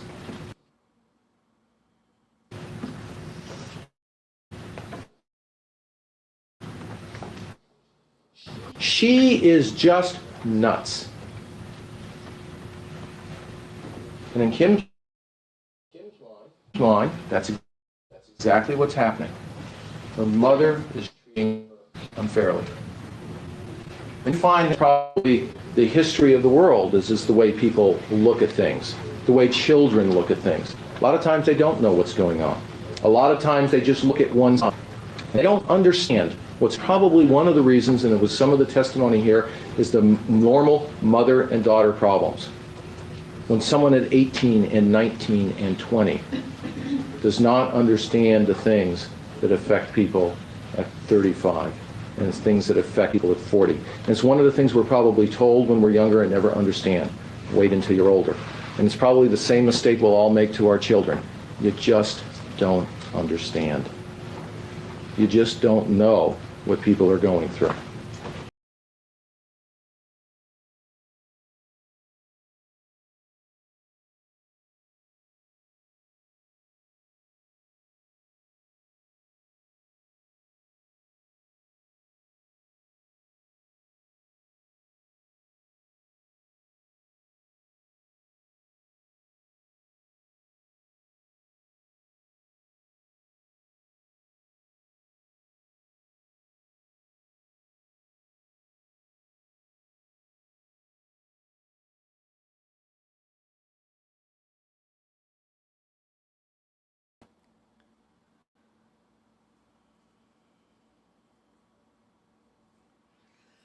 He's allowed to say it. He was quoting his client.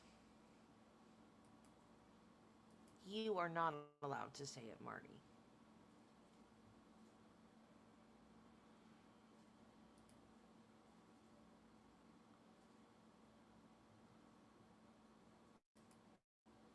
Dan Broderick made a lot of statements.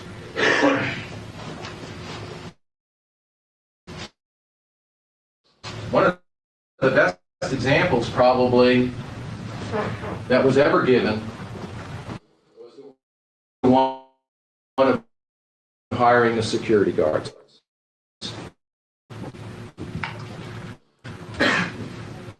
World crazy wife. It's all danger guard for an hour or two. You don't see it doesn't stand on the corner with a badge and a uniform an hour at a time. Saying to the world, look at my crazy wife. No wonder I left her. She's crazy. She's nuts. She wants to kill me.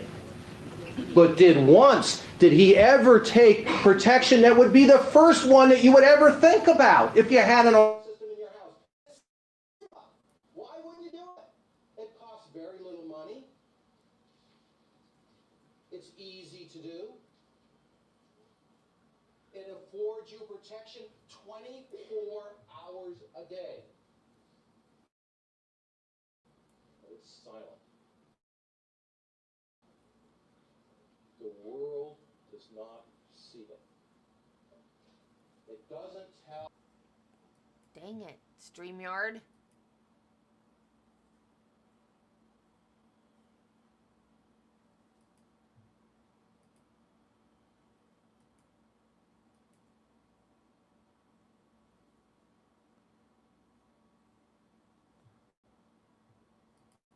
Broderick, what he told you about listening to him talk about his legal practice, about making people look bad, about putting them off balance, of serving him at the church, of serving him at the bishop's lunch, at serving her at work when she's there. It doesn't have that effect. A man who is meticulous, who knows everything he does, A doctor who's gone through the medical with Linda in October of '85, and he's left his wife and told her, you need to go to a doctor, and then calls her up and says it was 20 years ago today that we met. And then sends her flowers and says, I hope you're feeling well. Like it's a sickness that he had nothing to do with whatsoever. Hopefully it was a divorce. He was being nasty right back to her. But there's the public. Dan Broderick.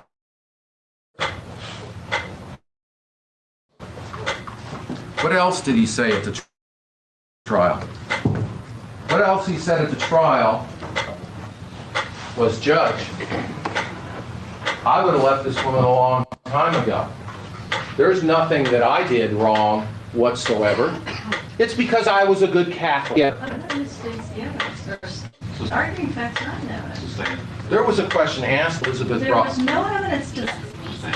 There was a question asked to Elisabeth Broderick about did not Dan say at trial this? And Elisabeth Broderick said yes. And that upset me because I knew that that was his public image. Didn't he say that there was problems in the marriage a long time ago?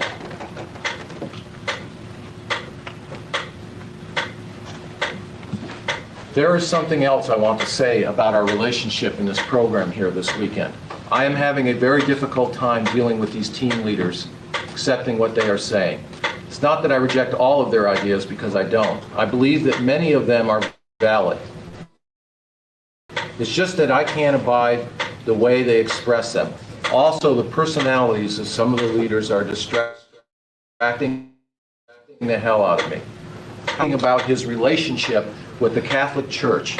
As far as I'm concerned, the Catholic Church is an utter irrelevancy. A meaningless show perpetrated by a lot of simple-minded, unenlightened weaklings who can't cope with life as it really is and who feel compelled to construct an elaborate network of fantasies to deal with the realities that any strong, self-respecting person can handle rationally. I just have the uncool and unfashionable. I think we're above the level that they're operating on. He goes on to say, I'm not saying all their ideas are unacceptable, that this isn't a good weekend. I just want you to understand why I have to roll my eyes once in a while. Elisabeth Broderick told you that she went there that weekend and found some strength in the people that were there and the ideas that they had. But Mr. Broderick was telling her that that's not for me, and we are above these people. He doesn't say that I am, and you can do what you want, but we are above these people. And they are uncool and unfashionable.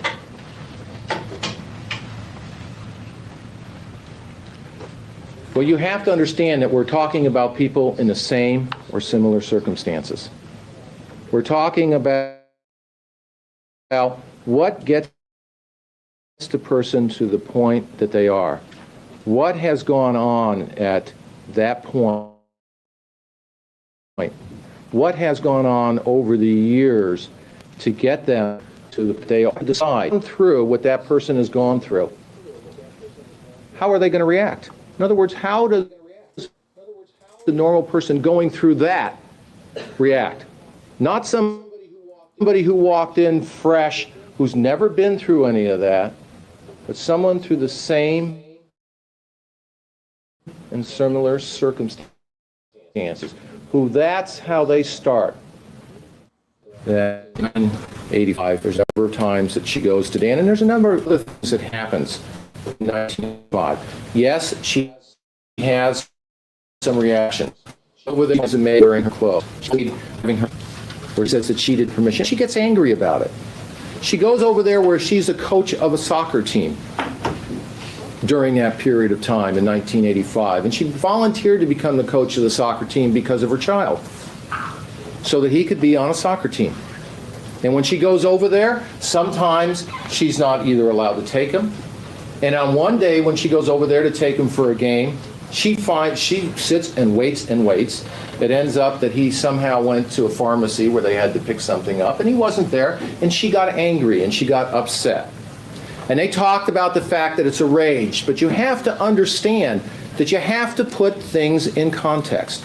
You have to realize how you would feel if you're going through trying to have some contact with your children. You're trying to do something for your children, keep them involved in sports. Keep things going for them. And what happens? When you show up at the game, would that make you upset? Would you probably get upset at the time? I think that you would. And so you have to start putting things in context. You can't just say, this is an example of someone who gets mad. And say, so if they get mad, there's no reason. Now remember, during a period of time, we have Elisabeth Broderick getting mad. We had one time throwing a stereo down because it came home late after drinking.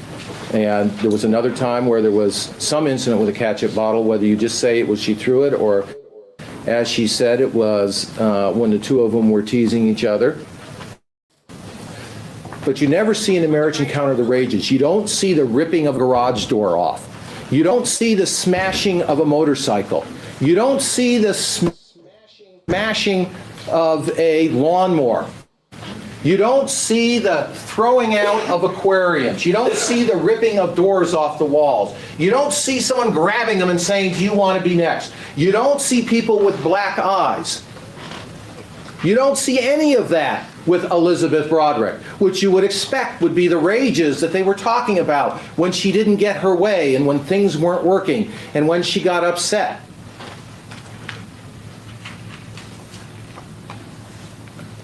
And sometimes you just have to understand the sadness of the whole thing.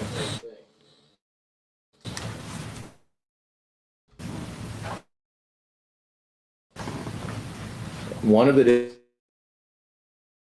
is because when she talked about letters and her reaction to Dan, she talked about how she reacted to it because of what she knew about him.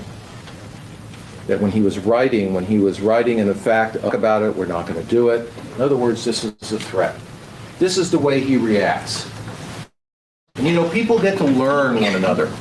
And sometimes we adjust to our environment.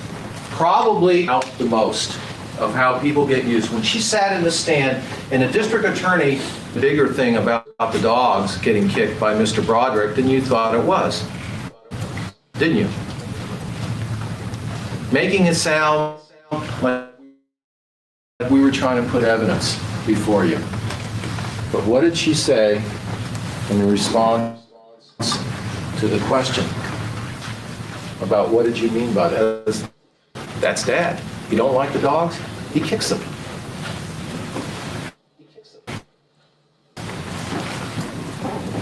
It tells you about how you understand about somebody when you sit and you look at the evidence.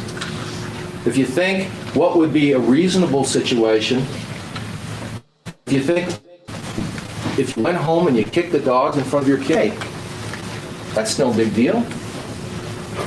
Most of us would realize that our kids, our neighbors would be horrified by it. But at least at that point in time, it wasn't a big point in time, was give and take. This is the way Dan Broderick was. He was a very strong individual. He was very successful. He was very dynamic. He rose to the top. And it wasn't because Elisabeth Broderick was somebody who browbeat him around and led him around the legal arena and got him to be to where he was. You know that that's not true at all. That's a ridiculous statement. And what the doctors testified as to Elisabeth Broderick, when you look at her statements, are her statements one of strength? When you listen to those statements of Elisabeth Broderick, is that someone who has power, who knows that they can crush you in a moment? No. That is somebody who knows they have absolutely no power whatsoever. As Dr. DeFrancesca said, not a $300 an hour person, someone who works with people on a therapeutic as well as a diagnostic level. It's somebody who has no self-esteem. It's somebody who's lost their identity, who's given their identity throughout their life to their husband, to being a mother, and has none of that left anymore. And somebody from a position of no power whatsoever who shouts and who screams. But what happened to Elisabeth Broderick? Well, Mr. Jaffe she finally went to Mr. Jaffe in 1985.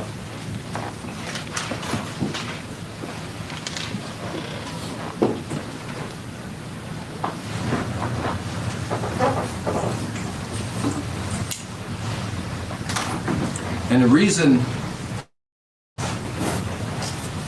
that she went to Mr. Jaffe was so that she could at least be in some position, know what she's doing.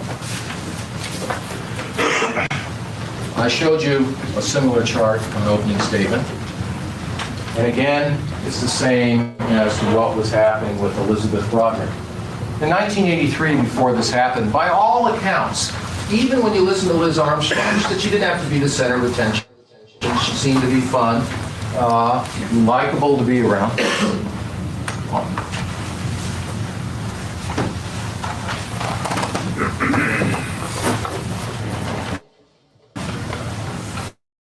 But she was a normal person, living a normal life. Dr. DeFrancesca said that she had some parts of her personality. She had a whimsical nature. She liked to have fun. She was fun to be around. Some of the personality that you can see in histrionics can be there as a flair. Somebody who's spontaneous. Somebody who has emotions that come and go. Something that is not bad to be. People like being around them. But all of a sudden, you can see what starts happening to her in 1983 through 1985. She starts declining. She starts going and getting her face fixed. She starts growing her hair long. She loses weight. She loses lots of self-respect. She's embarrassed a lot of times by what she does. But what is happening during that period of time? And all the way through the separation, she still doesn't tell the children what's going on. The fact that when Mr. Broderick at that point in time, there wasn't money in their accounts. Somehow their accounts were empty. She was overdrawn even at that point in time when they left. But she keeps going down. But at some point in time, after the separation, you can see that there's a lot of things that are going on. She's going over the house. Mr. Broderick is still denying the affair. He's still telling her a number of things that are going on or not going on. You can see that she's starting to lose some self-respect when she goes over there. She's reacting to the situation. But finally, after going through all that, in 1985, there's a period of time where she does a little better, because she goes over and says, well, okay, I'll hire Mr. Jaffe. We'll deal with this. The retainer agreement from Mr. Jaffe, and you look at the retainer agreement from Mr. Hargraves, you'll see that they have something in common. And what they have in common is they want $10,000 as initial retainer, and that could be decided at a later point in time as to who's going to pay for it. But there's one thing that we do know. Mr. Jaffe, by all accounts, is a formidable opponent. He is somebody that knows what he is doing. He is somebody who is at least going to be in your corner. And the thing that's funny about that is even Mr. Jaffe himself, when I showed him the letter that he wrote,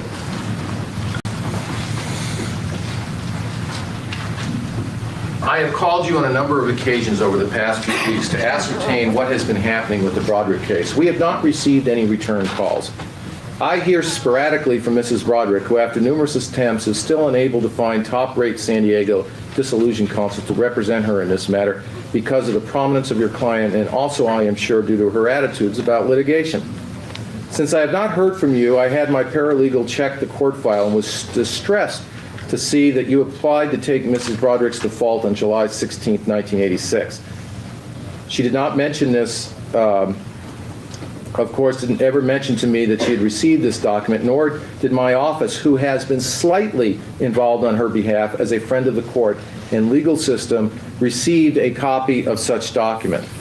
I am now convinced that the only way this case can ethically and morally move forward, and of course legally move forward, is for your office and client to file to have a guardian ad litem appointed, so that there will be someone to protect the substantial interest that Mrs. Broderick has in the above and captioned matter. She clearly does not understand how her attitudes and action in this matter severely prejudice her legal position, and it is clear that some individual must be available to make binding and rational decisions in this matter. To this date, I have over 5,000 time in this matter, and it is clear that your client has been unwilling to pay these charges. This is in September. He's still saying, you're unwilling to pay these charges. Though Mrs. Broderick advised me that she has sent him my statements. And you'll see in a previous letter that was introduced to evidence, he sent the retainer agreement to them. So they knew what was going on. And remember, Mr. Broderick had a lot of control over all the assets, a substantial amount of them. And Mr. Jaffe said on the witness stand that it's usual for the person who earns the most money to pay the legal fees. That's the person who pays them. That's the standard procedure. Since she has no desire personally to obtain counsel to represent her interests, Mrs. Broderick has not been a source of funds. Although I'd like to help, I am not an Elisabeth institution, which means he's not going to do it for free. Unless I hear from you concerning the setting aside of Mrs. Broderick's default, I plan to contact the legal powers that be and the bench in San Diego so that someone is made available to protect Mrs. Broderick's legal rights. Now, what had happened on July 16th is that's when we had the bifurcation where she was given no visitation, no custody of the children. And remember, there was no testimony about it at all. There was no hearing. She called the court trying to get a lawyer, can we postpone this? And they didn't do that, and they didn't have a hearing. They just went ahead and did it. Now, what was interesting about that is a follow-up letter from the law offices of Mr. Ashworth. And maybe you weren't aware that she has a San Diego counsel on Mr. Hargraves. And I asked Mr. Jaffe, to my surprise, he was aware that Mr. Hargraves was on the case when he wrote this letter. And because the reason he wrote the letter is because he felt that this woman was going to be taken advantage of, or that potential was there, even given the fact that Mr. Hargraves was on the case. And the thing that's interesting about Mr. Hargraves being on the case, and Broderick said this, Dan Broderick likes to negotiate sitting on your chest. That's what he says. And she knew. And even Mr. Hargraves had to admit that the problem was just I'm not strong enough, or she didn't feel I was strong enough. But what happened to Mr. Hargraves? he asked for the $10,000 the way Mr. Jaffe asked for it. It was given to him immediately. Yes, we're more than happy to have Mr. Hargraves on this case. We're more than happy to deal with Mr. Hargraves at this point in time. That's who we will deal with. And what did Mr. Hargraves tell us? He started on this case with a $750 retainer. He looked at this case and said, I am willing to put my name on record as attorney of record, $50, saying, well, I'll get my money later. She knew what my hourly rate was. Supposedly, he knew the whole history. He was the one that they went through to arbitration, but he was the one who was paid immediately. Now, what we have, and Dr. Dietz went through a number of diary entries for his opinion. He also told you about the fact that there was no diary entries, and I asked him about diary entries from February 85 through a period of time in almost the summer. I don't even number of witnesses that saw Elisabeth Broderick wasn't going out, that she would cry, she would stay in her room. Now, Dr. Dietz didn't read any of that testimony, and he kept insisting that there was no evidence of any kind of depression whatsoever, that she was sad during those periods of time. But we know what happened in 1985. We know the reaction that she had was the house was sold. And from the very beginning, she said, I am worried that the only real I know I have some control over, and she's like bargaining chips. You sit at the dining table, was the fact that I had a house. I want to sell the house, the family home. There was testimony they were looking for another family home, but they never had one. It was the family home. It was the only asset that they had,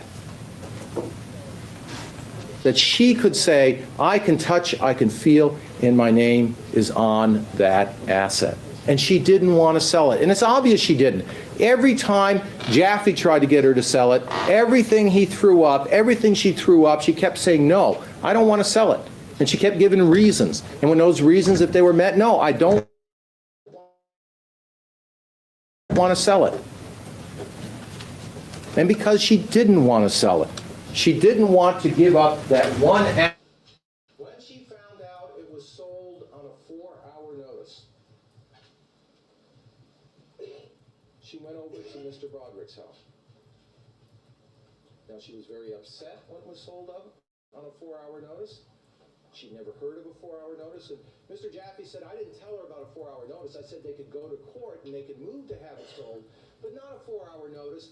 And they knew that they were not paying Mr. Jaffe. They knew that he wasn't involved in the case, but they never called Elisabeth Broderick once to say, there's going to be a hearing and we're going to sell your home. She, later that night, after it was a fait accompli, hears from Los Angeles, by the way, your home is sold. And that doesn't make sense to anybody, that they can sell your home without you even being heard, without you even going into court and the judge looking you in the eyes and saying, what's your reason? What do you want to do? It's just sold. So she goes over to Dan Broderick's house and he says, you have 10 seconds to leave, or I'm calling the police. And she goes, and she gets angry, she gets mad. And when she comes back and does what she'll do over and over. And what the testimony was about this woman is that she had no feeling about her own power, no effect on other people. But she looked at Mr. Broderick as being the most powerful person. And she went over there and she tried to get his attention. She tried to get him to do something. She tried to make it so he would listen. And she bumped into the door. She made him come out there.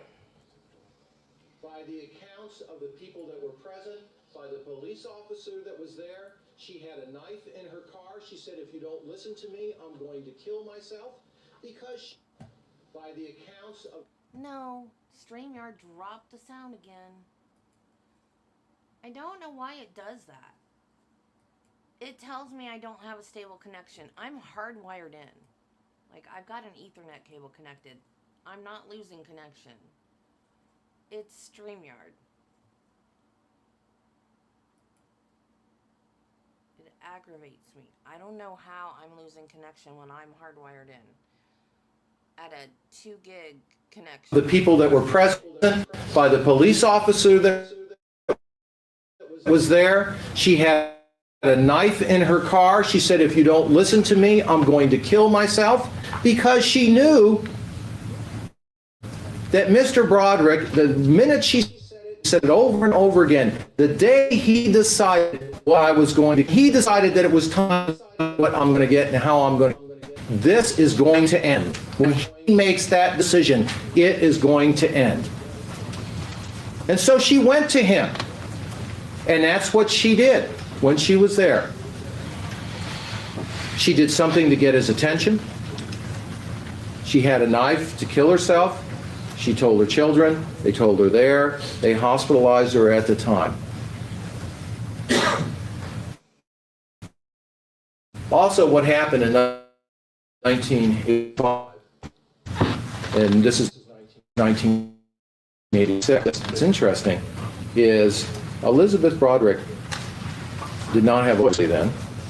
Mr. Jaffe wasn't involved in the case. She didn't have. Sometime, Mr. Buck sent an offer to Elisabeth Broderick. He sent an offer to settle the case, and you'll see it in evidence. It was an offer to settle the case. Okay, here's how we're going to do it. And she said, I wasn't going to sign anything. That's what Mr. Jaffe told me. I didn't have a lawyer. I didn't know what he was talking about. It was going on. The interesting thing about that is when she does get a lawyer, and she makes the lawyer the offer, does he come back with a counteroffer? Does he say, well, let's sit down, let's talk about this? They send a one-line rejection. Your offer is rejected. Because there's no reason to deal at that point in time with Elisabeth Broderick. Your Honor, this would be an appropriate time to take this. All right. Ladies and gentlemen, take our June recess at this time and the admonition to discuss the case among yourselves, nor allow anyone else to discuss it with you, nor form any opinions till it's finally submitted to you. We'll see you at 1:30. I think probably one of the most interesting parts of this case is that Elisabeth Broderick was in control. And the thing that she's doing put her in control. I think that when you look at her statements to other people, her statements at times at least as what was related by health experts as to her, as this was a woman who was not in control. This was a woman doing things that were destructive to her. This was a woman who really was going from a position of no self-power whatsoever. But this was a woman who was used to being in a relationship control word. It was a word that was used from the very beginning, and it was Dan Broderick was not someone who was afraid to use his power when it came to Elisabeth Broderick. He was used to control. A girl of 17 years old who's having a few problems is written out of the will. That's for the purpose of control. That's, this person shall do what I want, or this person shall be disowned. Where he's saying, you will be fined if you do not do what I want you to do at the times that I do not want you to do it. In fact, one time she was fined, and you'll see the letter in here in November. And her testimony was, you came over to my house. I was in Europe. I don't care if the kids had no money. I don't care if they needed medicine. I told you not to come to my house, and you shall be fined, because I am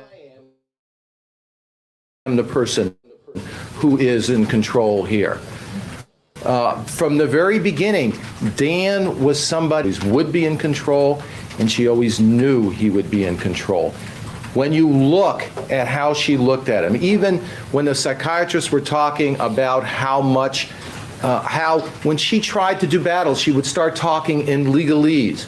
She would try to talk like Dan did. When she talked about not getting a lawyer, it's, I can't get anyone the caliber of Dan Broderick. He was a great lawyer. And that's just how she looked at him. He was a person who was in control, and she related to him as the person with the answers. From the very beginning, when Dan Broderick wanted this to end, this will end. When he wants something, that's how it will be decided. And all you have to do is look into September, October, and November of 1989.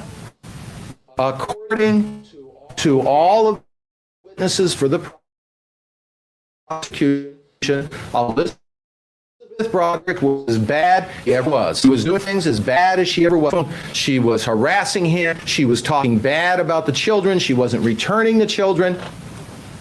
But for some reason, Mr. Broderick is saying, I'm going to return the children to her now. And when you read the letter, you'll see that the conditions, when they say, return the children to Elisabeth Broderick, what does the letter say? The letter says, no, Mr. Mon, you misunderstood.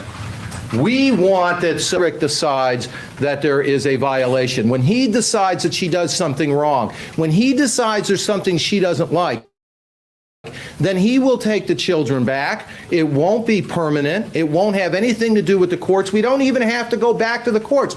I will be in control of that situation. And he was someone who was in control. And you heard it from Elisabeth Broderick, and you'll see it in all the testimony.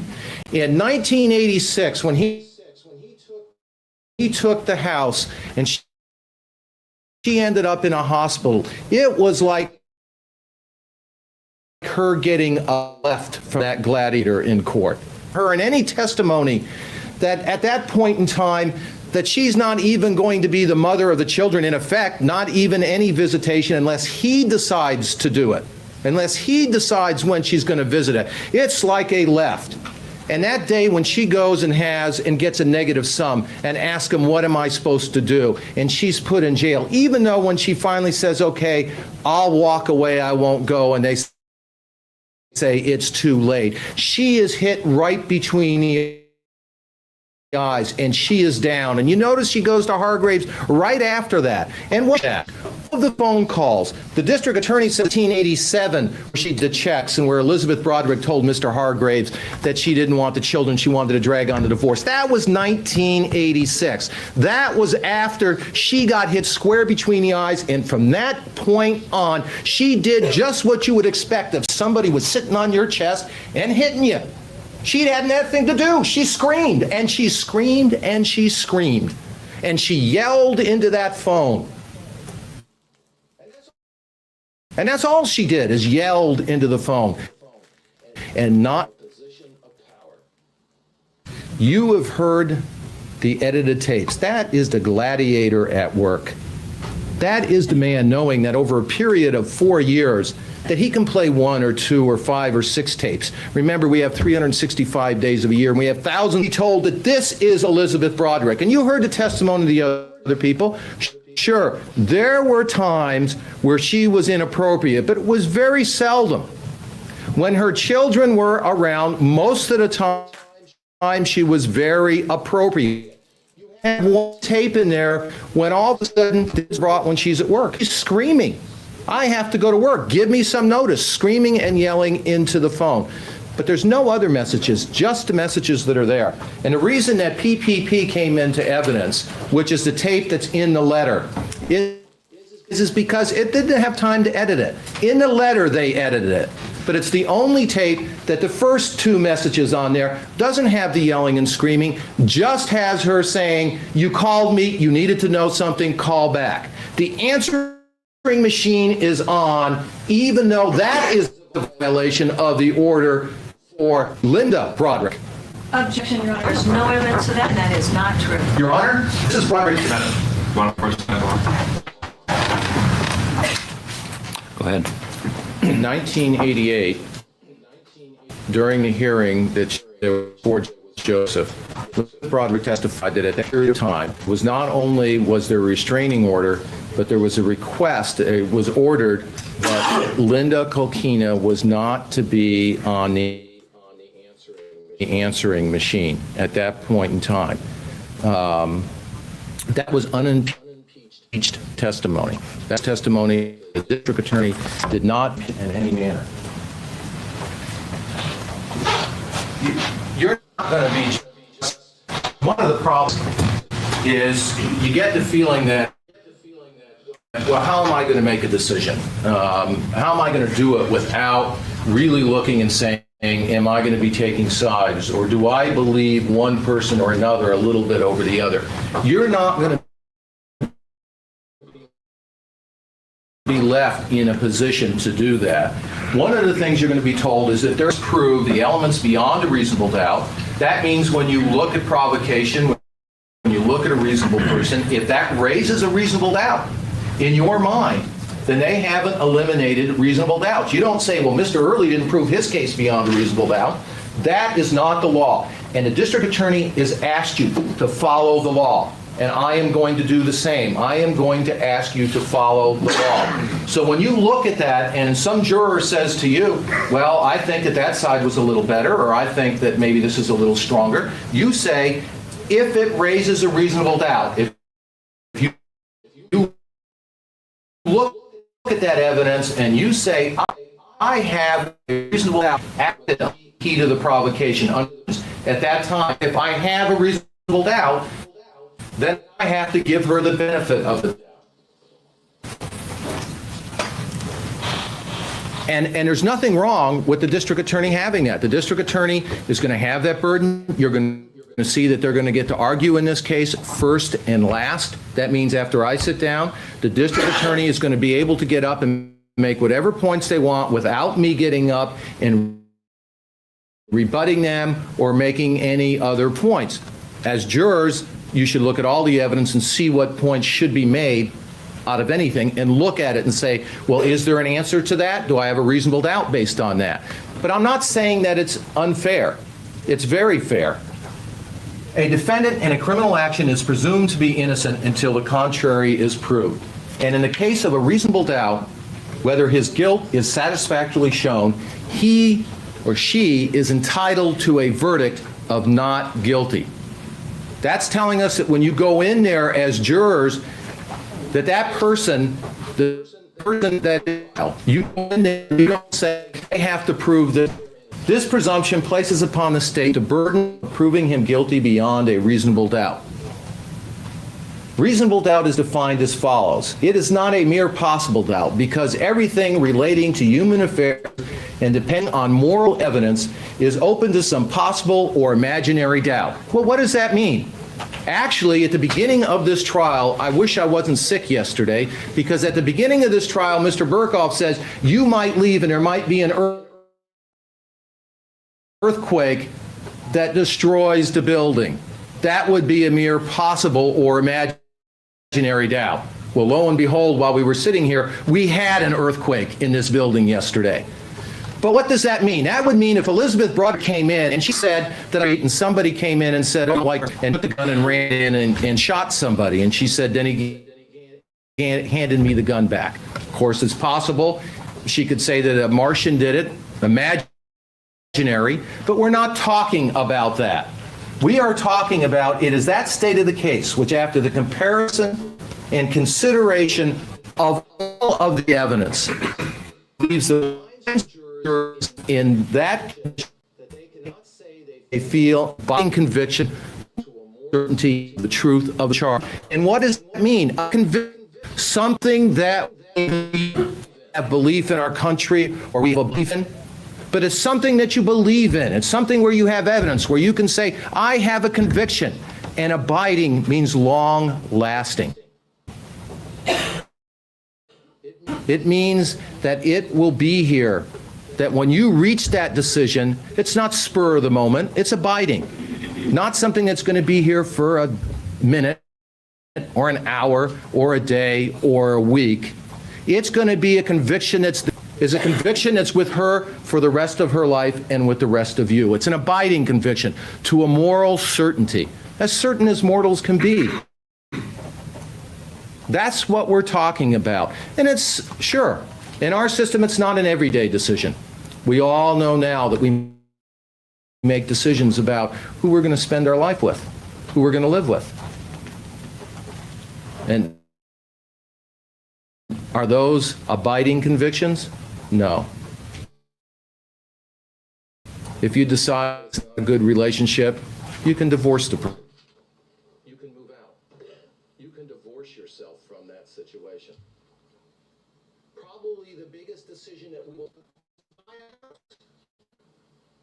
Probably more money than we'll earn in a lifetime by the time we pay it.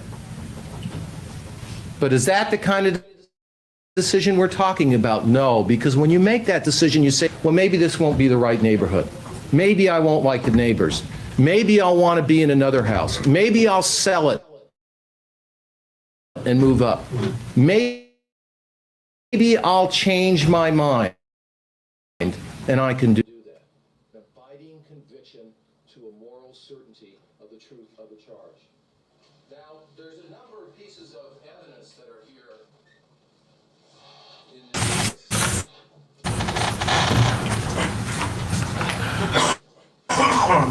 One of the things that the district attorney brought up that I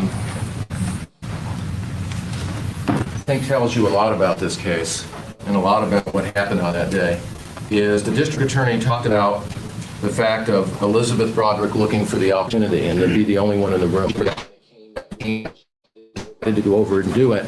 She had waiting for that opportunity. When he came to the house, she waited for him to start a confrontation so she'd have an excuse to do something, so that she would have a reason, that she would have some method to do something.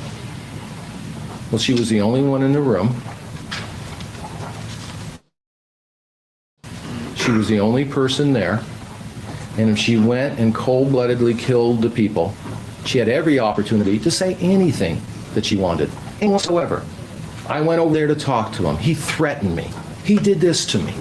He jumped out of bed. She could have thrown furniture around. She could have broke anything up. If she was thinking, when is the opportunity? What am I going to do? How am I going to do this? She had plenty of opportunities to decide whatever she wanted, to say whatever she wanted,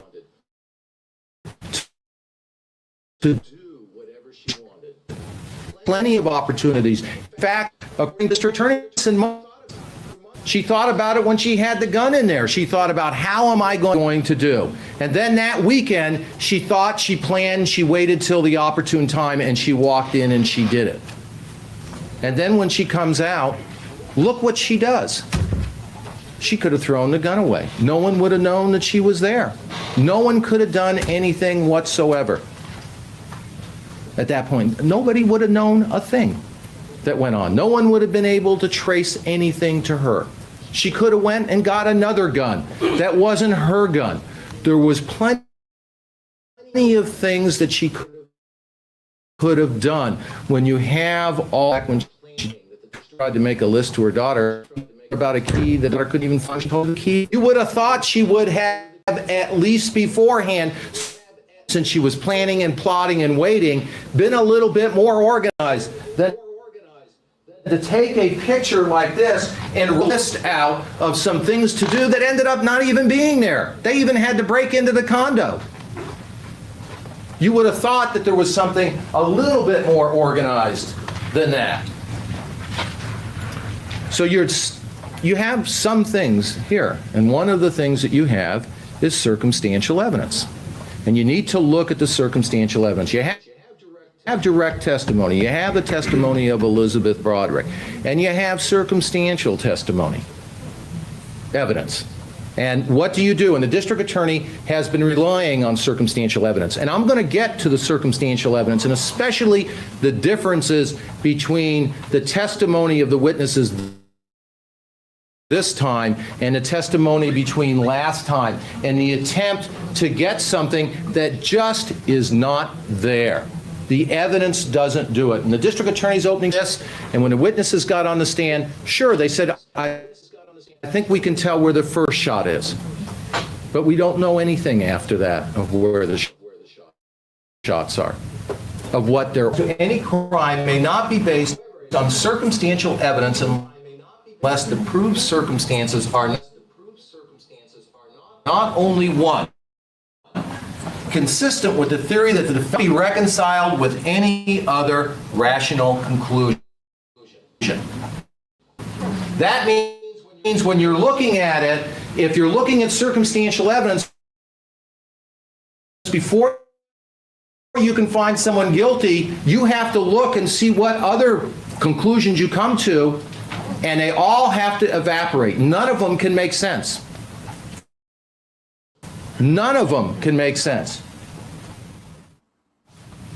Further, each fact which is essential to complete a set of circumstances necessary to establish the defendant's guilt, for instance, essential to establish guilt, may be found to have been proven beyond a reasonable doubt. Each fact or circumstance upon which such inference necessary rests must be proved beyond a reasonable doubt. I will admit it sounds like legal gobbledygook. I mean, it's hard to understand. But if you think about it, it's as easy as anything else to understand. What that's telling you is when the district attorney relies on facts, if they don't prove each one of them beyond a reasonable doubt, it falls. So think of yourself hanging over a cliff by a chain, and they have all the links in there. Those are all the facts they're relying on. If one of them is a weak link, it doesn't matter how much strong the other facts are. If each fact necessary to prove that is not proved beyond a reasonable doubt, in other words, you say, I have a reasonable doubt about that, then the whole chain falls. Also, if the circumstantial evidence as to any particular count is susceptible of two reasonable interpretations, one of which points to the defendant's guilt and the other to his innocence, it is your duty to adopt that interpretation which points to the defendant's innocence and reject the interpretation. In other words, if you look and say, you know, I think this is possible and I think this is possible. Normally, when you go in for a committee and you're going to say, well, which route do we take? Or which item should we stock? You try to weigh them out and say, well, this might be a little better than this. But they are telling you that if you have two reasonable interpretations, you must adopt the one that points towards innocence. You don't look and say, well, maybe I like one a little bit better than the other. If they're both reasonable, you stop there and say, I have to adopt the one that points towards innocence. If, on the other hand, one interpretation of such evidence appears to you to be reasonable and the other interpretation to be unreasonable, it would be your duty to accept the reasonable interpretation and to reject the unreasonable. Okay. Now, the district attorney has gone through a number of facts of the things that happened at the house. And like someone else back, some of them are very easy of what happened. Elisabeth Broderick said there's a lot of things she doesn't remember, and things she told to Lee. For instance, she told Lee, at least according to, she tried to use the front door with the key. And Lee says there's a lot of things I don't remember now. And you would think that she would remember that because it flies in the face of the A theory. But she doesn't remember it, so she doesn't remember it. But Lee said that she told me she tried the front door, but she remembers the slides. And some of you have probably never been in a situation, or maybe you have, whether it's an accident, whether it may be combat, whether it may be something that you remember how things happen and the kind of memories that you have. And it's not unusual that your memory and things, that you don't remember other things. They go out of your memory at times. And there's also another phenomenon, and that is that you pull things back in your memory. Remember, in the jail, about Mr. Broderick in the present tense. enough that Maria Peralta said it was kind of eerie. The fact that when she talked to Mr. Robinson, she talked about him in the present tense. The fact that when she said, even in there in the shooting, she didn't believe that she could shoot him. She said to Lee that he sat up in bed and said, okay, you shot me, or you killed me. But we know that he didn't sit up in the bed. We know from the physical evidence that that did not happen.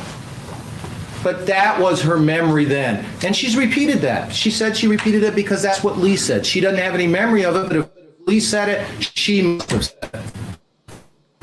You have to be you have to use your own memory when it comes to evidence. If you recall when Elisabeth Broderick said shots went long,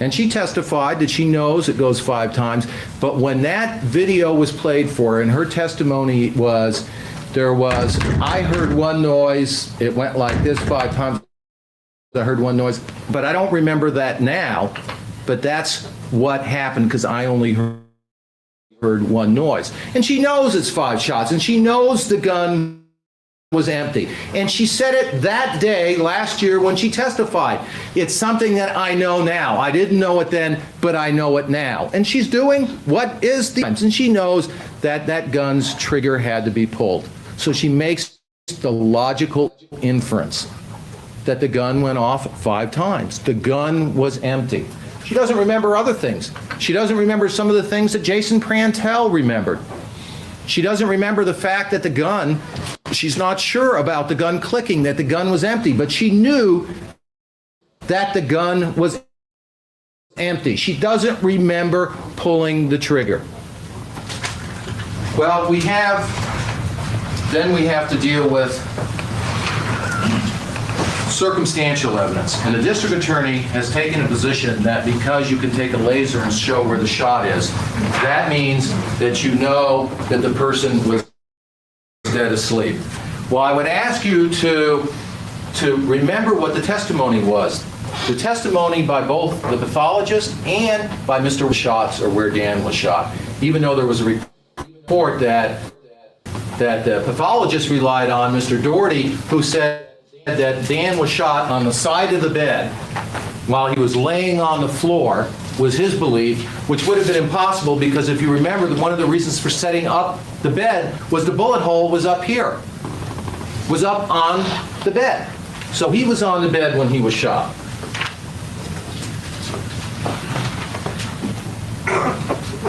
Well, it represents one point in time.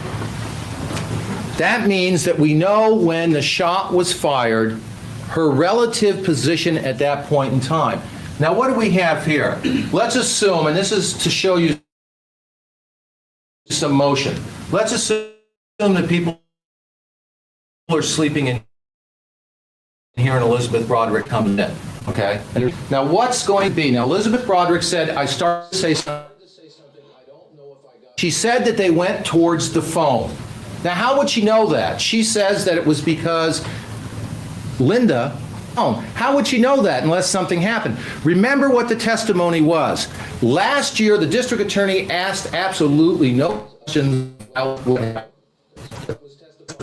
There was of her testimony that went over 4 days, as you've heard in the stipulation. It covered 2 pages, 10 questions. That was all that was asked of her. And now the district attorney says, we're hearing some detail that we didn't hear last time. That means she's lying. Well, this time she was cross-examined by the district attorney for an hour and a half. She was examined by me for a long time in that room. Would you expect more detail? Would you expect more facts when you're asked some questions about it? Of course you would. And that's exactly what happened. She asked questions, she answered them. That way it should be. Now, let's assume that they're in here in this position. And let's assume that they're moving away from Elisabeth Broderick. Now, there's something that's important that tells you why they would be moving away. If they're sleeping in this position, you can see that the motion goes this way. And what does this tell you about the motion going this way, and why would this be important? Let's assume that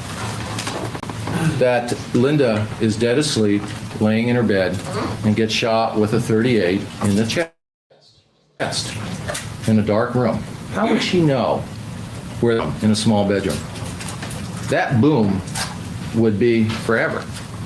I mean, she wouldn't know where the noise is coming. Would you expect her to move, or would you expect someone who's being shot to be paralyzed or to sit up or to do something? You wouldn't know. But what you see from here is that there's movement away from here, as if they know that there is somebody here. Not confusion, not people asleep, not knowing what's happening, sitting up in the bed, but moving away. That's what all the motion shows. That's what the circumstantial evidence shows. But let's assume that they start rolling. So that you have November, she's not wearing very heavy pajamas, and when she is shot, the blanket is off of her. And just think that when you roll over in a bed, if any of you sleep with another person in bed, you'll know what it's like when they roll over and you have to grab the blankets and pull it back, because when they roll over away from you, they take all the blankets away from you. It's because it gets caught. And that's what happens in this case. They start rolling. And so she gets shot in that position. Now, how do you know that Linda was probably in this position beforehand?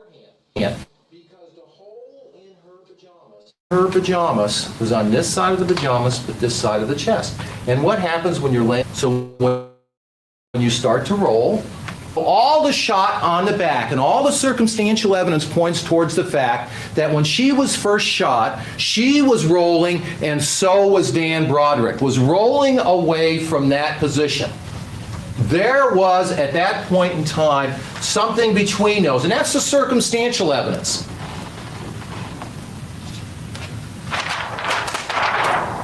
Well, they get to a position here. And if I had put too many on here, it wouldn't have made the position of how they're moving away. But you notice that they're moving away like this. That means that they realize that the disturbance is here. Not someone waking up from a dead sleep not knowing where it's coming from. But they're moving over this way. Now what it shows you is that in this position, and they said that there was a smear going down the pillow where Linda would have kept moving, and even if she was shot, she'd move, or she would continue that moving. That's what Mr. Sowell said. That's what Wahlberg said. She would continue the movement, the phone, and leaning over as...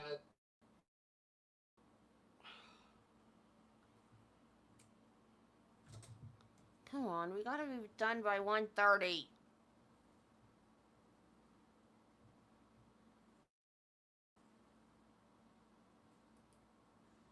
And his shoulder had to be off the bed because it's a, and that means he was leaning up, and he was leaning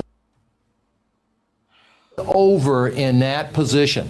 So that's what it tells you at that time. Now also what it tells you, and I ask anyone to be an expert. Let me turn the metronome on. Oh, no. I don't think it tells anyone to be an expert to tell you that somebody who was shooting a gun. First of all, Elisabeth Broderick went to a firing range. Sure, she had the earphones on. They sit and they aim, and that's what the thing is, to find out if you can aim. Anyone who's had any experience knows that probably if you fire five shots in a row, you're probably going to have a kick to the gun that makes somewhat going around across the bed into the wall. And it's probably not going to be shot all in one place. You wouldn't expect it to be. They're shot, and there's a shot in here, and there's a shot over here.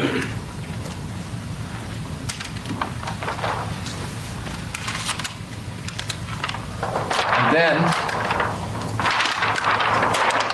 they end up in this position.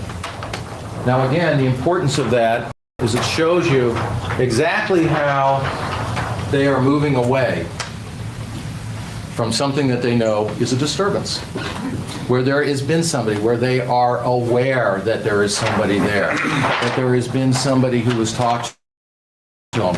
It's not what the district attorney says that somebody is asleep and somebody.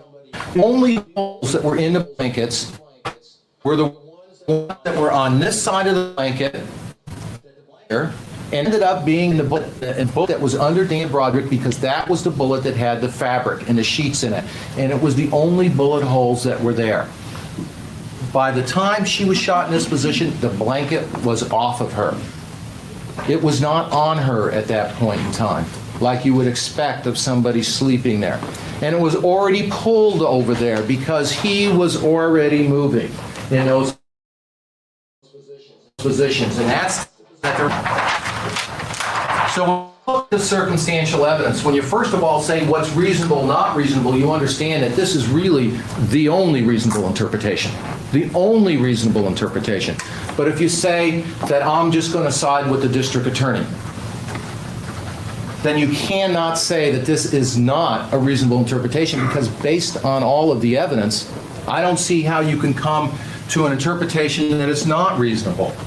They talked about Mr. Broderick sitting up. When you look at the photos, you will see what position the blankets are in. You will see that down here, they're on somebody who was sat and rolled over to reach for the phone, and then come back where you would expect him to be almost all the way off the bed. It's as if he fell off the bed, and right there is where he landed in that position. And is what you would expect is when a person gets shot and continues to roll and pulls the blanket down with him. Not in the position that he's rolled over. Now he's trying to reach for a phone over here and he's sitting up, because they don't show that whatsoever.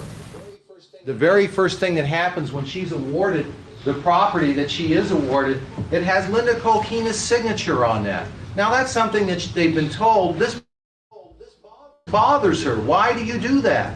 But it's sent again to it.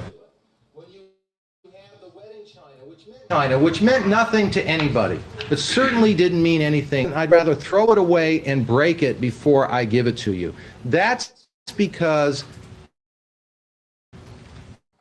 they know that at that point in time, it's going to bother her. It's going to affect her. She's going to react to those kind of things. It was her problem with control as far as whose name was on the house. How could it be her house if his name was on it and it could be sold?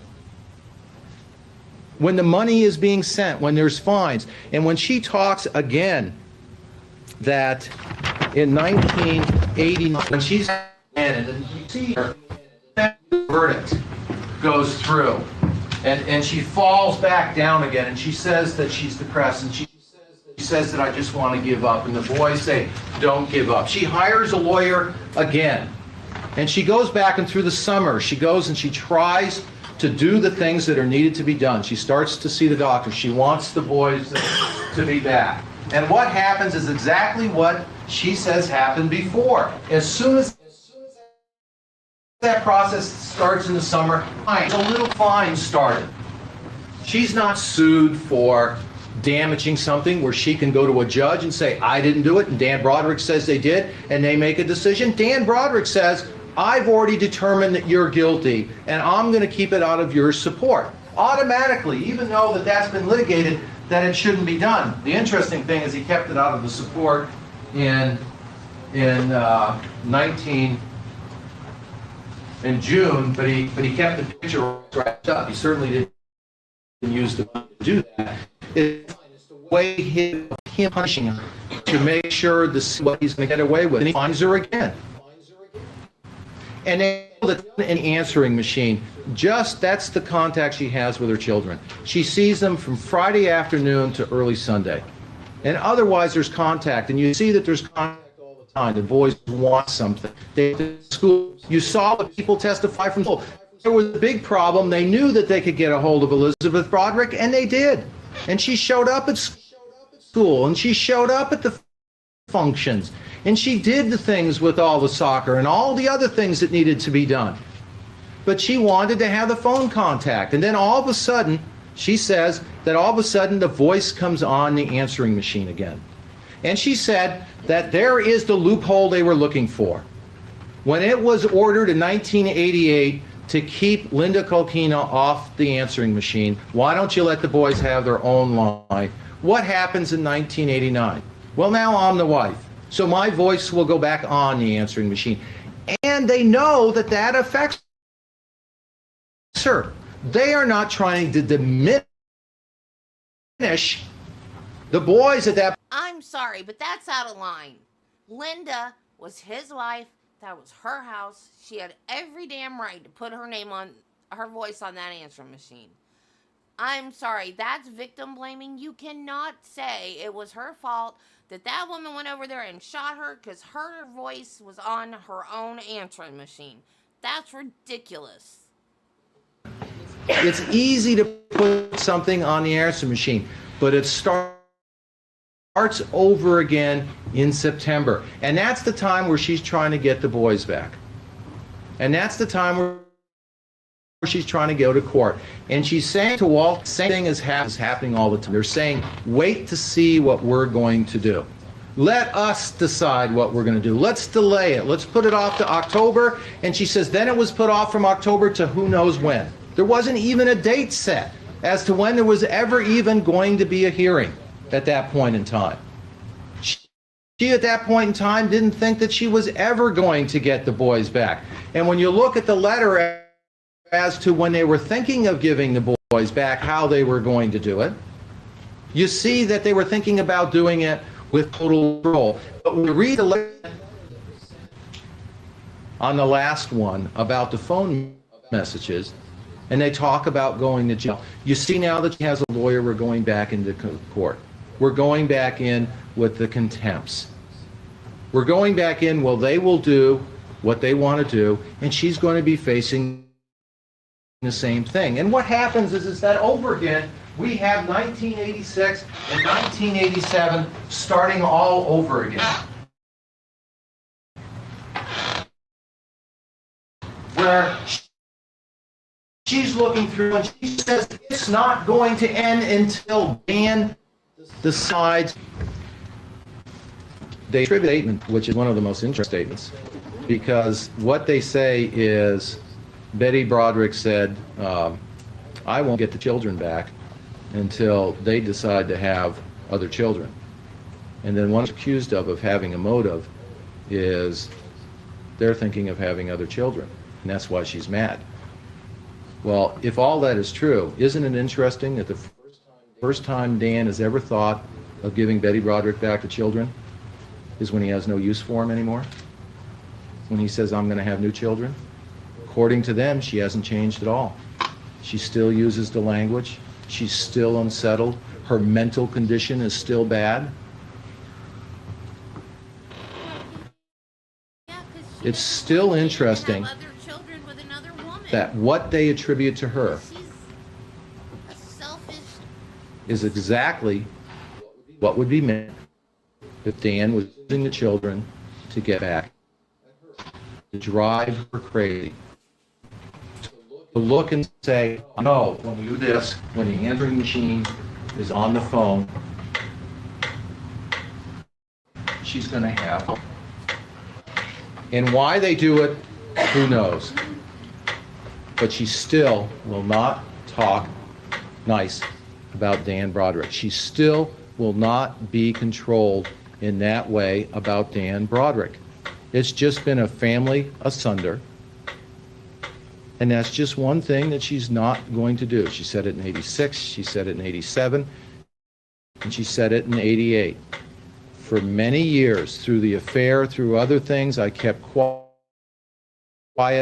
I took to blame. I made myself look crazy. And my children are going to know the truth. And it was made crazy. That a lot of times it's true. There is some lack of empathy. we're not the best way of dealing with them. Look, all of the facts and all of the things that were happening to her and all the things that were going on, when you put all the evidence and you put one piece against another and you say, does it make sense? Does all of this make sense? You see that it doesn't. Asked of her, when you look at the pictures, you'll see that the letter, this letter here, even though it was asked about, did you write this letter on Friday and wasn't there an appointment on Friday? You'll see that, and the question was asked, when does your mail come? It comes Friday afternoon.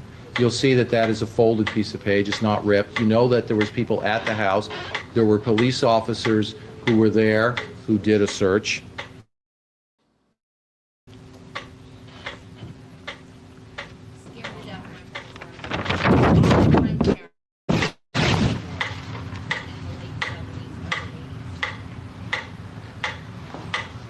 One of the things that's interesting is that throughout this case, there's been a police report on everything to confront Elisabeth Broderick with. And you wonder about people's motives and why they say something.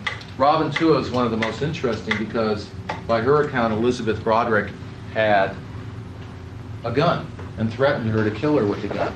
And she called the police, and you would think that if the police came to report of someone having a gun in the car and they came out there and the person was threatened that they were going to kill him, there would at least be an investigation or at least be a police report. You would have thought there would have at least been some kind of in any of the files as to what happened during that time. Objection, Your Honor, that states facts not known That she didn't make a police report. Well, the district attorney has the burden of proof. And when Elisabeth Broderick said that wasn't true, she has impeached her with every single police report that's here. And I've asked Robin Tua, have you seen the police report? Can you show me the police report? No. But she has the burden of proof. She is the one that when you have doubts about something, when you look and say, that sounds pretty funny to me, and I don't know if I believe it, and I have a reasonable doubt about that, you have to look to the district attorney to see, did they prove something? Where is this? She made a police report. Where is it? Elisabeth Broderick said it wasn't true. Why didn't she, what she's done with every other police report, say this? Why didn't she call the witnesses if there was a police report, if it was in existence? They can say all they want about, but they're the ones who have the burden of proof.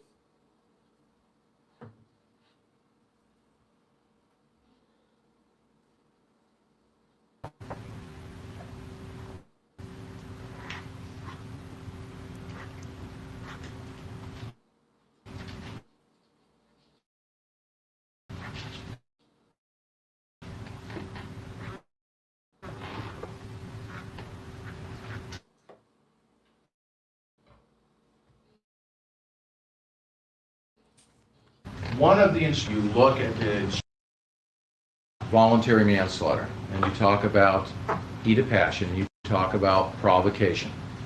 It's going to tell you that what you have must come from the victims. In other words, there must be the provocation that comes from the victims in this case.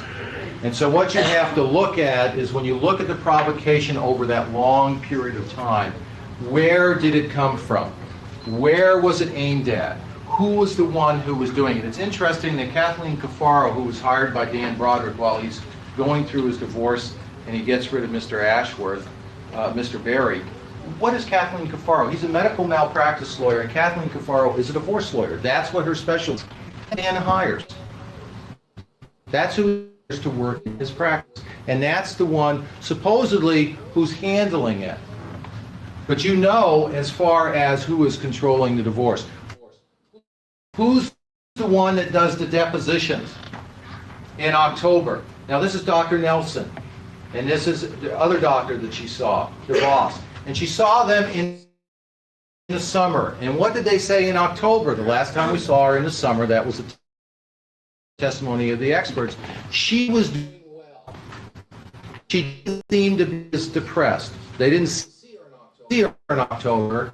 Again, we see that rise for getting the children back. She is looking that the reason she kills him is she realizes she's going to get the children back, that Dan's giving up, and then she'll be the single mother. All the evidence points towards that's exactly what she wanted. She wanted the children back. She wanted to be with them. She was lonely. She didn't have anything left, and she wanted to have her children. That's all she had ever been. And that is who she was, other than when she was Mrs. Dan Broderick. Well, she was a mother, and she was a good mother.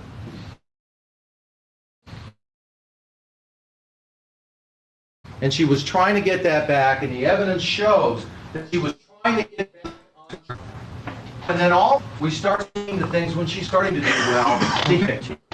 Phone answering machine. She can't get hold of her children. There's already been some fines that have been that have gone on and on.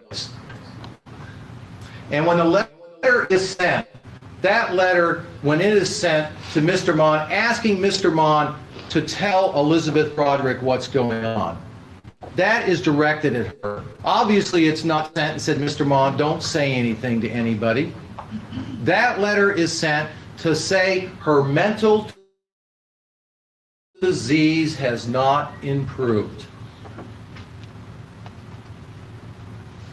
And Cafaro said she talked with Dan Broderick about that. And when you look at the other letters and you look at the language in there, you'll know that letter where it came from, just like she knew where it was his. It was his position when they came in there. And so there was not a time where they were looking to say, we'll give the children back, let's try to keep the hostilities down. At that point in time, the crazy making was starting to begin. And as you hear from people, she started getting worse. She started getting depressed. She was not doing well. Her anger got the best of her at times. She spoke out. You didn't see any of that during the summer when she had her children, when she was doing well. You didn't see any of the things that were going on that went on again when the things started to go on again. It's like the drip. When you have somebody who's already in a position and been through years and years of effect again, it hurts. And it hurts in a different way. It's like getting a wound and having it hurt again. It makes it worse. And that's what happened to Elisabeth Broderick during this period of time. And when she went in to the end of October, and when she said her only contact then, and it looked like she wasn't going to see her children again. And maybe some of you can understand the fact that the things that you go through as a parent are the things that when you look back at your children are the things you miss. When when they dress up for Halloween. When they're now out of school and they have their own friends. When they're out of grade school. When they're no longer going to be on tricycles. When they go through a phase, Elisabeth Broderick with her two boys had gone through a phase where she had not seen them, she had not had them living in her home through what for somebody is probably a lifetime.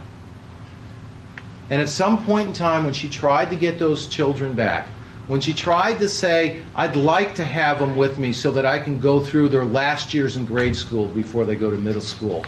I'd like to have my boys living with me before they're teenagers and out of the house. And this system, it's one of drip, drip, drip. And everyone knows the effects on her.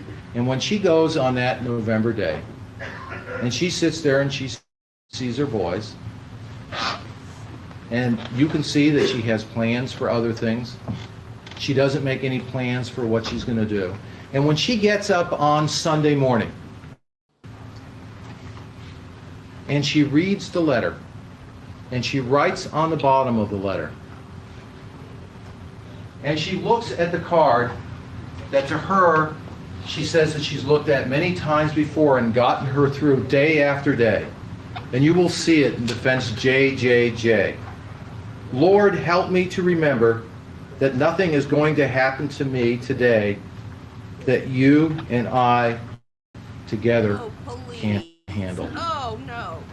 And it was at that point that the corrosion broke. where she just said, "You lied. God, you lied. I cannot handle it anymore." Oh my God.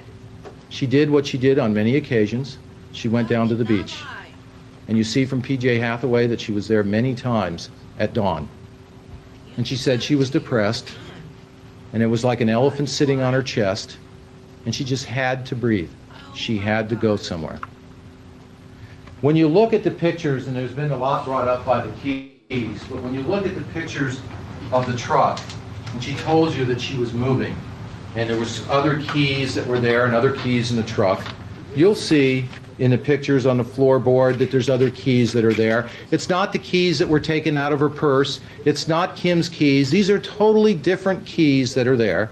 She said, "I didn't know if that was the key for sure or not, but I was going to go into the house, whether that key worked or not." I'd been in that house many times before. There was windows. You could push the door open. She admits that she went in there to confront Dan Broderick. Whether the keys worked or not. As they would like you to believe that they were just scratches, that she was somebody that didn't look at herself and say at some points in times it would be easier to be dead, that there was some rage that was turned in there. And sure, there was a large part of her that didn't want to be. And there was a large part of her that was sitting there and knew that the way to deal with something, and the way that she had dealt with it before, was for her to try to make some kind of scene, for her to try to deal something. And she reacted the way she has 5, 6, 7 times before, when things have gotten bad, when something has happened, and she's went over to confront Dan Broderick. And when you listen to the testimony, there was nothing about sneaking around. She parked her car right out in front of the house. According to Lee, she at least tried the front door. All she remembers, and she remembers it, and she tries to testify to what she remembers. It would have been easy just to say, "I tried the front door," but she didn't remember that. But she went around the back, she walked upstairs, and she did what you would think, as she's saying that, as she testified as how she was feeling at that time, she went to the first open door. She said she was scared. Things were turning inwards. She didn't know what she was feeling. She didn't know what she was doing. She just knew that she had to get an answer. She stepped into that bedroom, and she didn't say, she said, "All I remember is pushing the door in and stepping in." It would be easy for her to testify, "I remember 1 step, 2 steps, 3 steps, to try to put herself in the position that they said that she was in using the lasers. But you have to remember, she's not there to say what makes sense there. She's only trying to say what she can remember, and she can just remember entering the room. And at the time that they go towards the phone and there is a scream, she fires the gun. Now you have to decide in that split second. You have to realize, have you ever been in a position where you've gone over to talk to somebody, whether it's your boss for a raise or whether it's your girlfriend to do something or anyone else, and you have that expectation of what's going to happen, and something else happens, or someone says something, or your wife or your girlfriend says something, and things seem to flow out. Things seem to go crazy. And you have to decide in that split second, was there an intent to kill? In that split second, did she premeditate and deliberate, which is under the instructions that were there? And it's obvious that she did not. Is this a crime of malice aforethought? Yes. Was her condition one where she was acting under the passion and the provocation, as you will see in the instructions? Yes, it was. And is there responsibility? Of course there is. Is there an intent to kill? Yes. I think you have to look at the surrounding circumstances. I think you have to look to see what happened in this case. But what I ask you to do is not look at the case to look at one point, to look at just one thing. And just to say, I'm going to ignore all of the other evidence. I'm not going to pay attention to where it is, because that's not what the law tells you to do.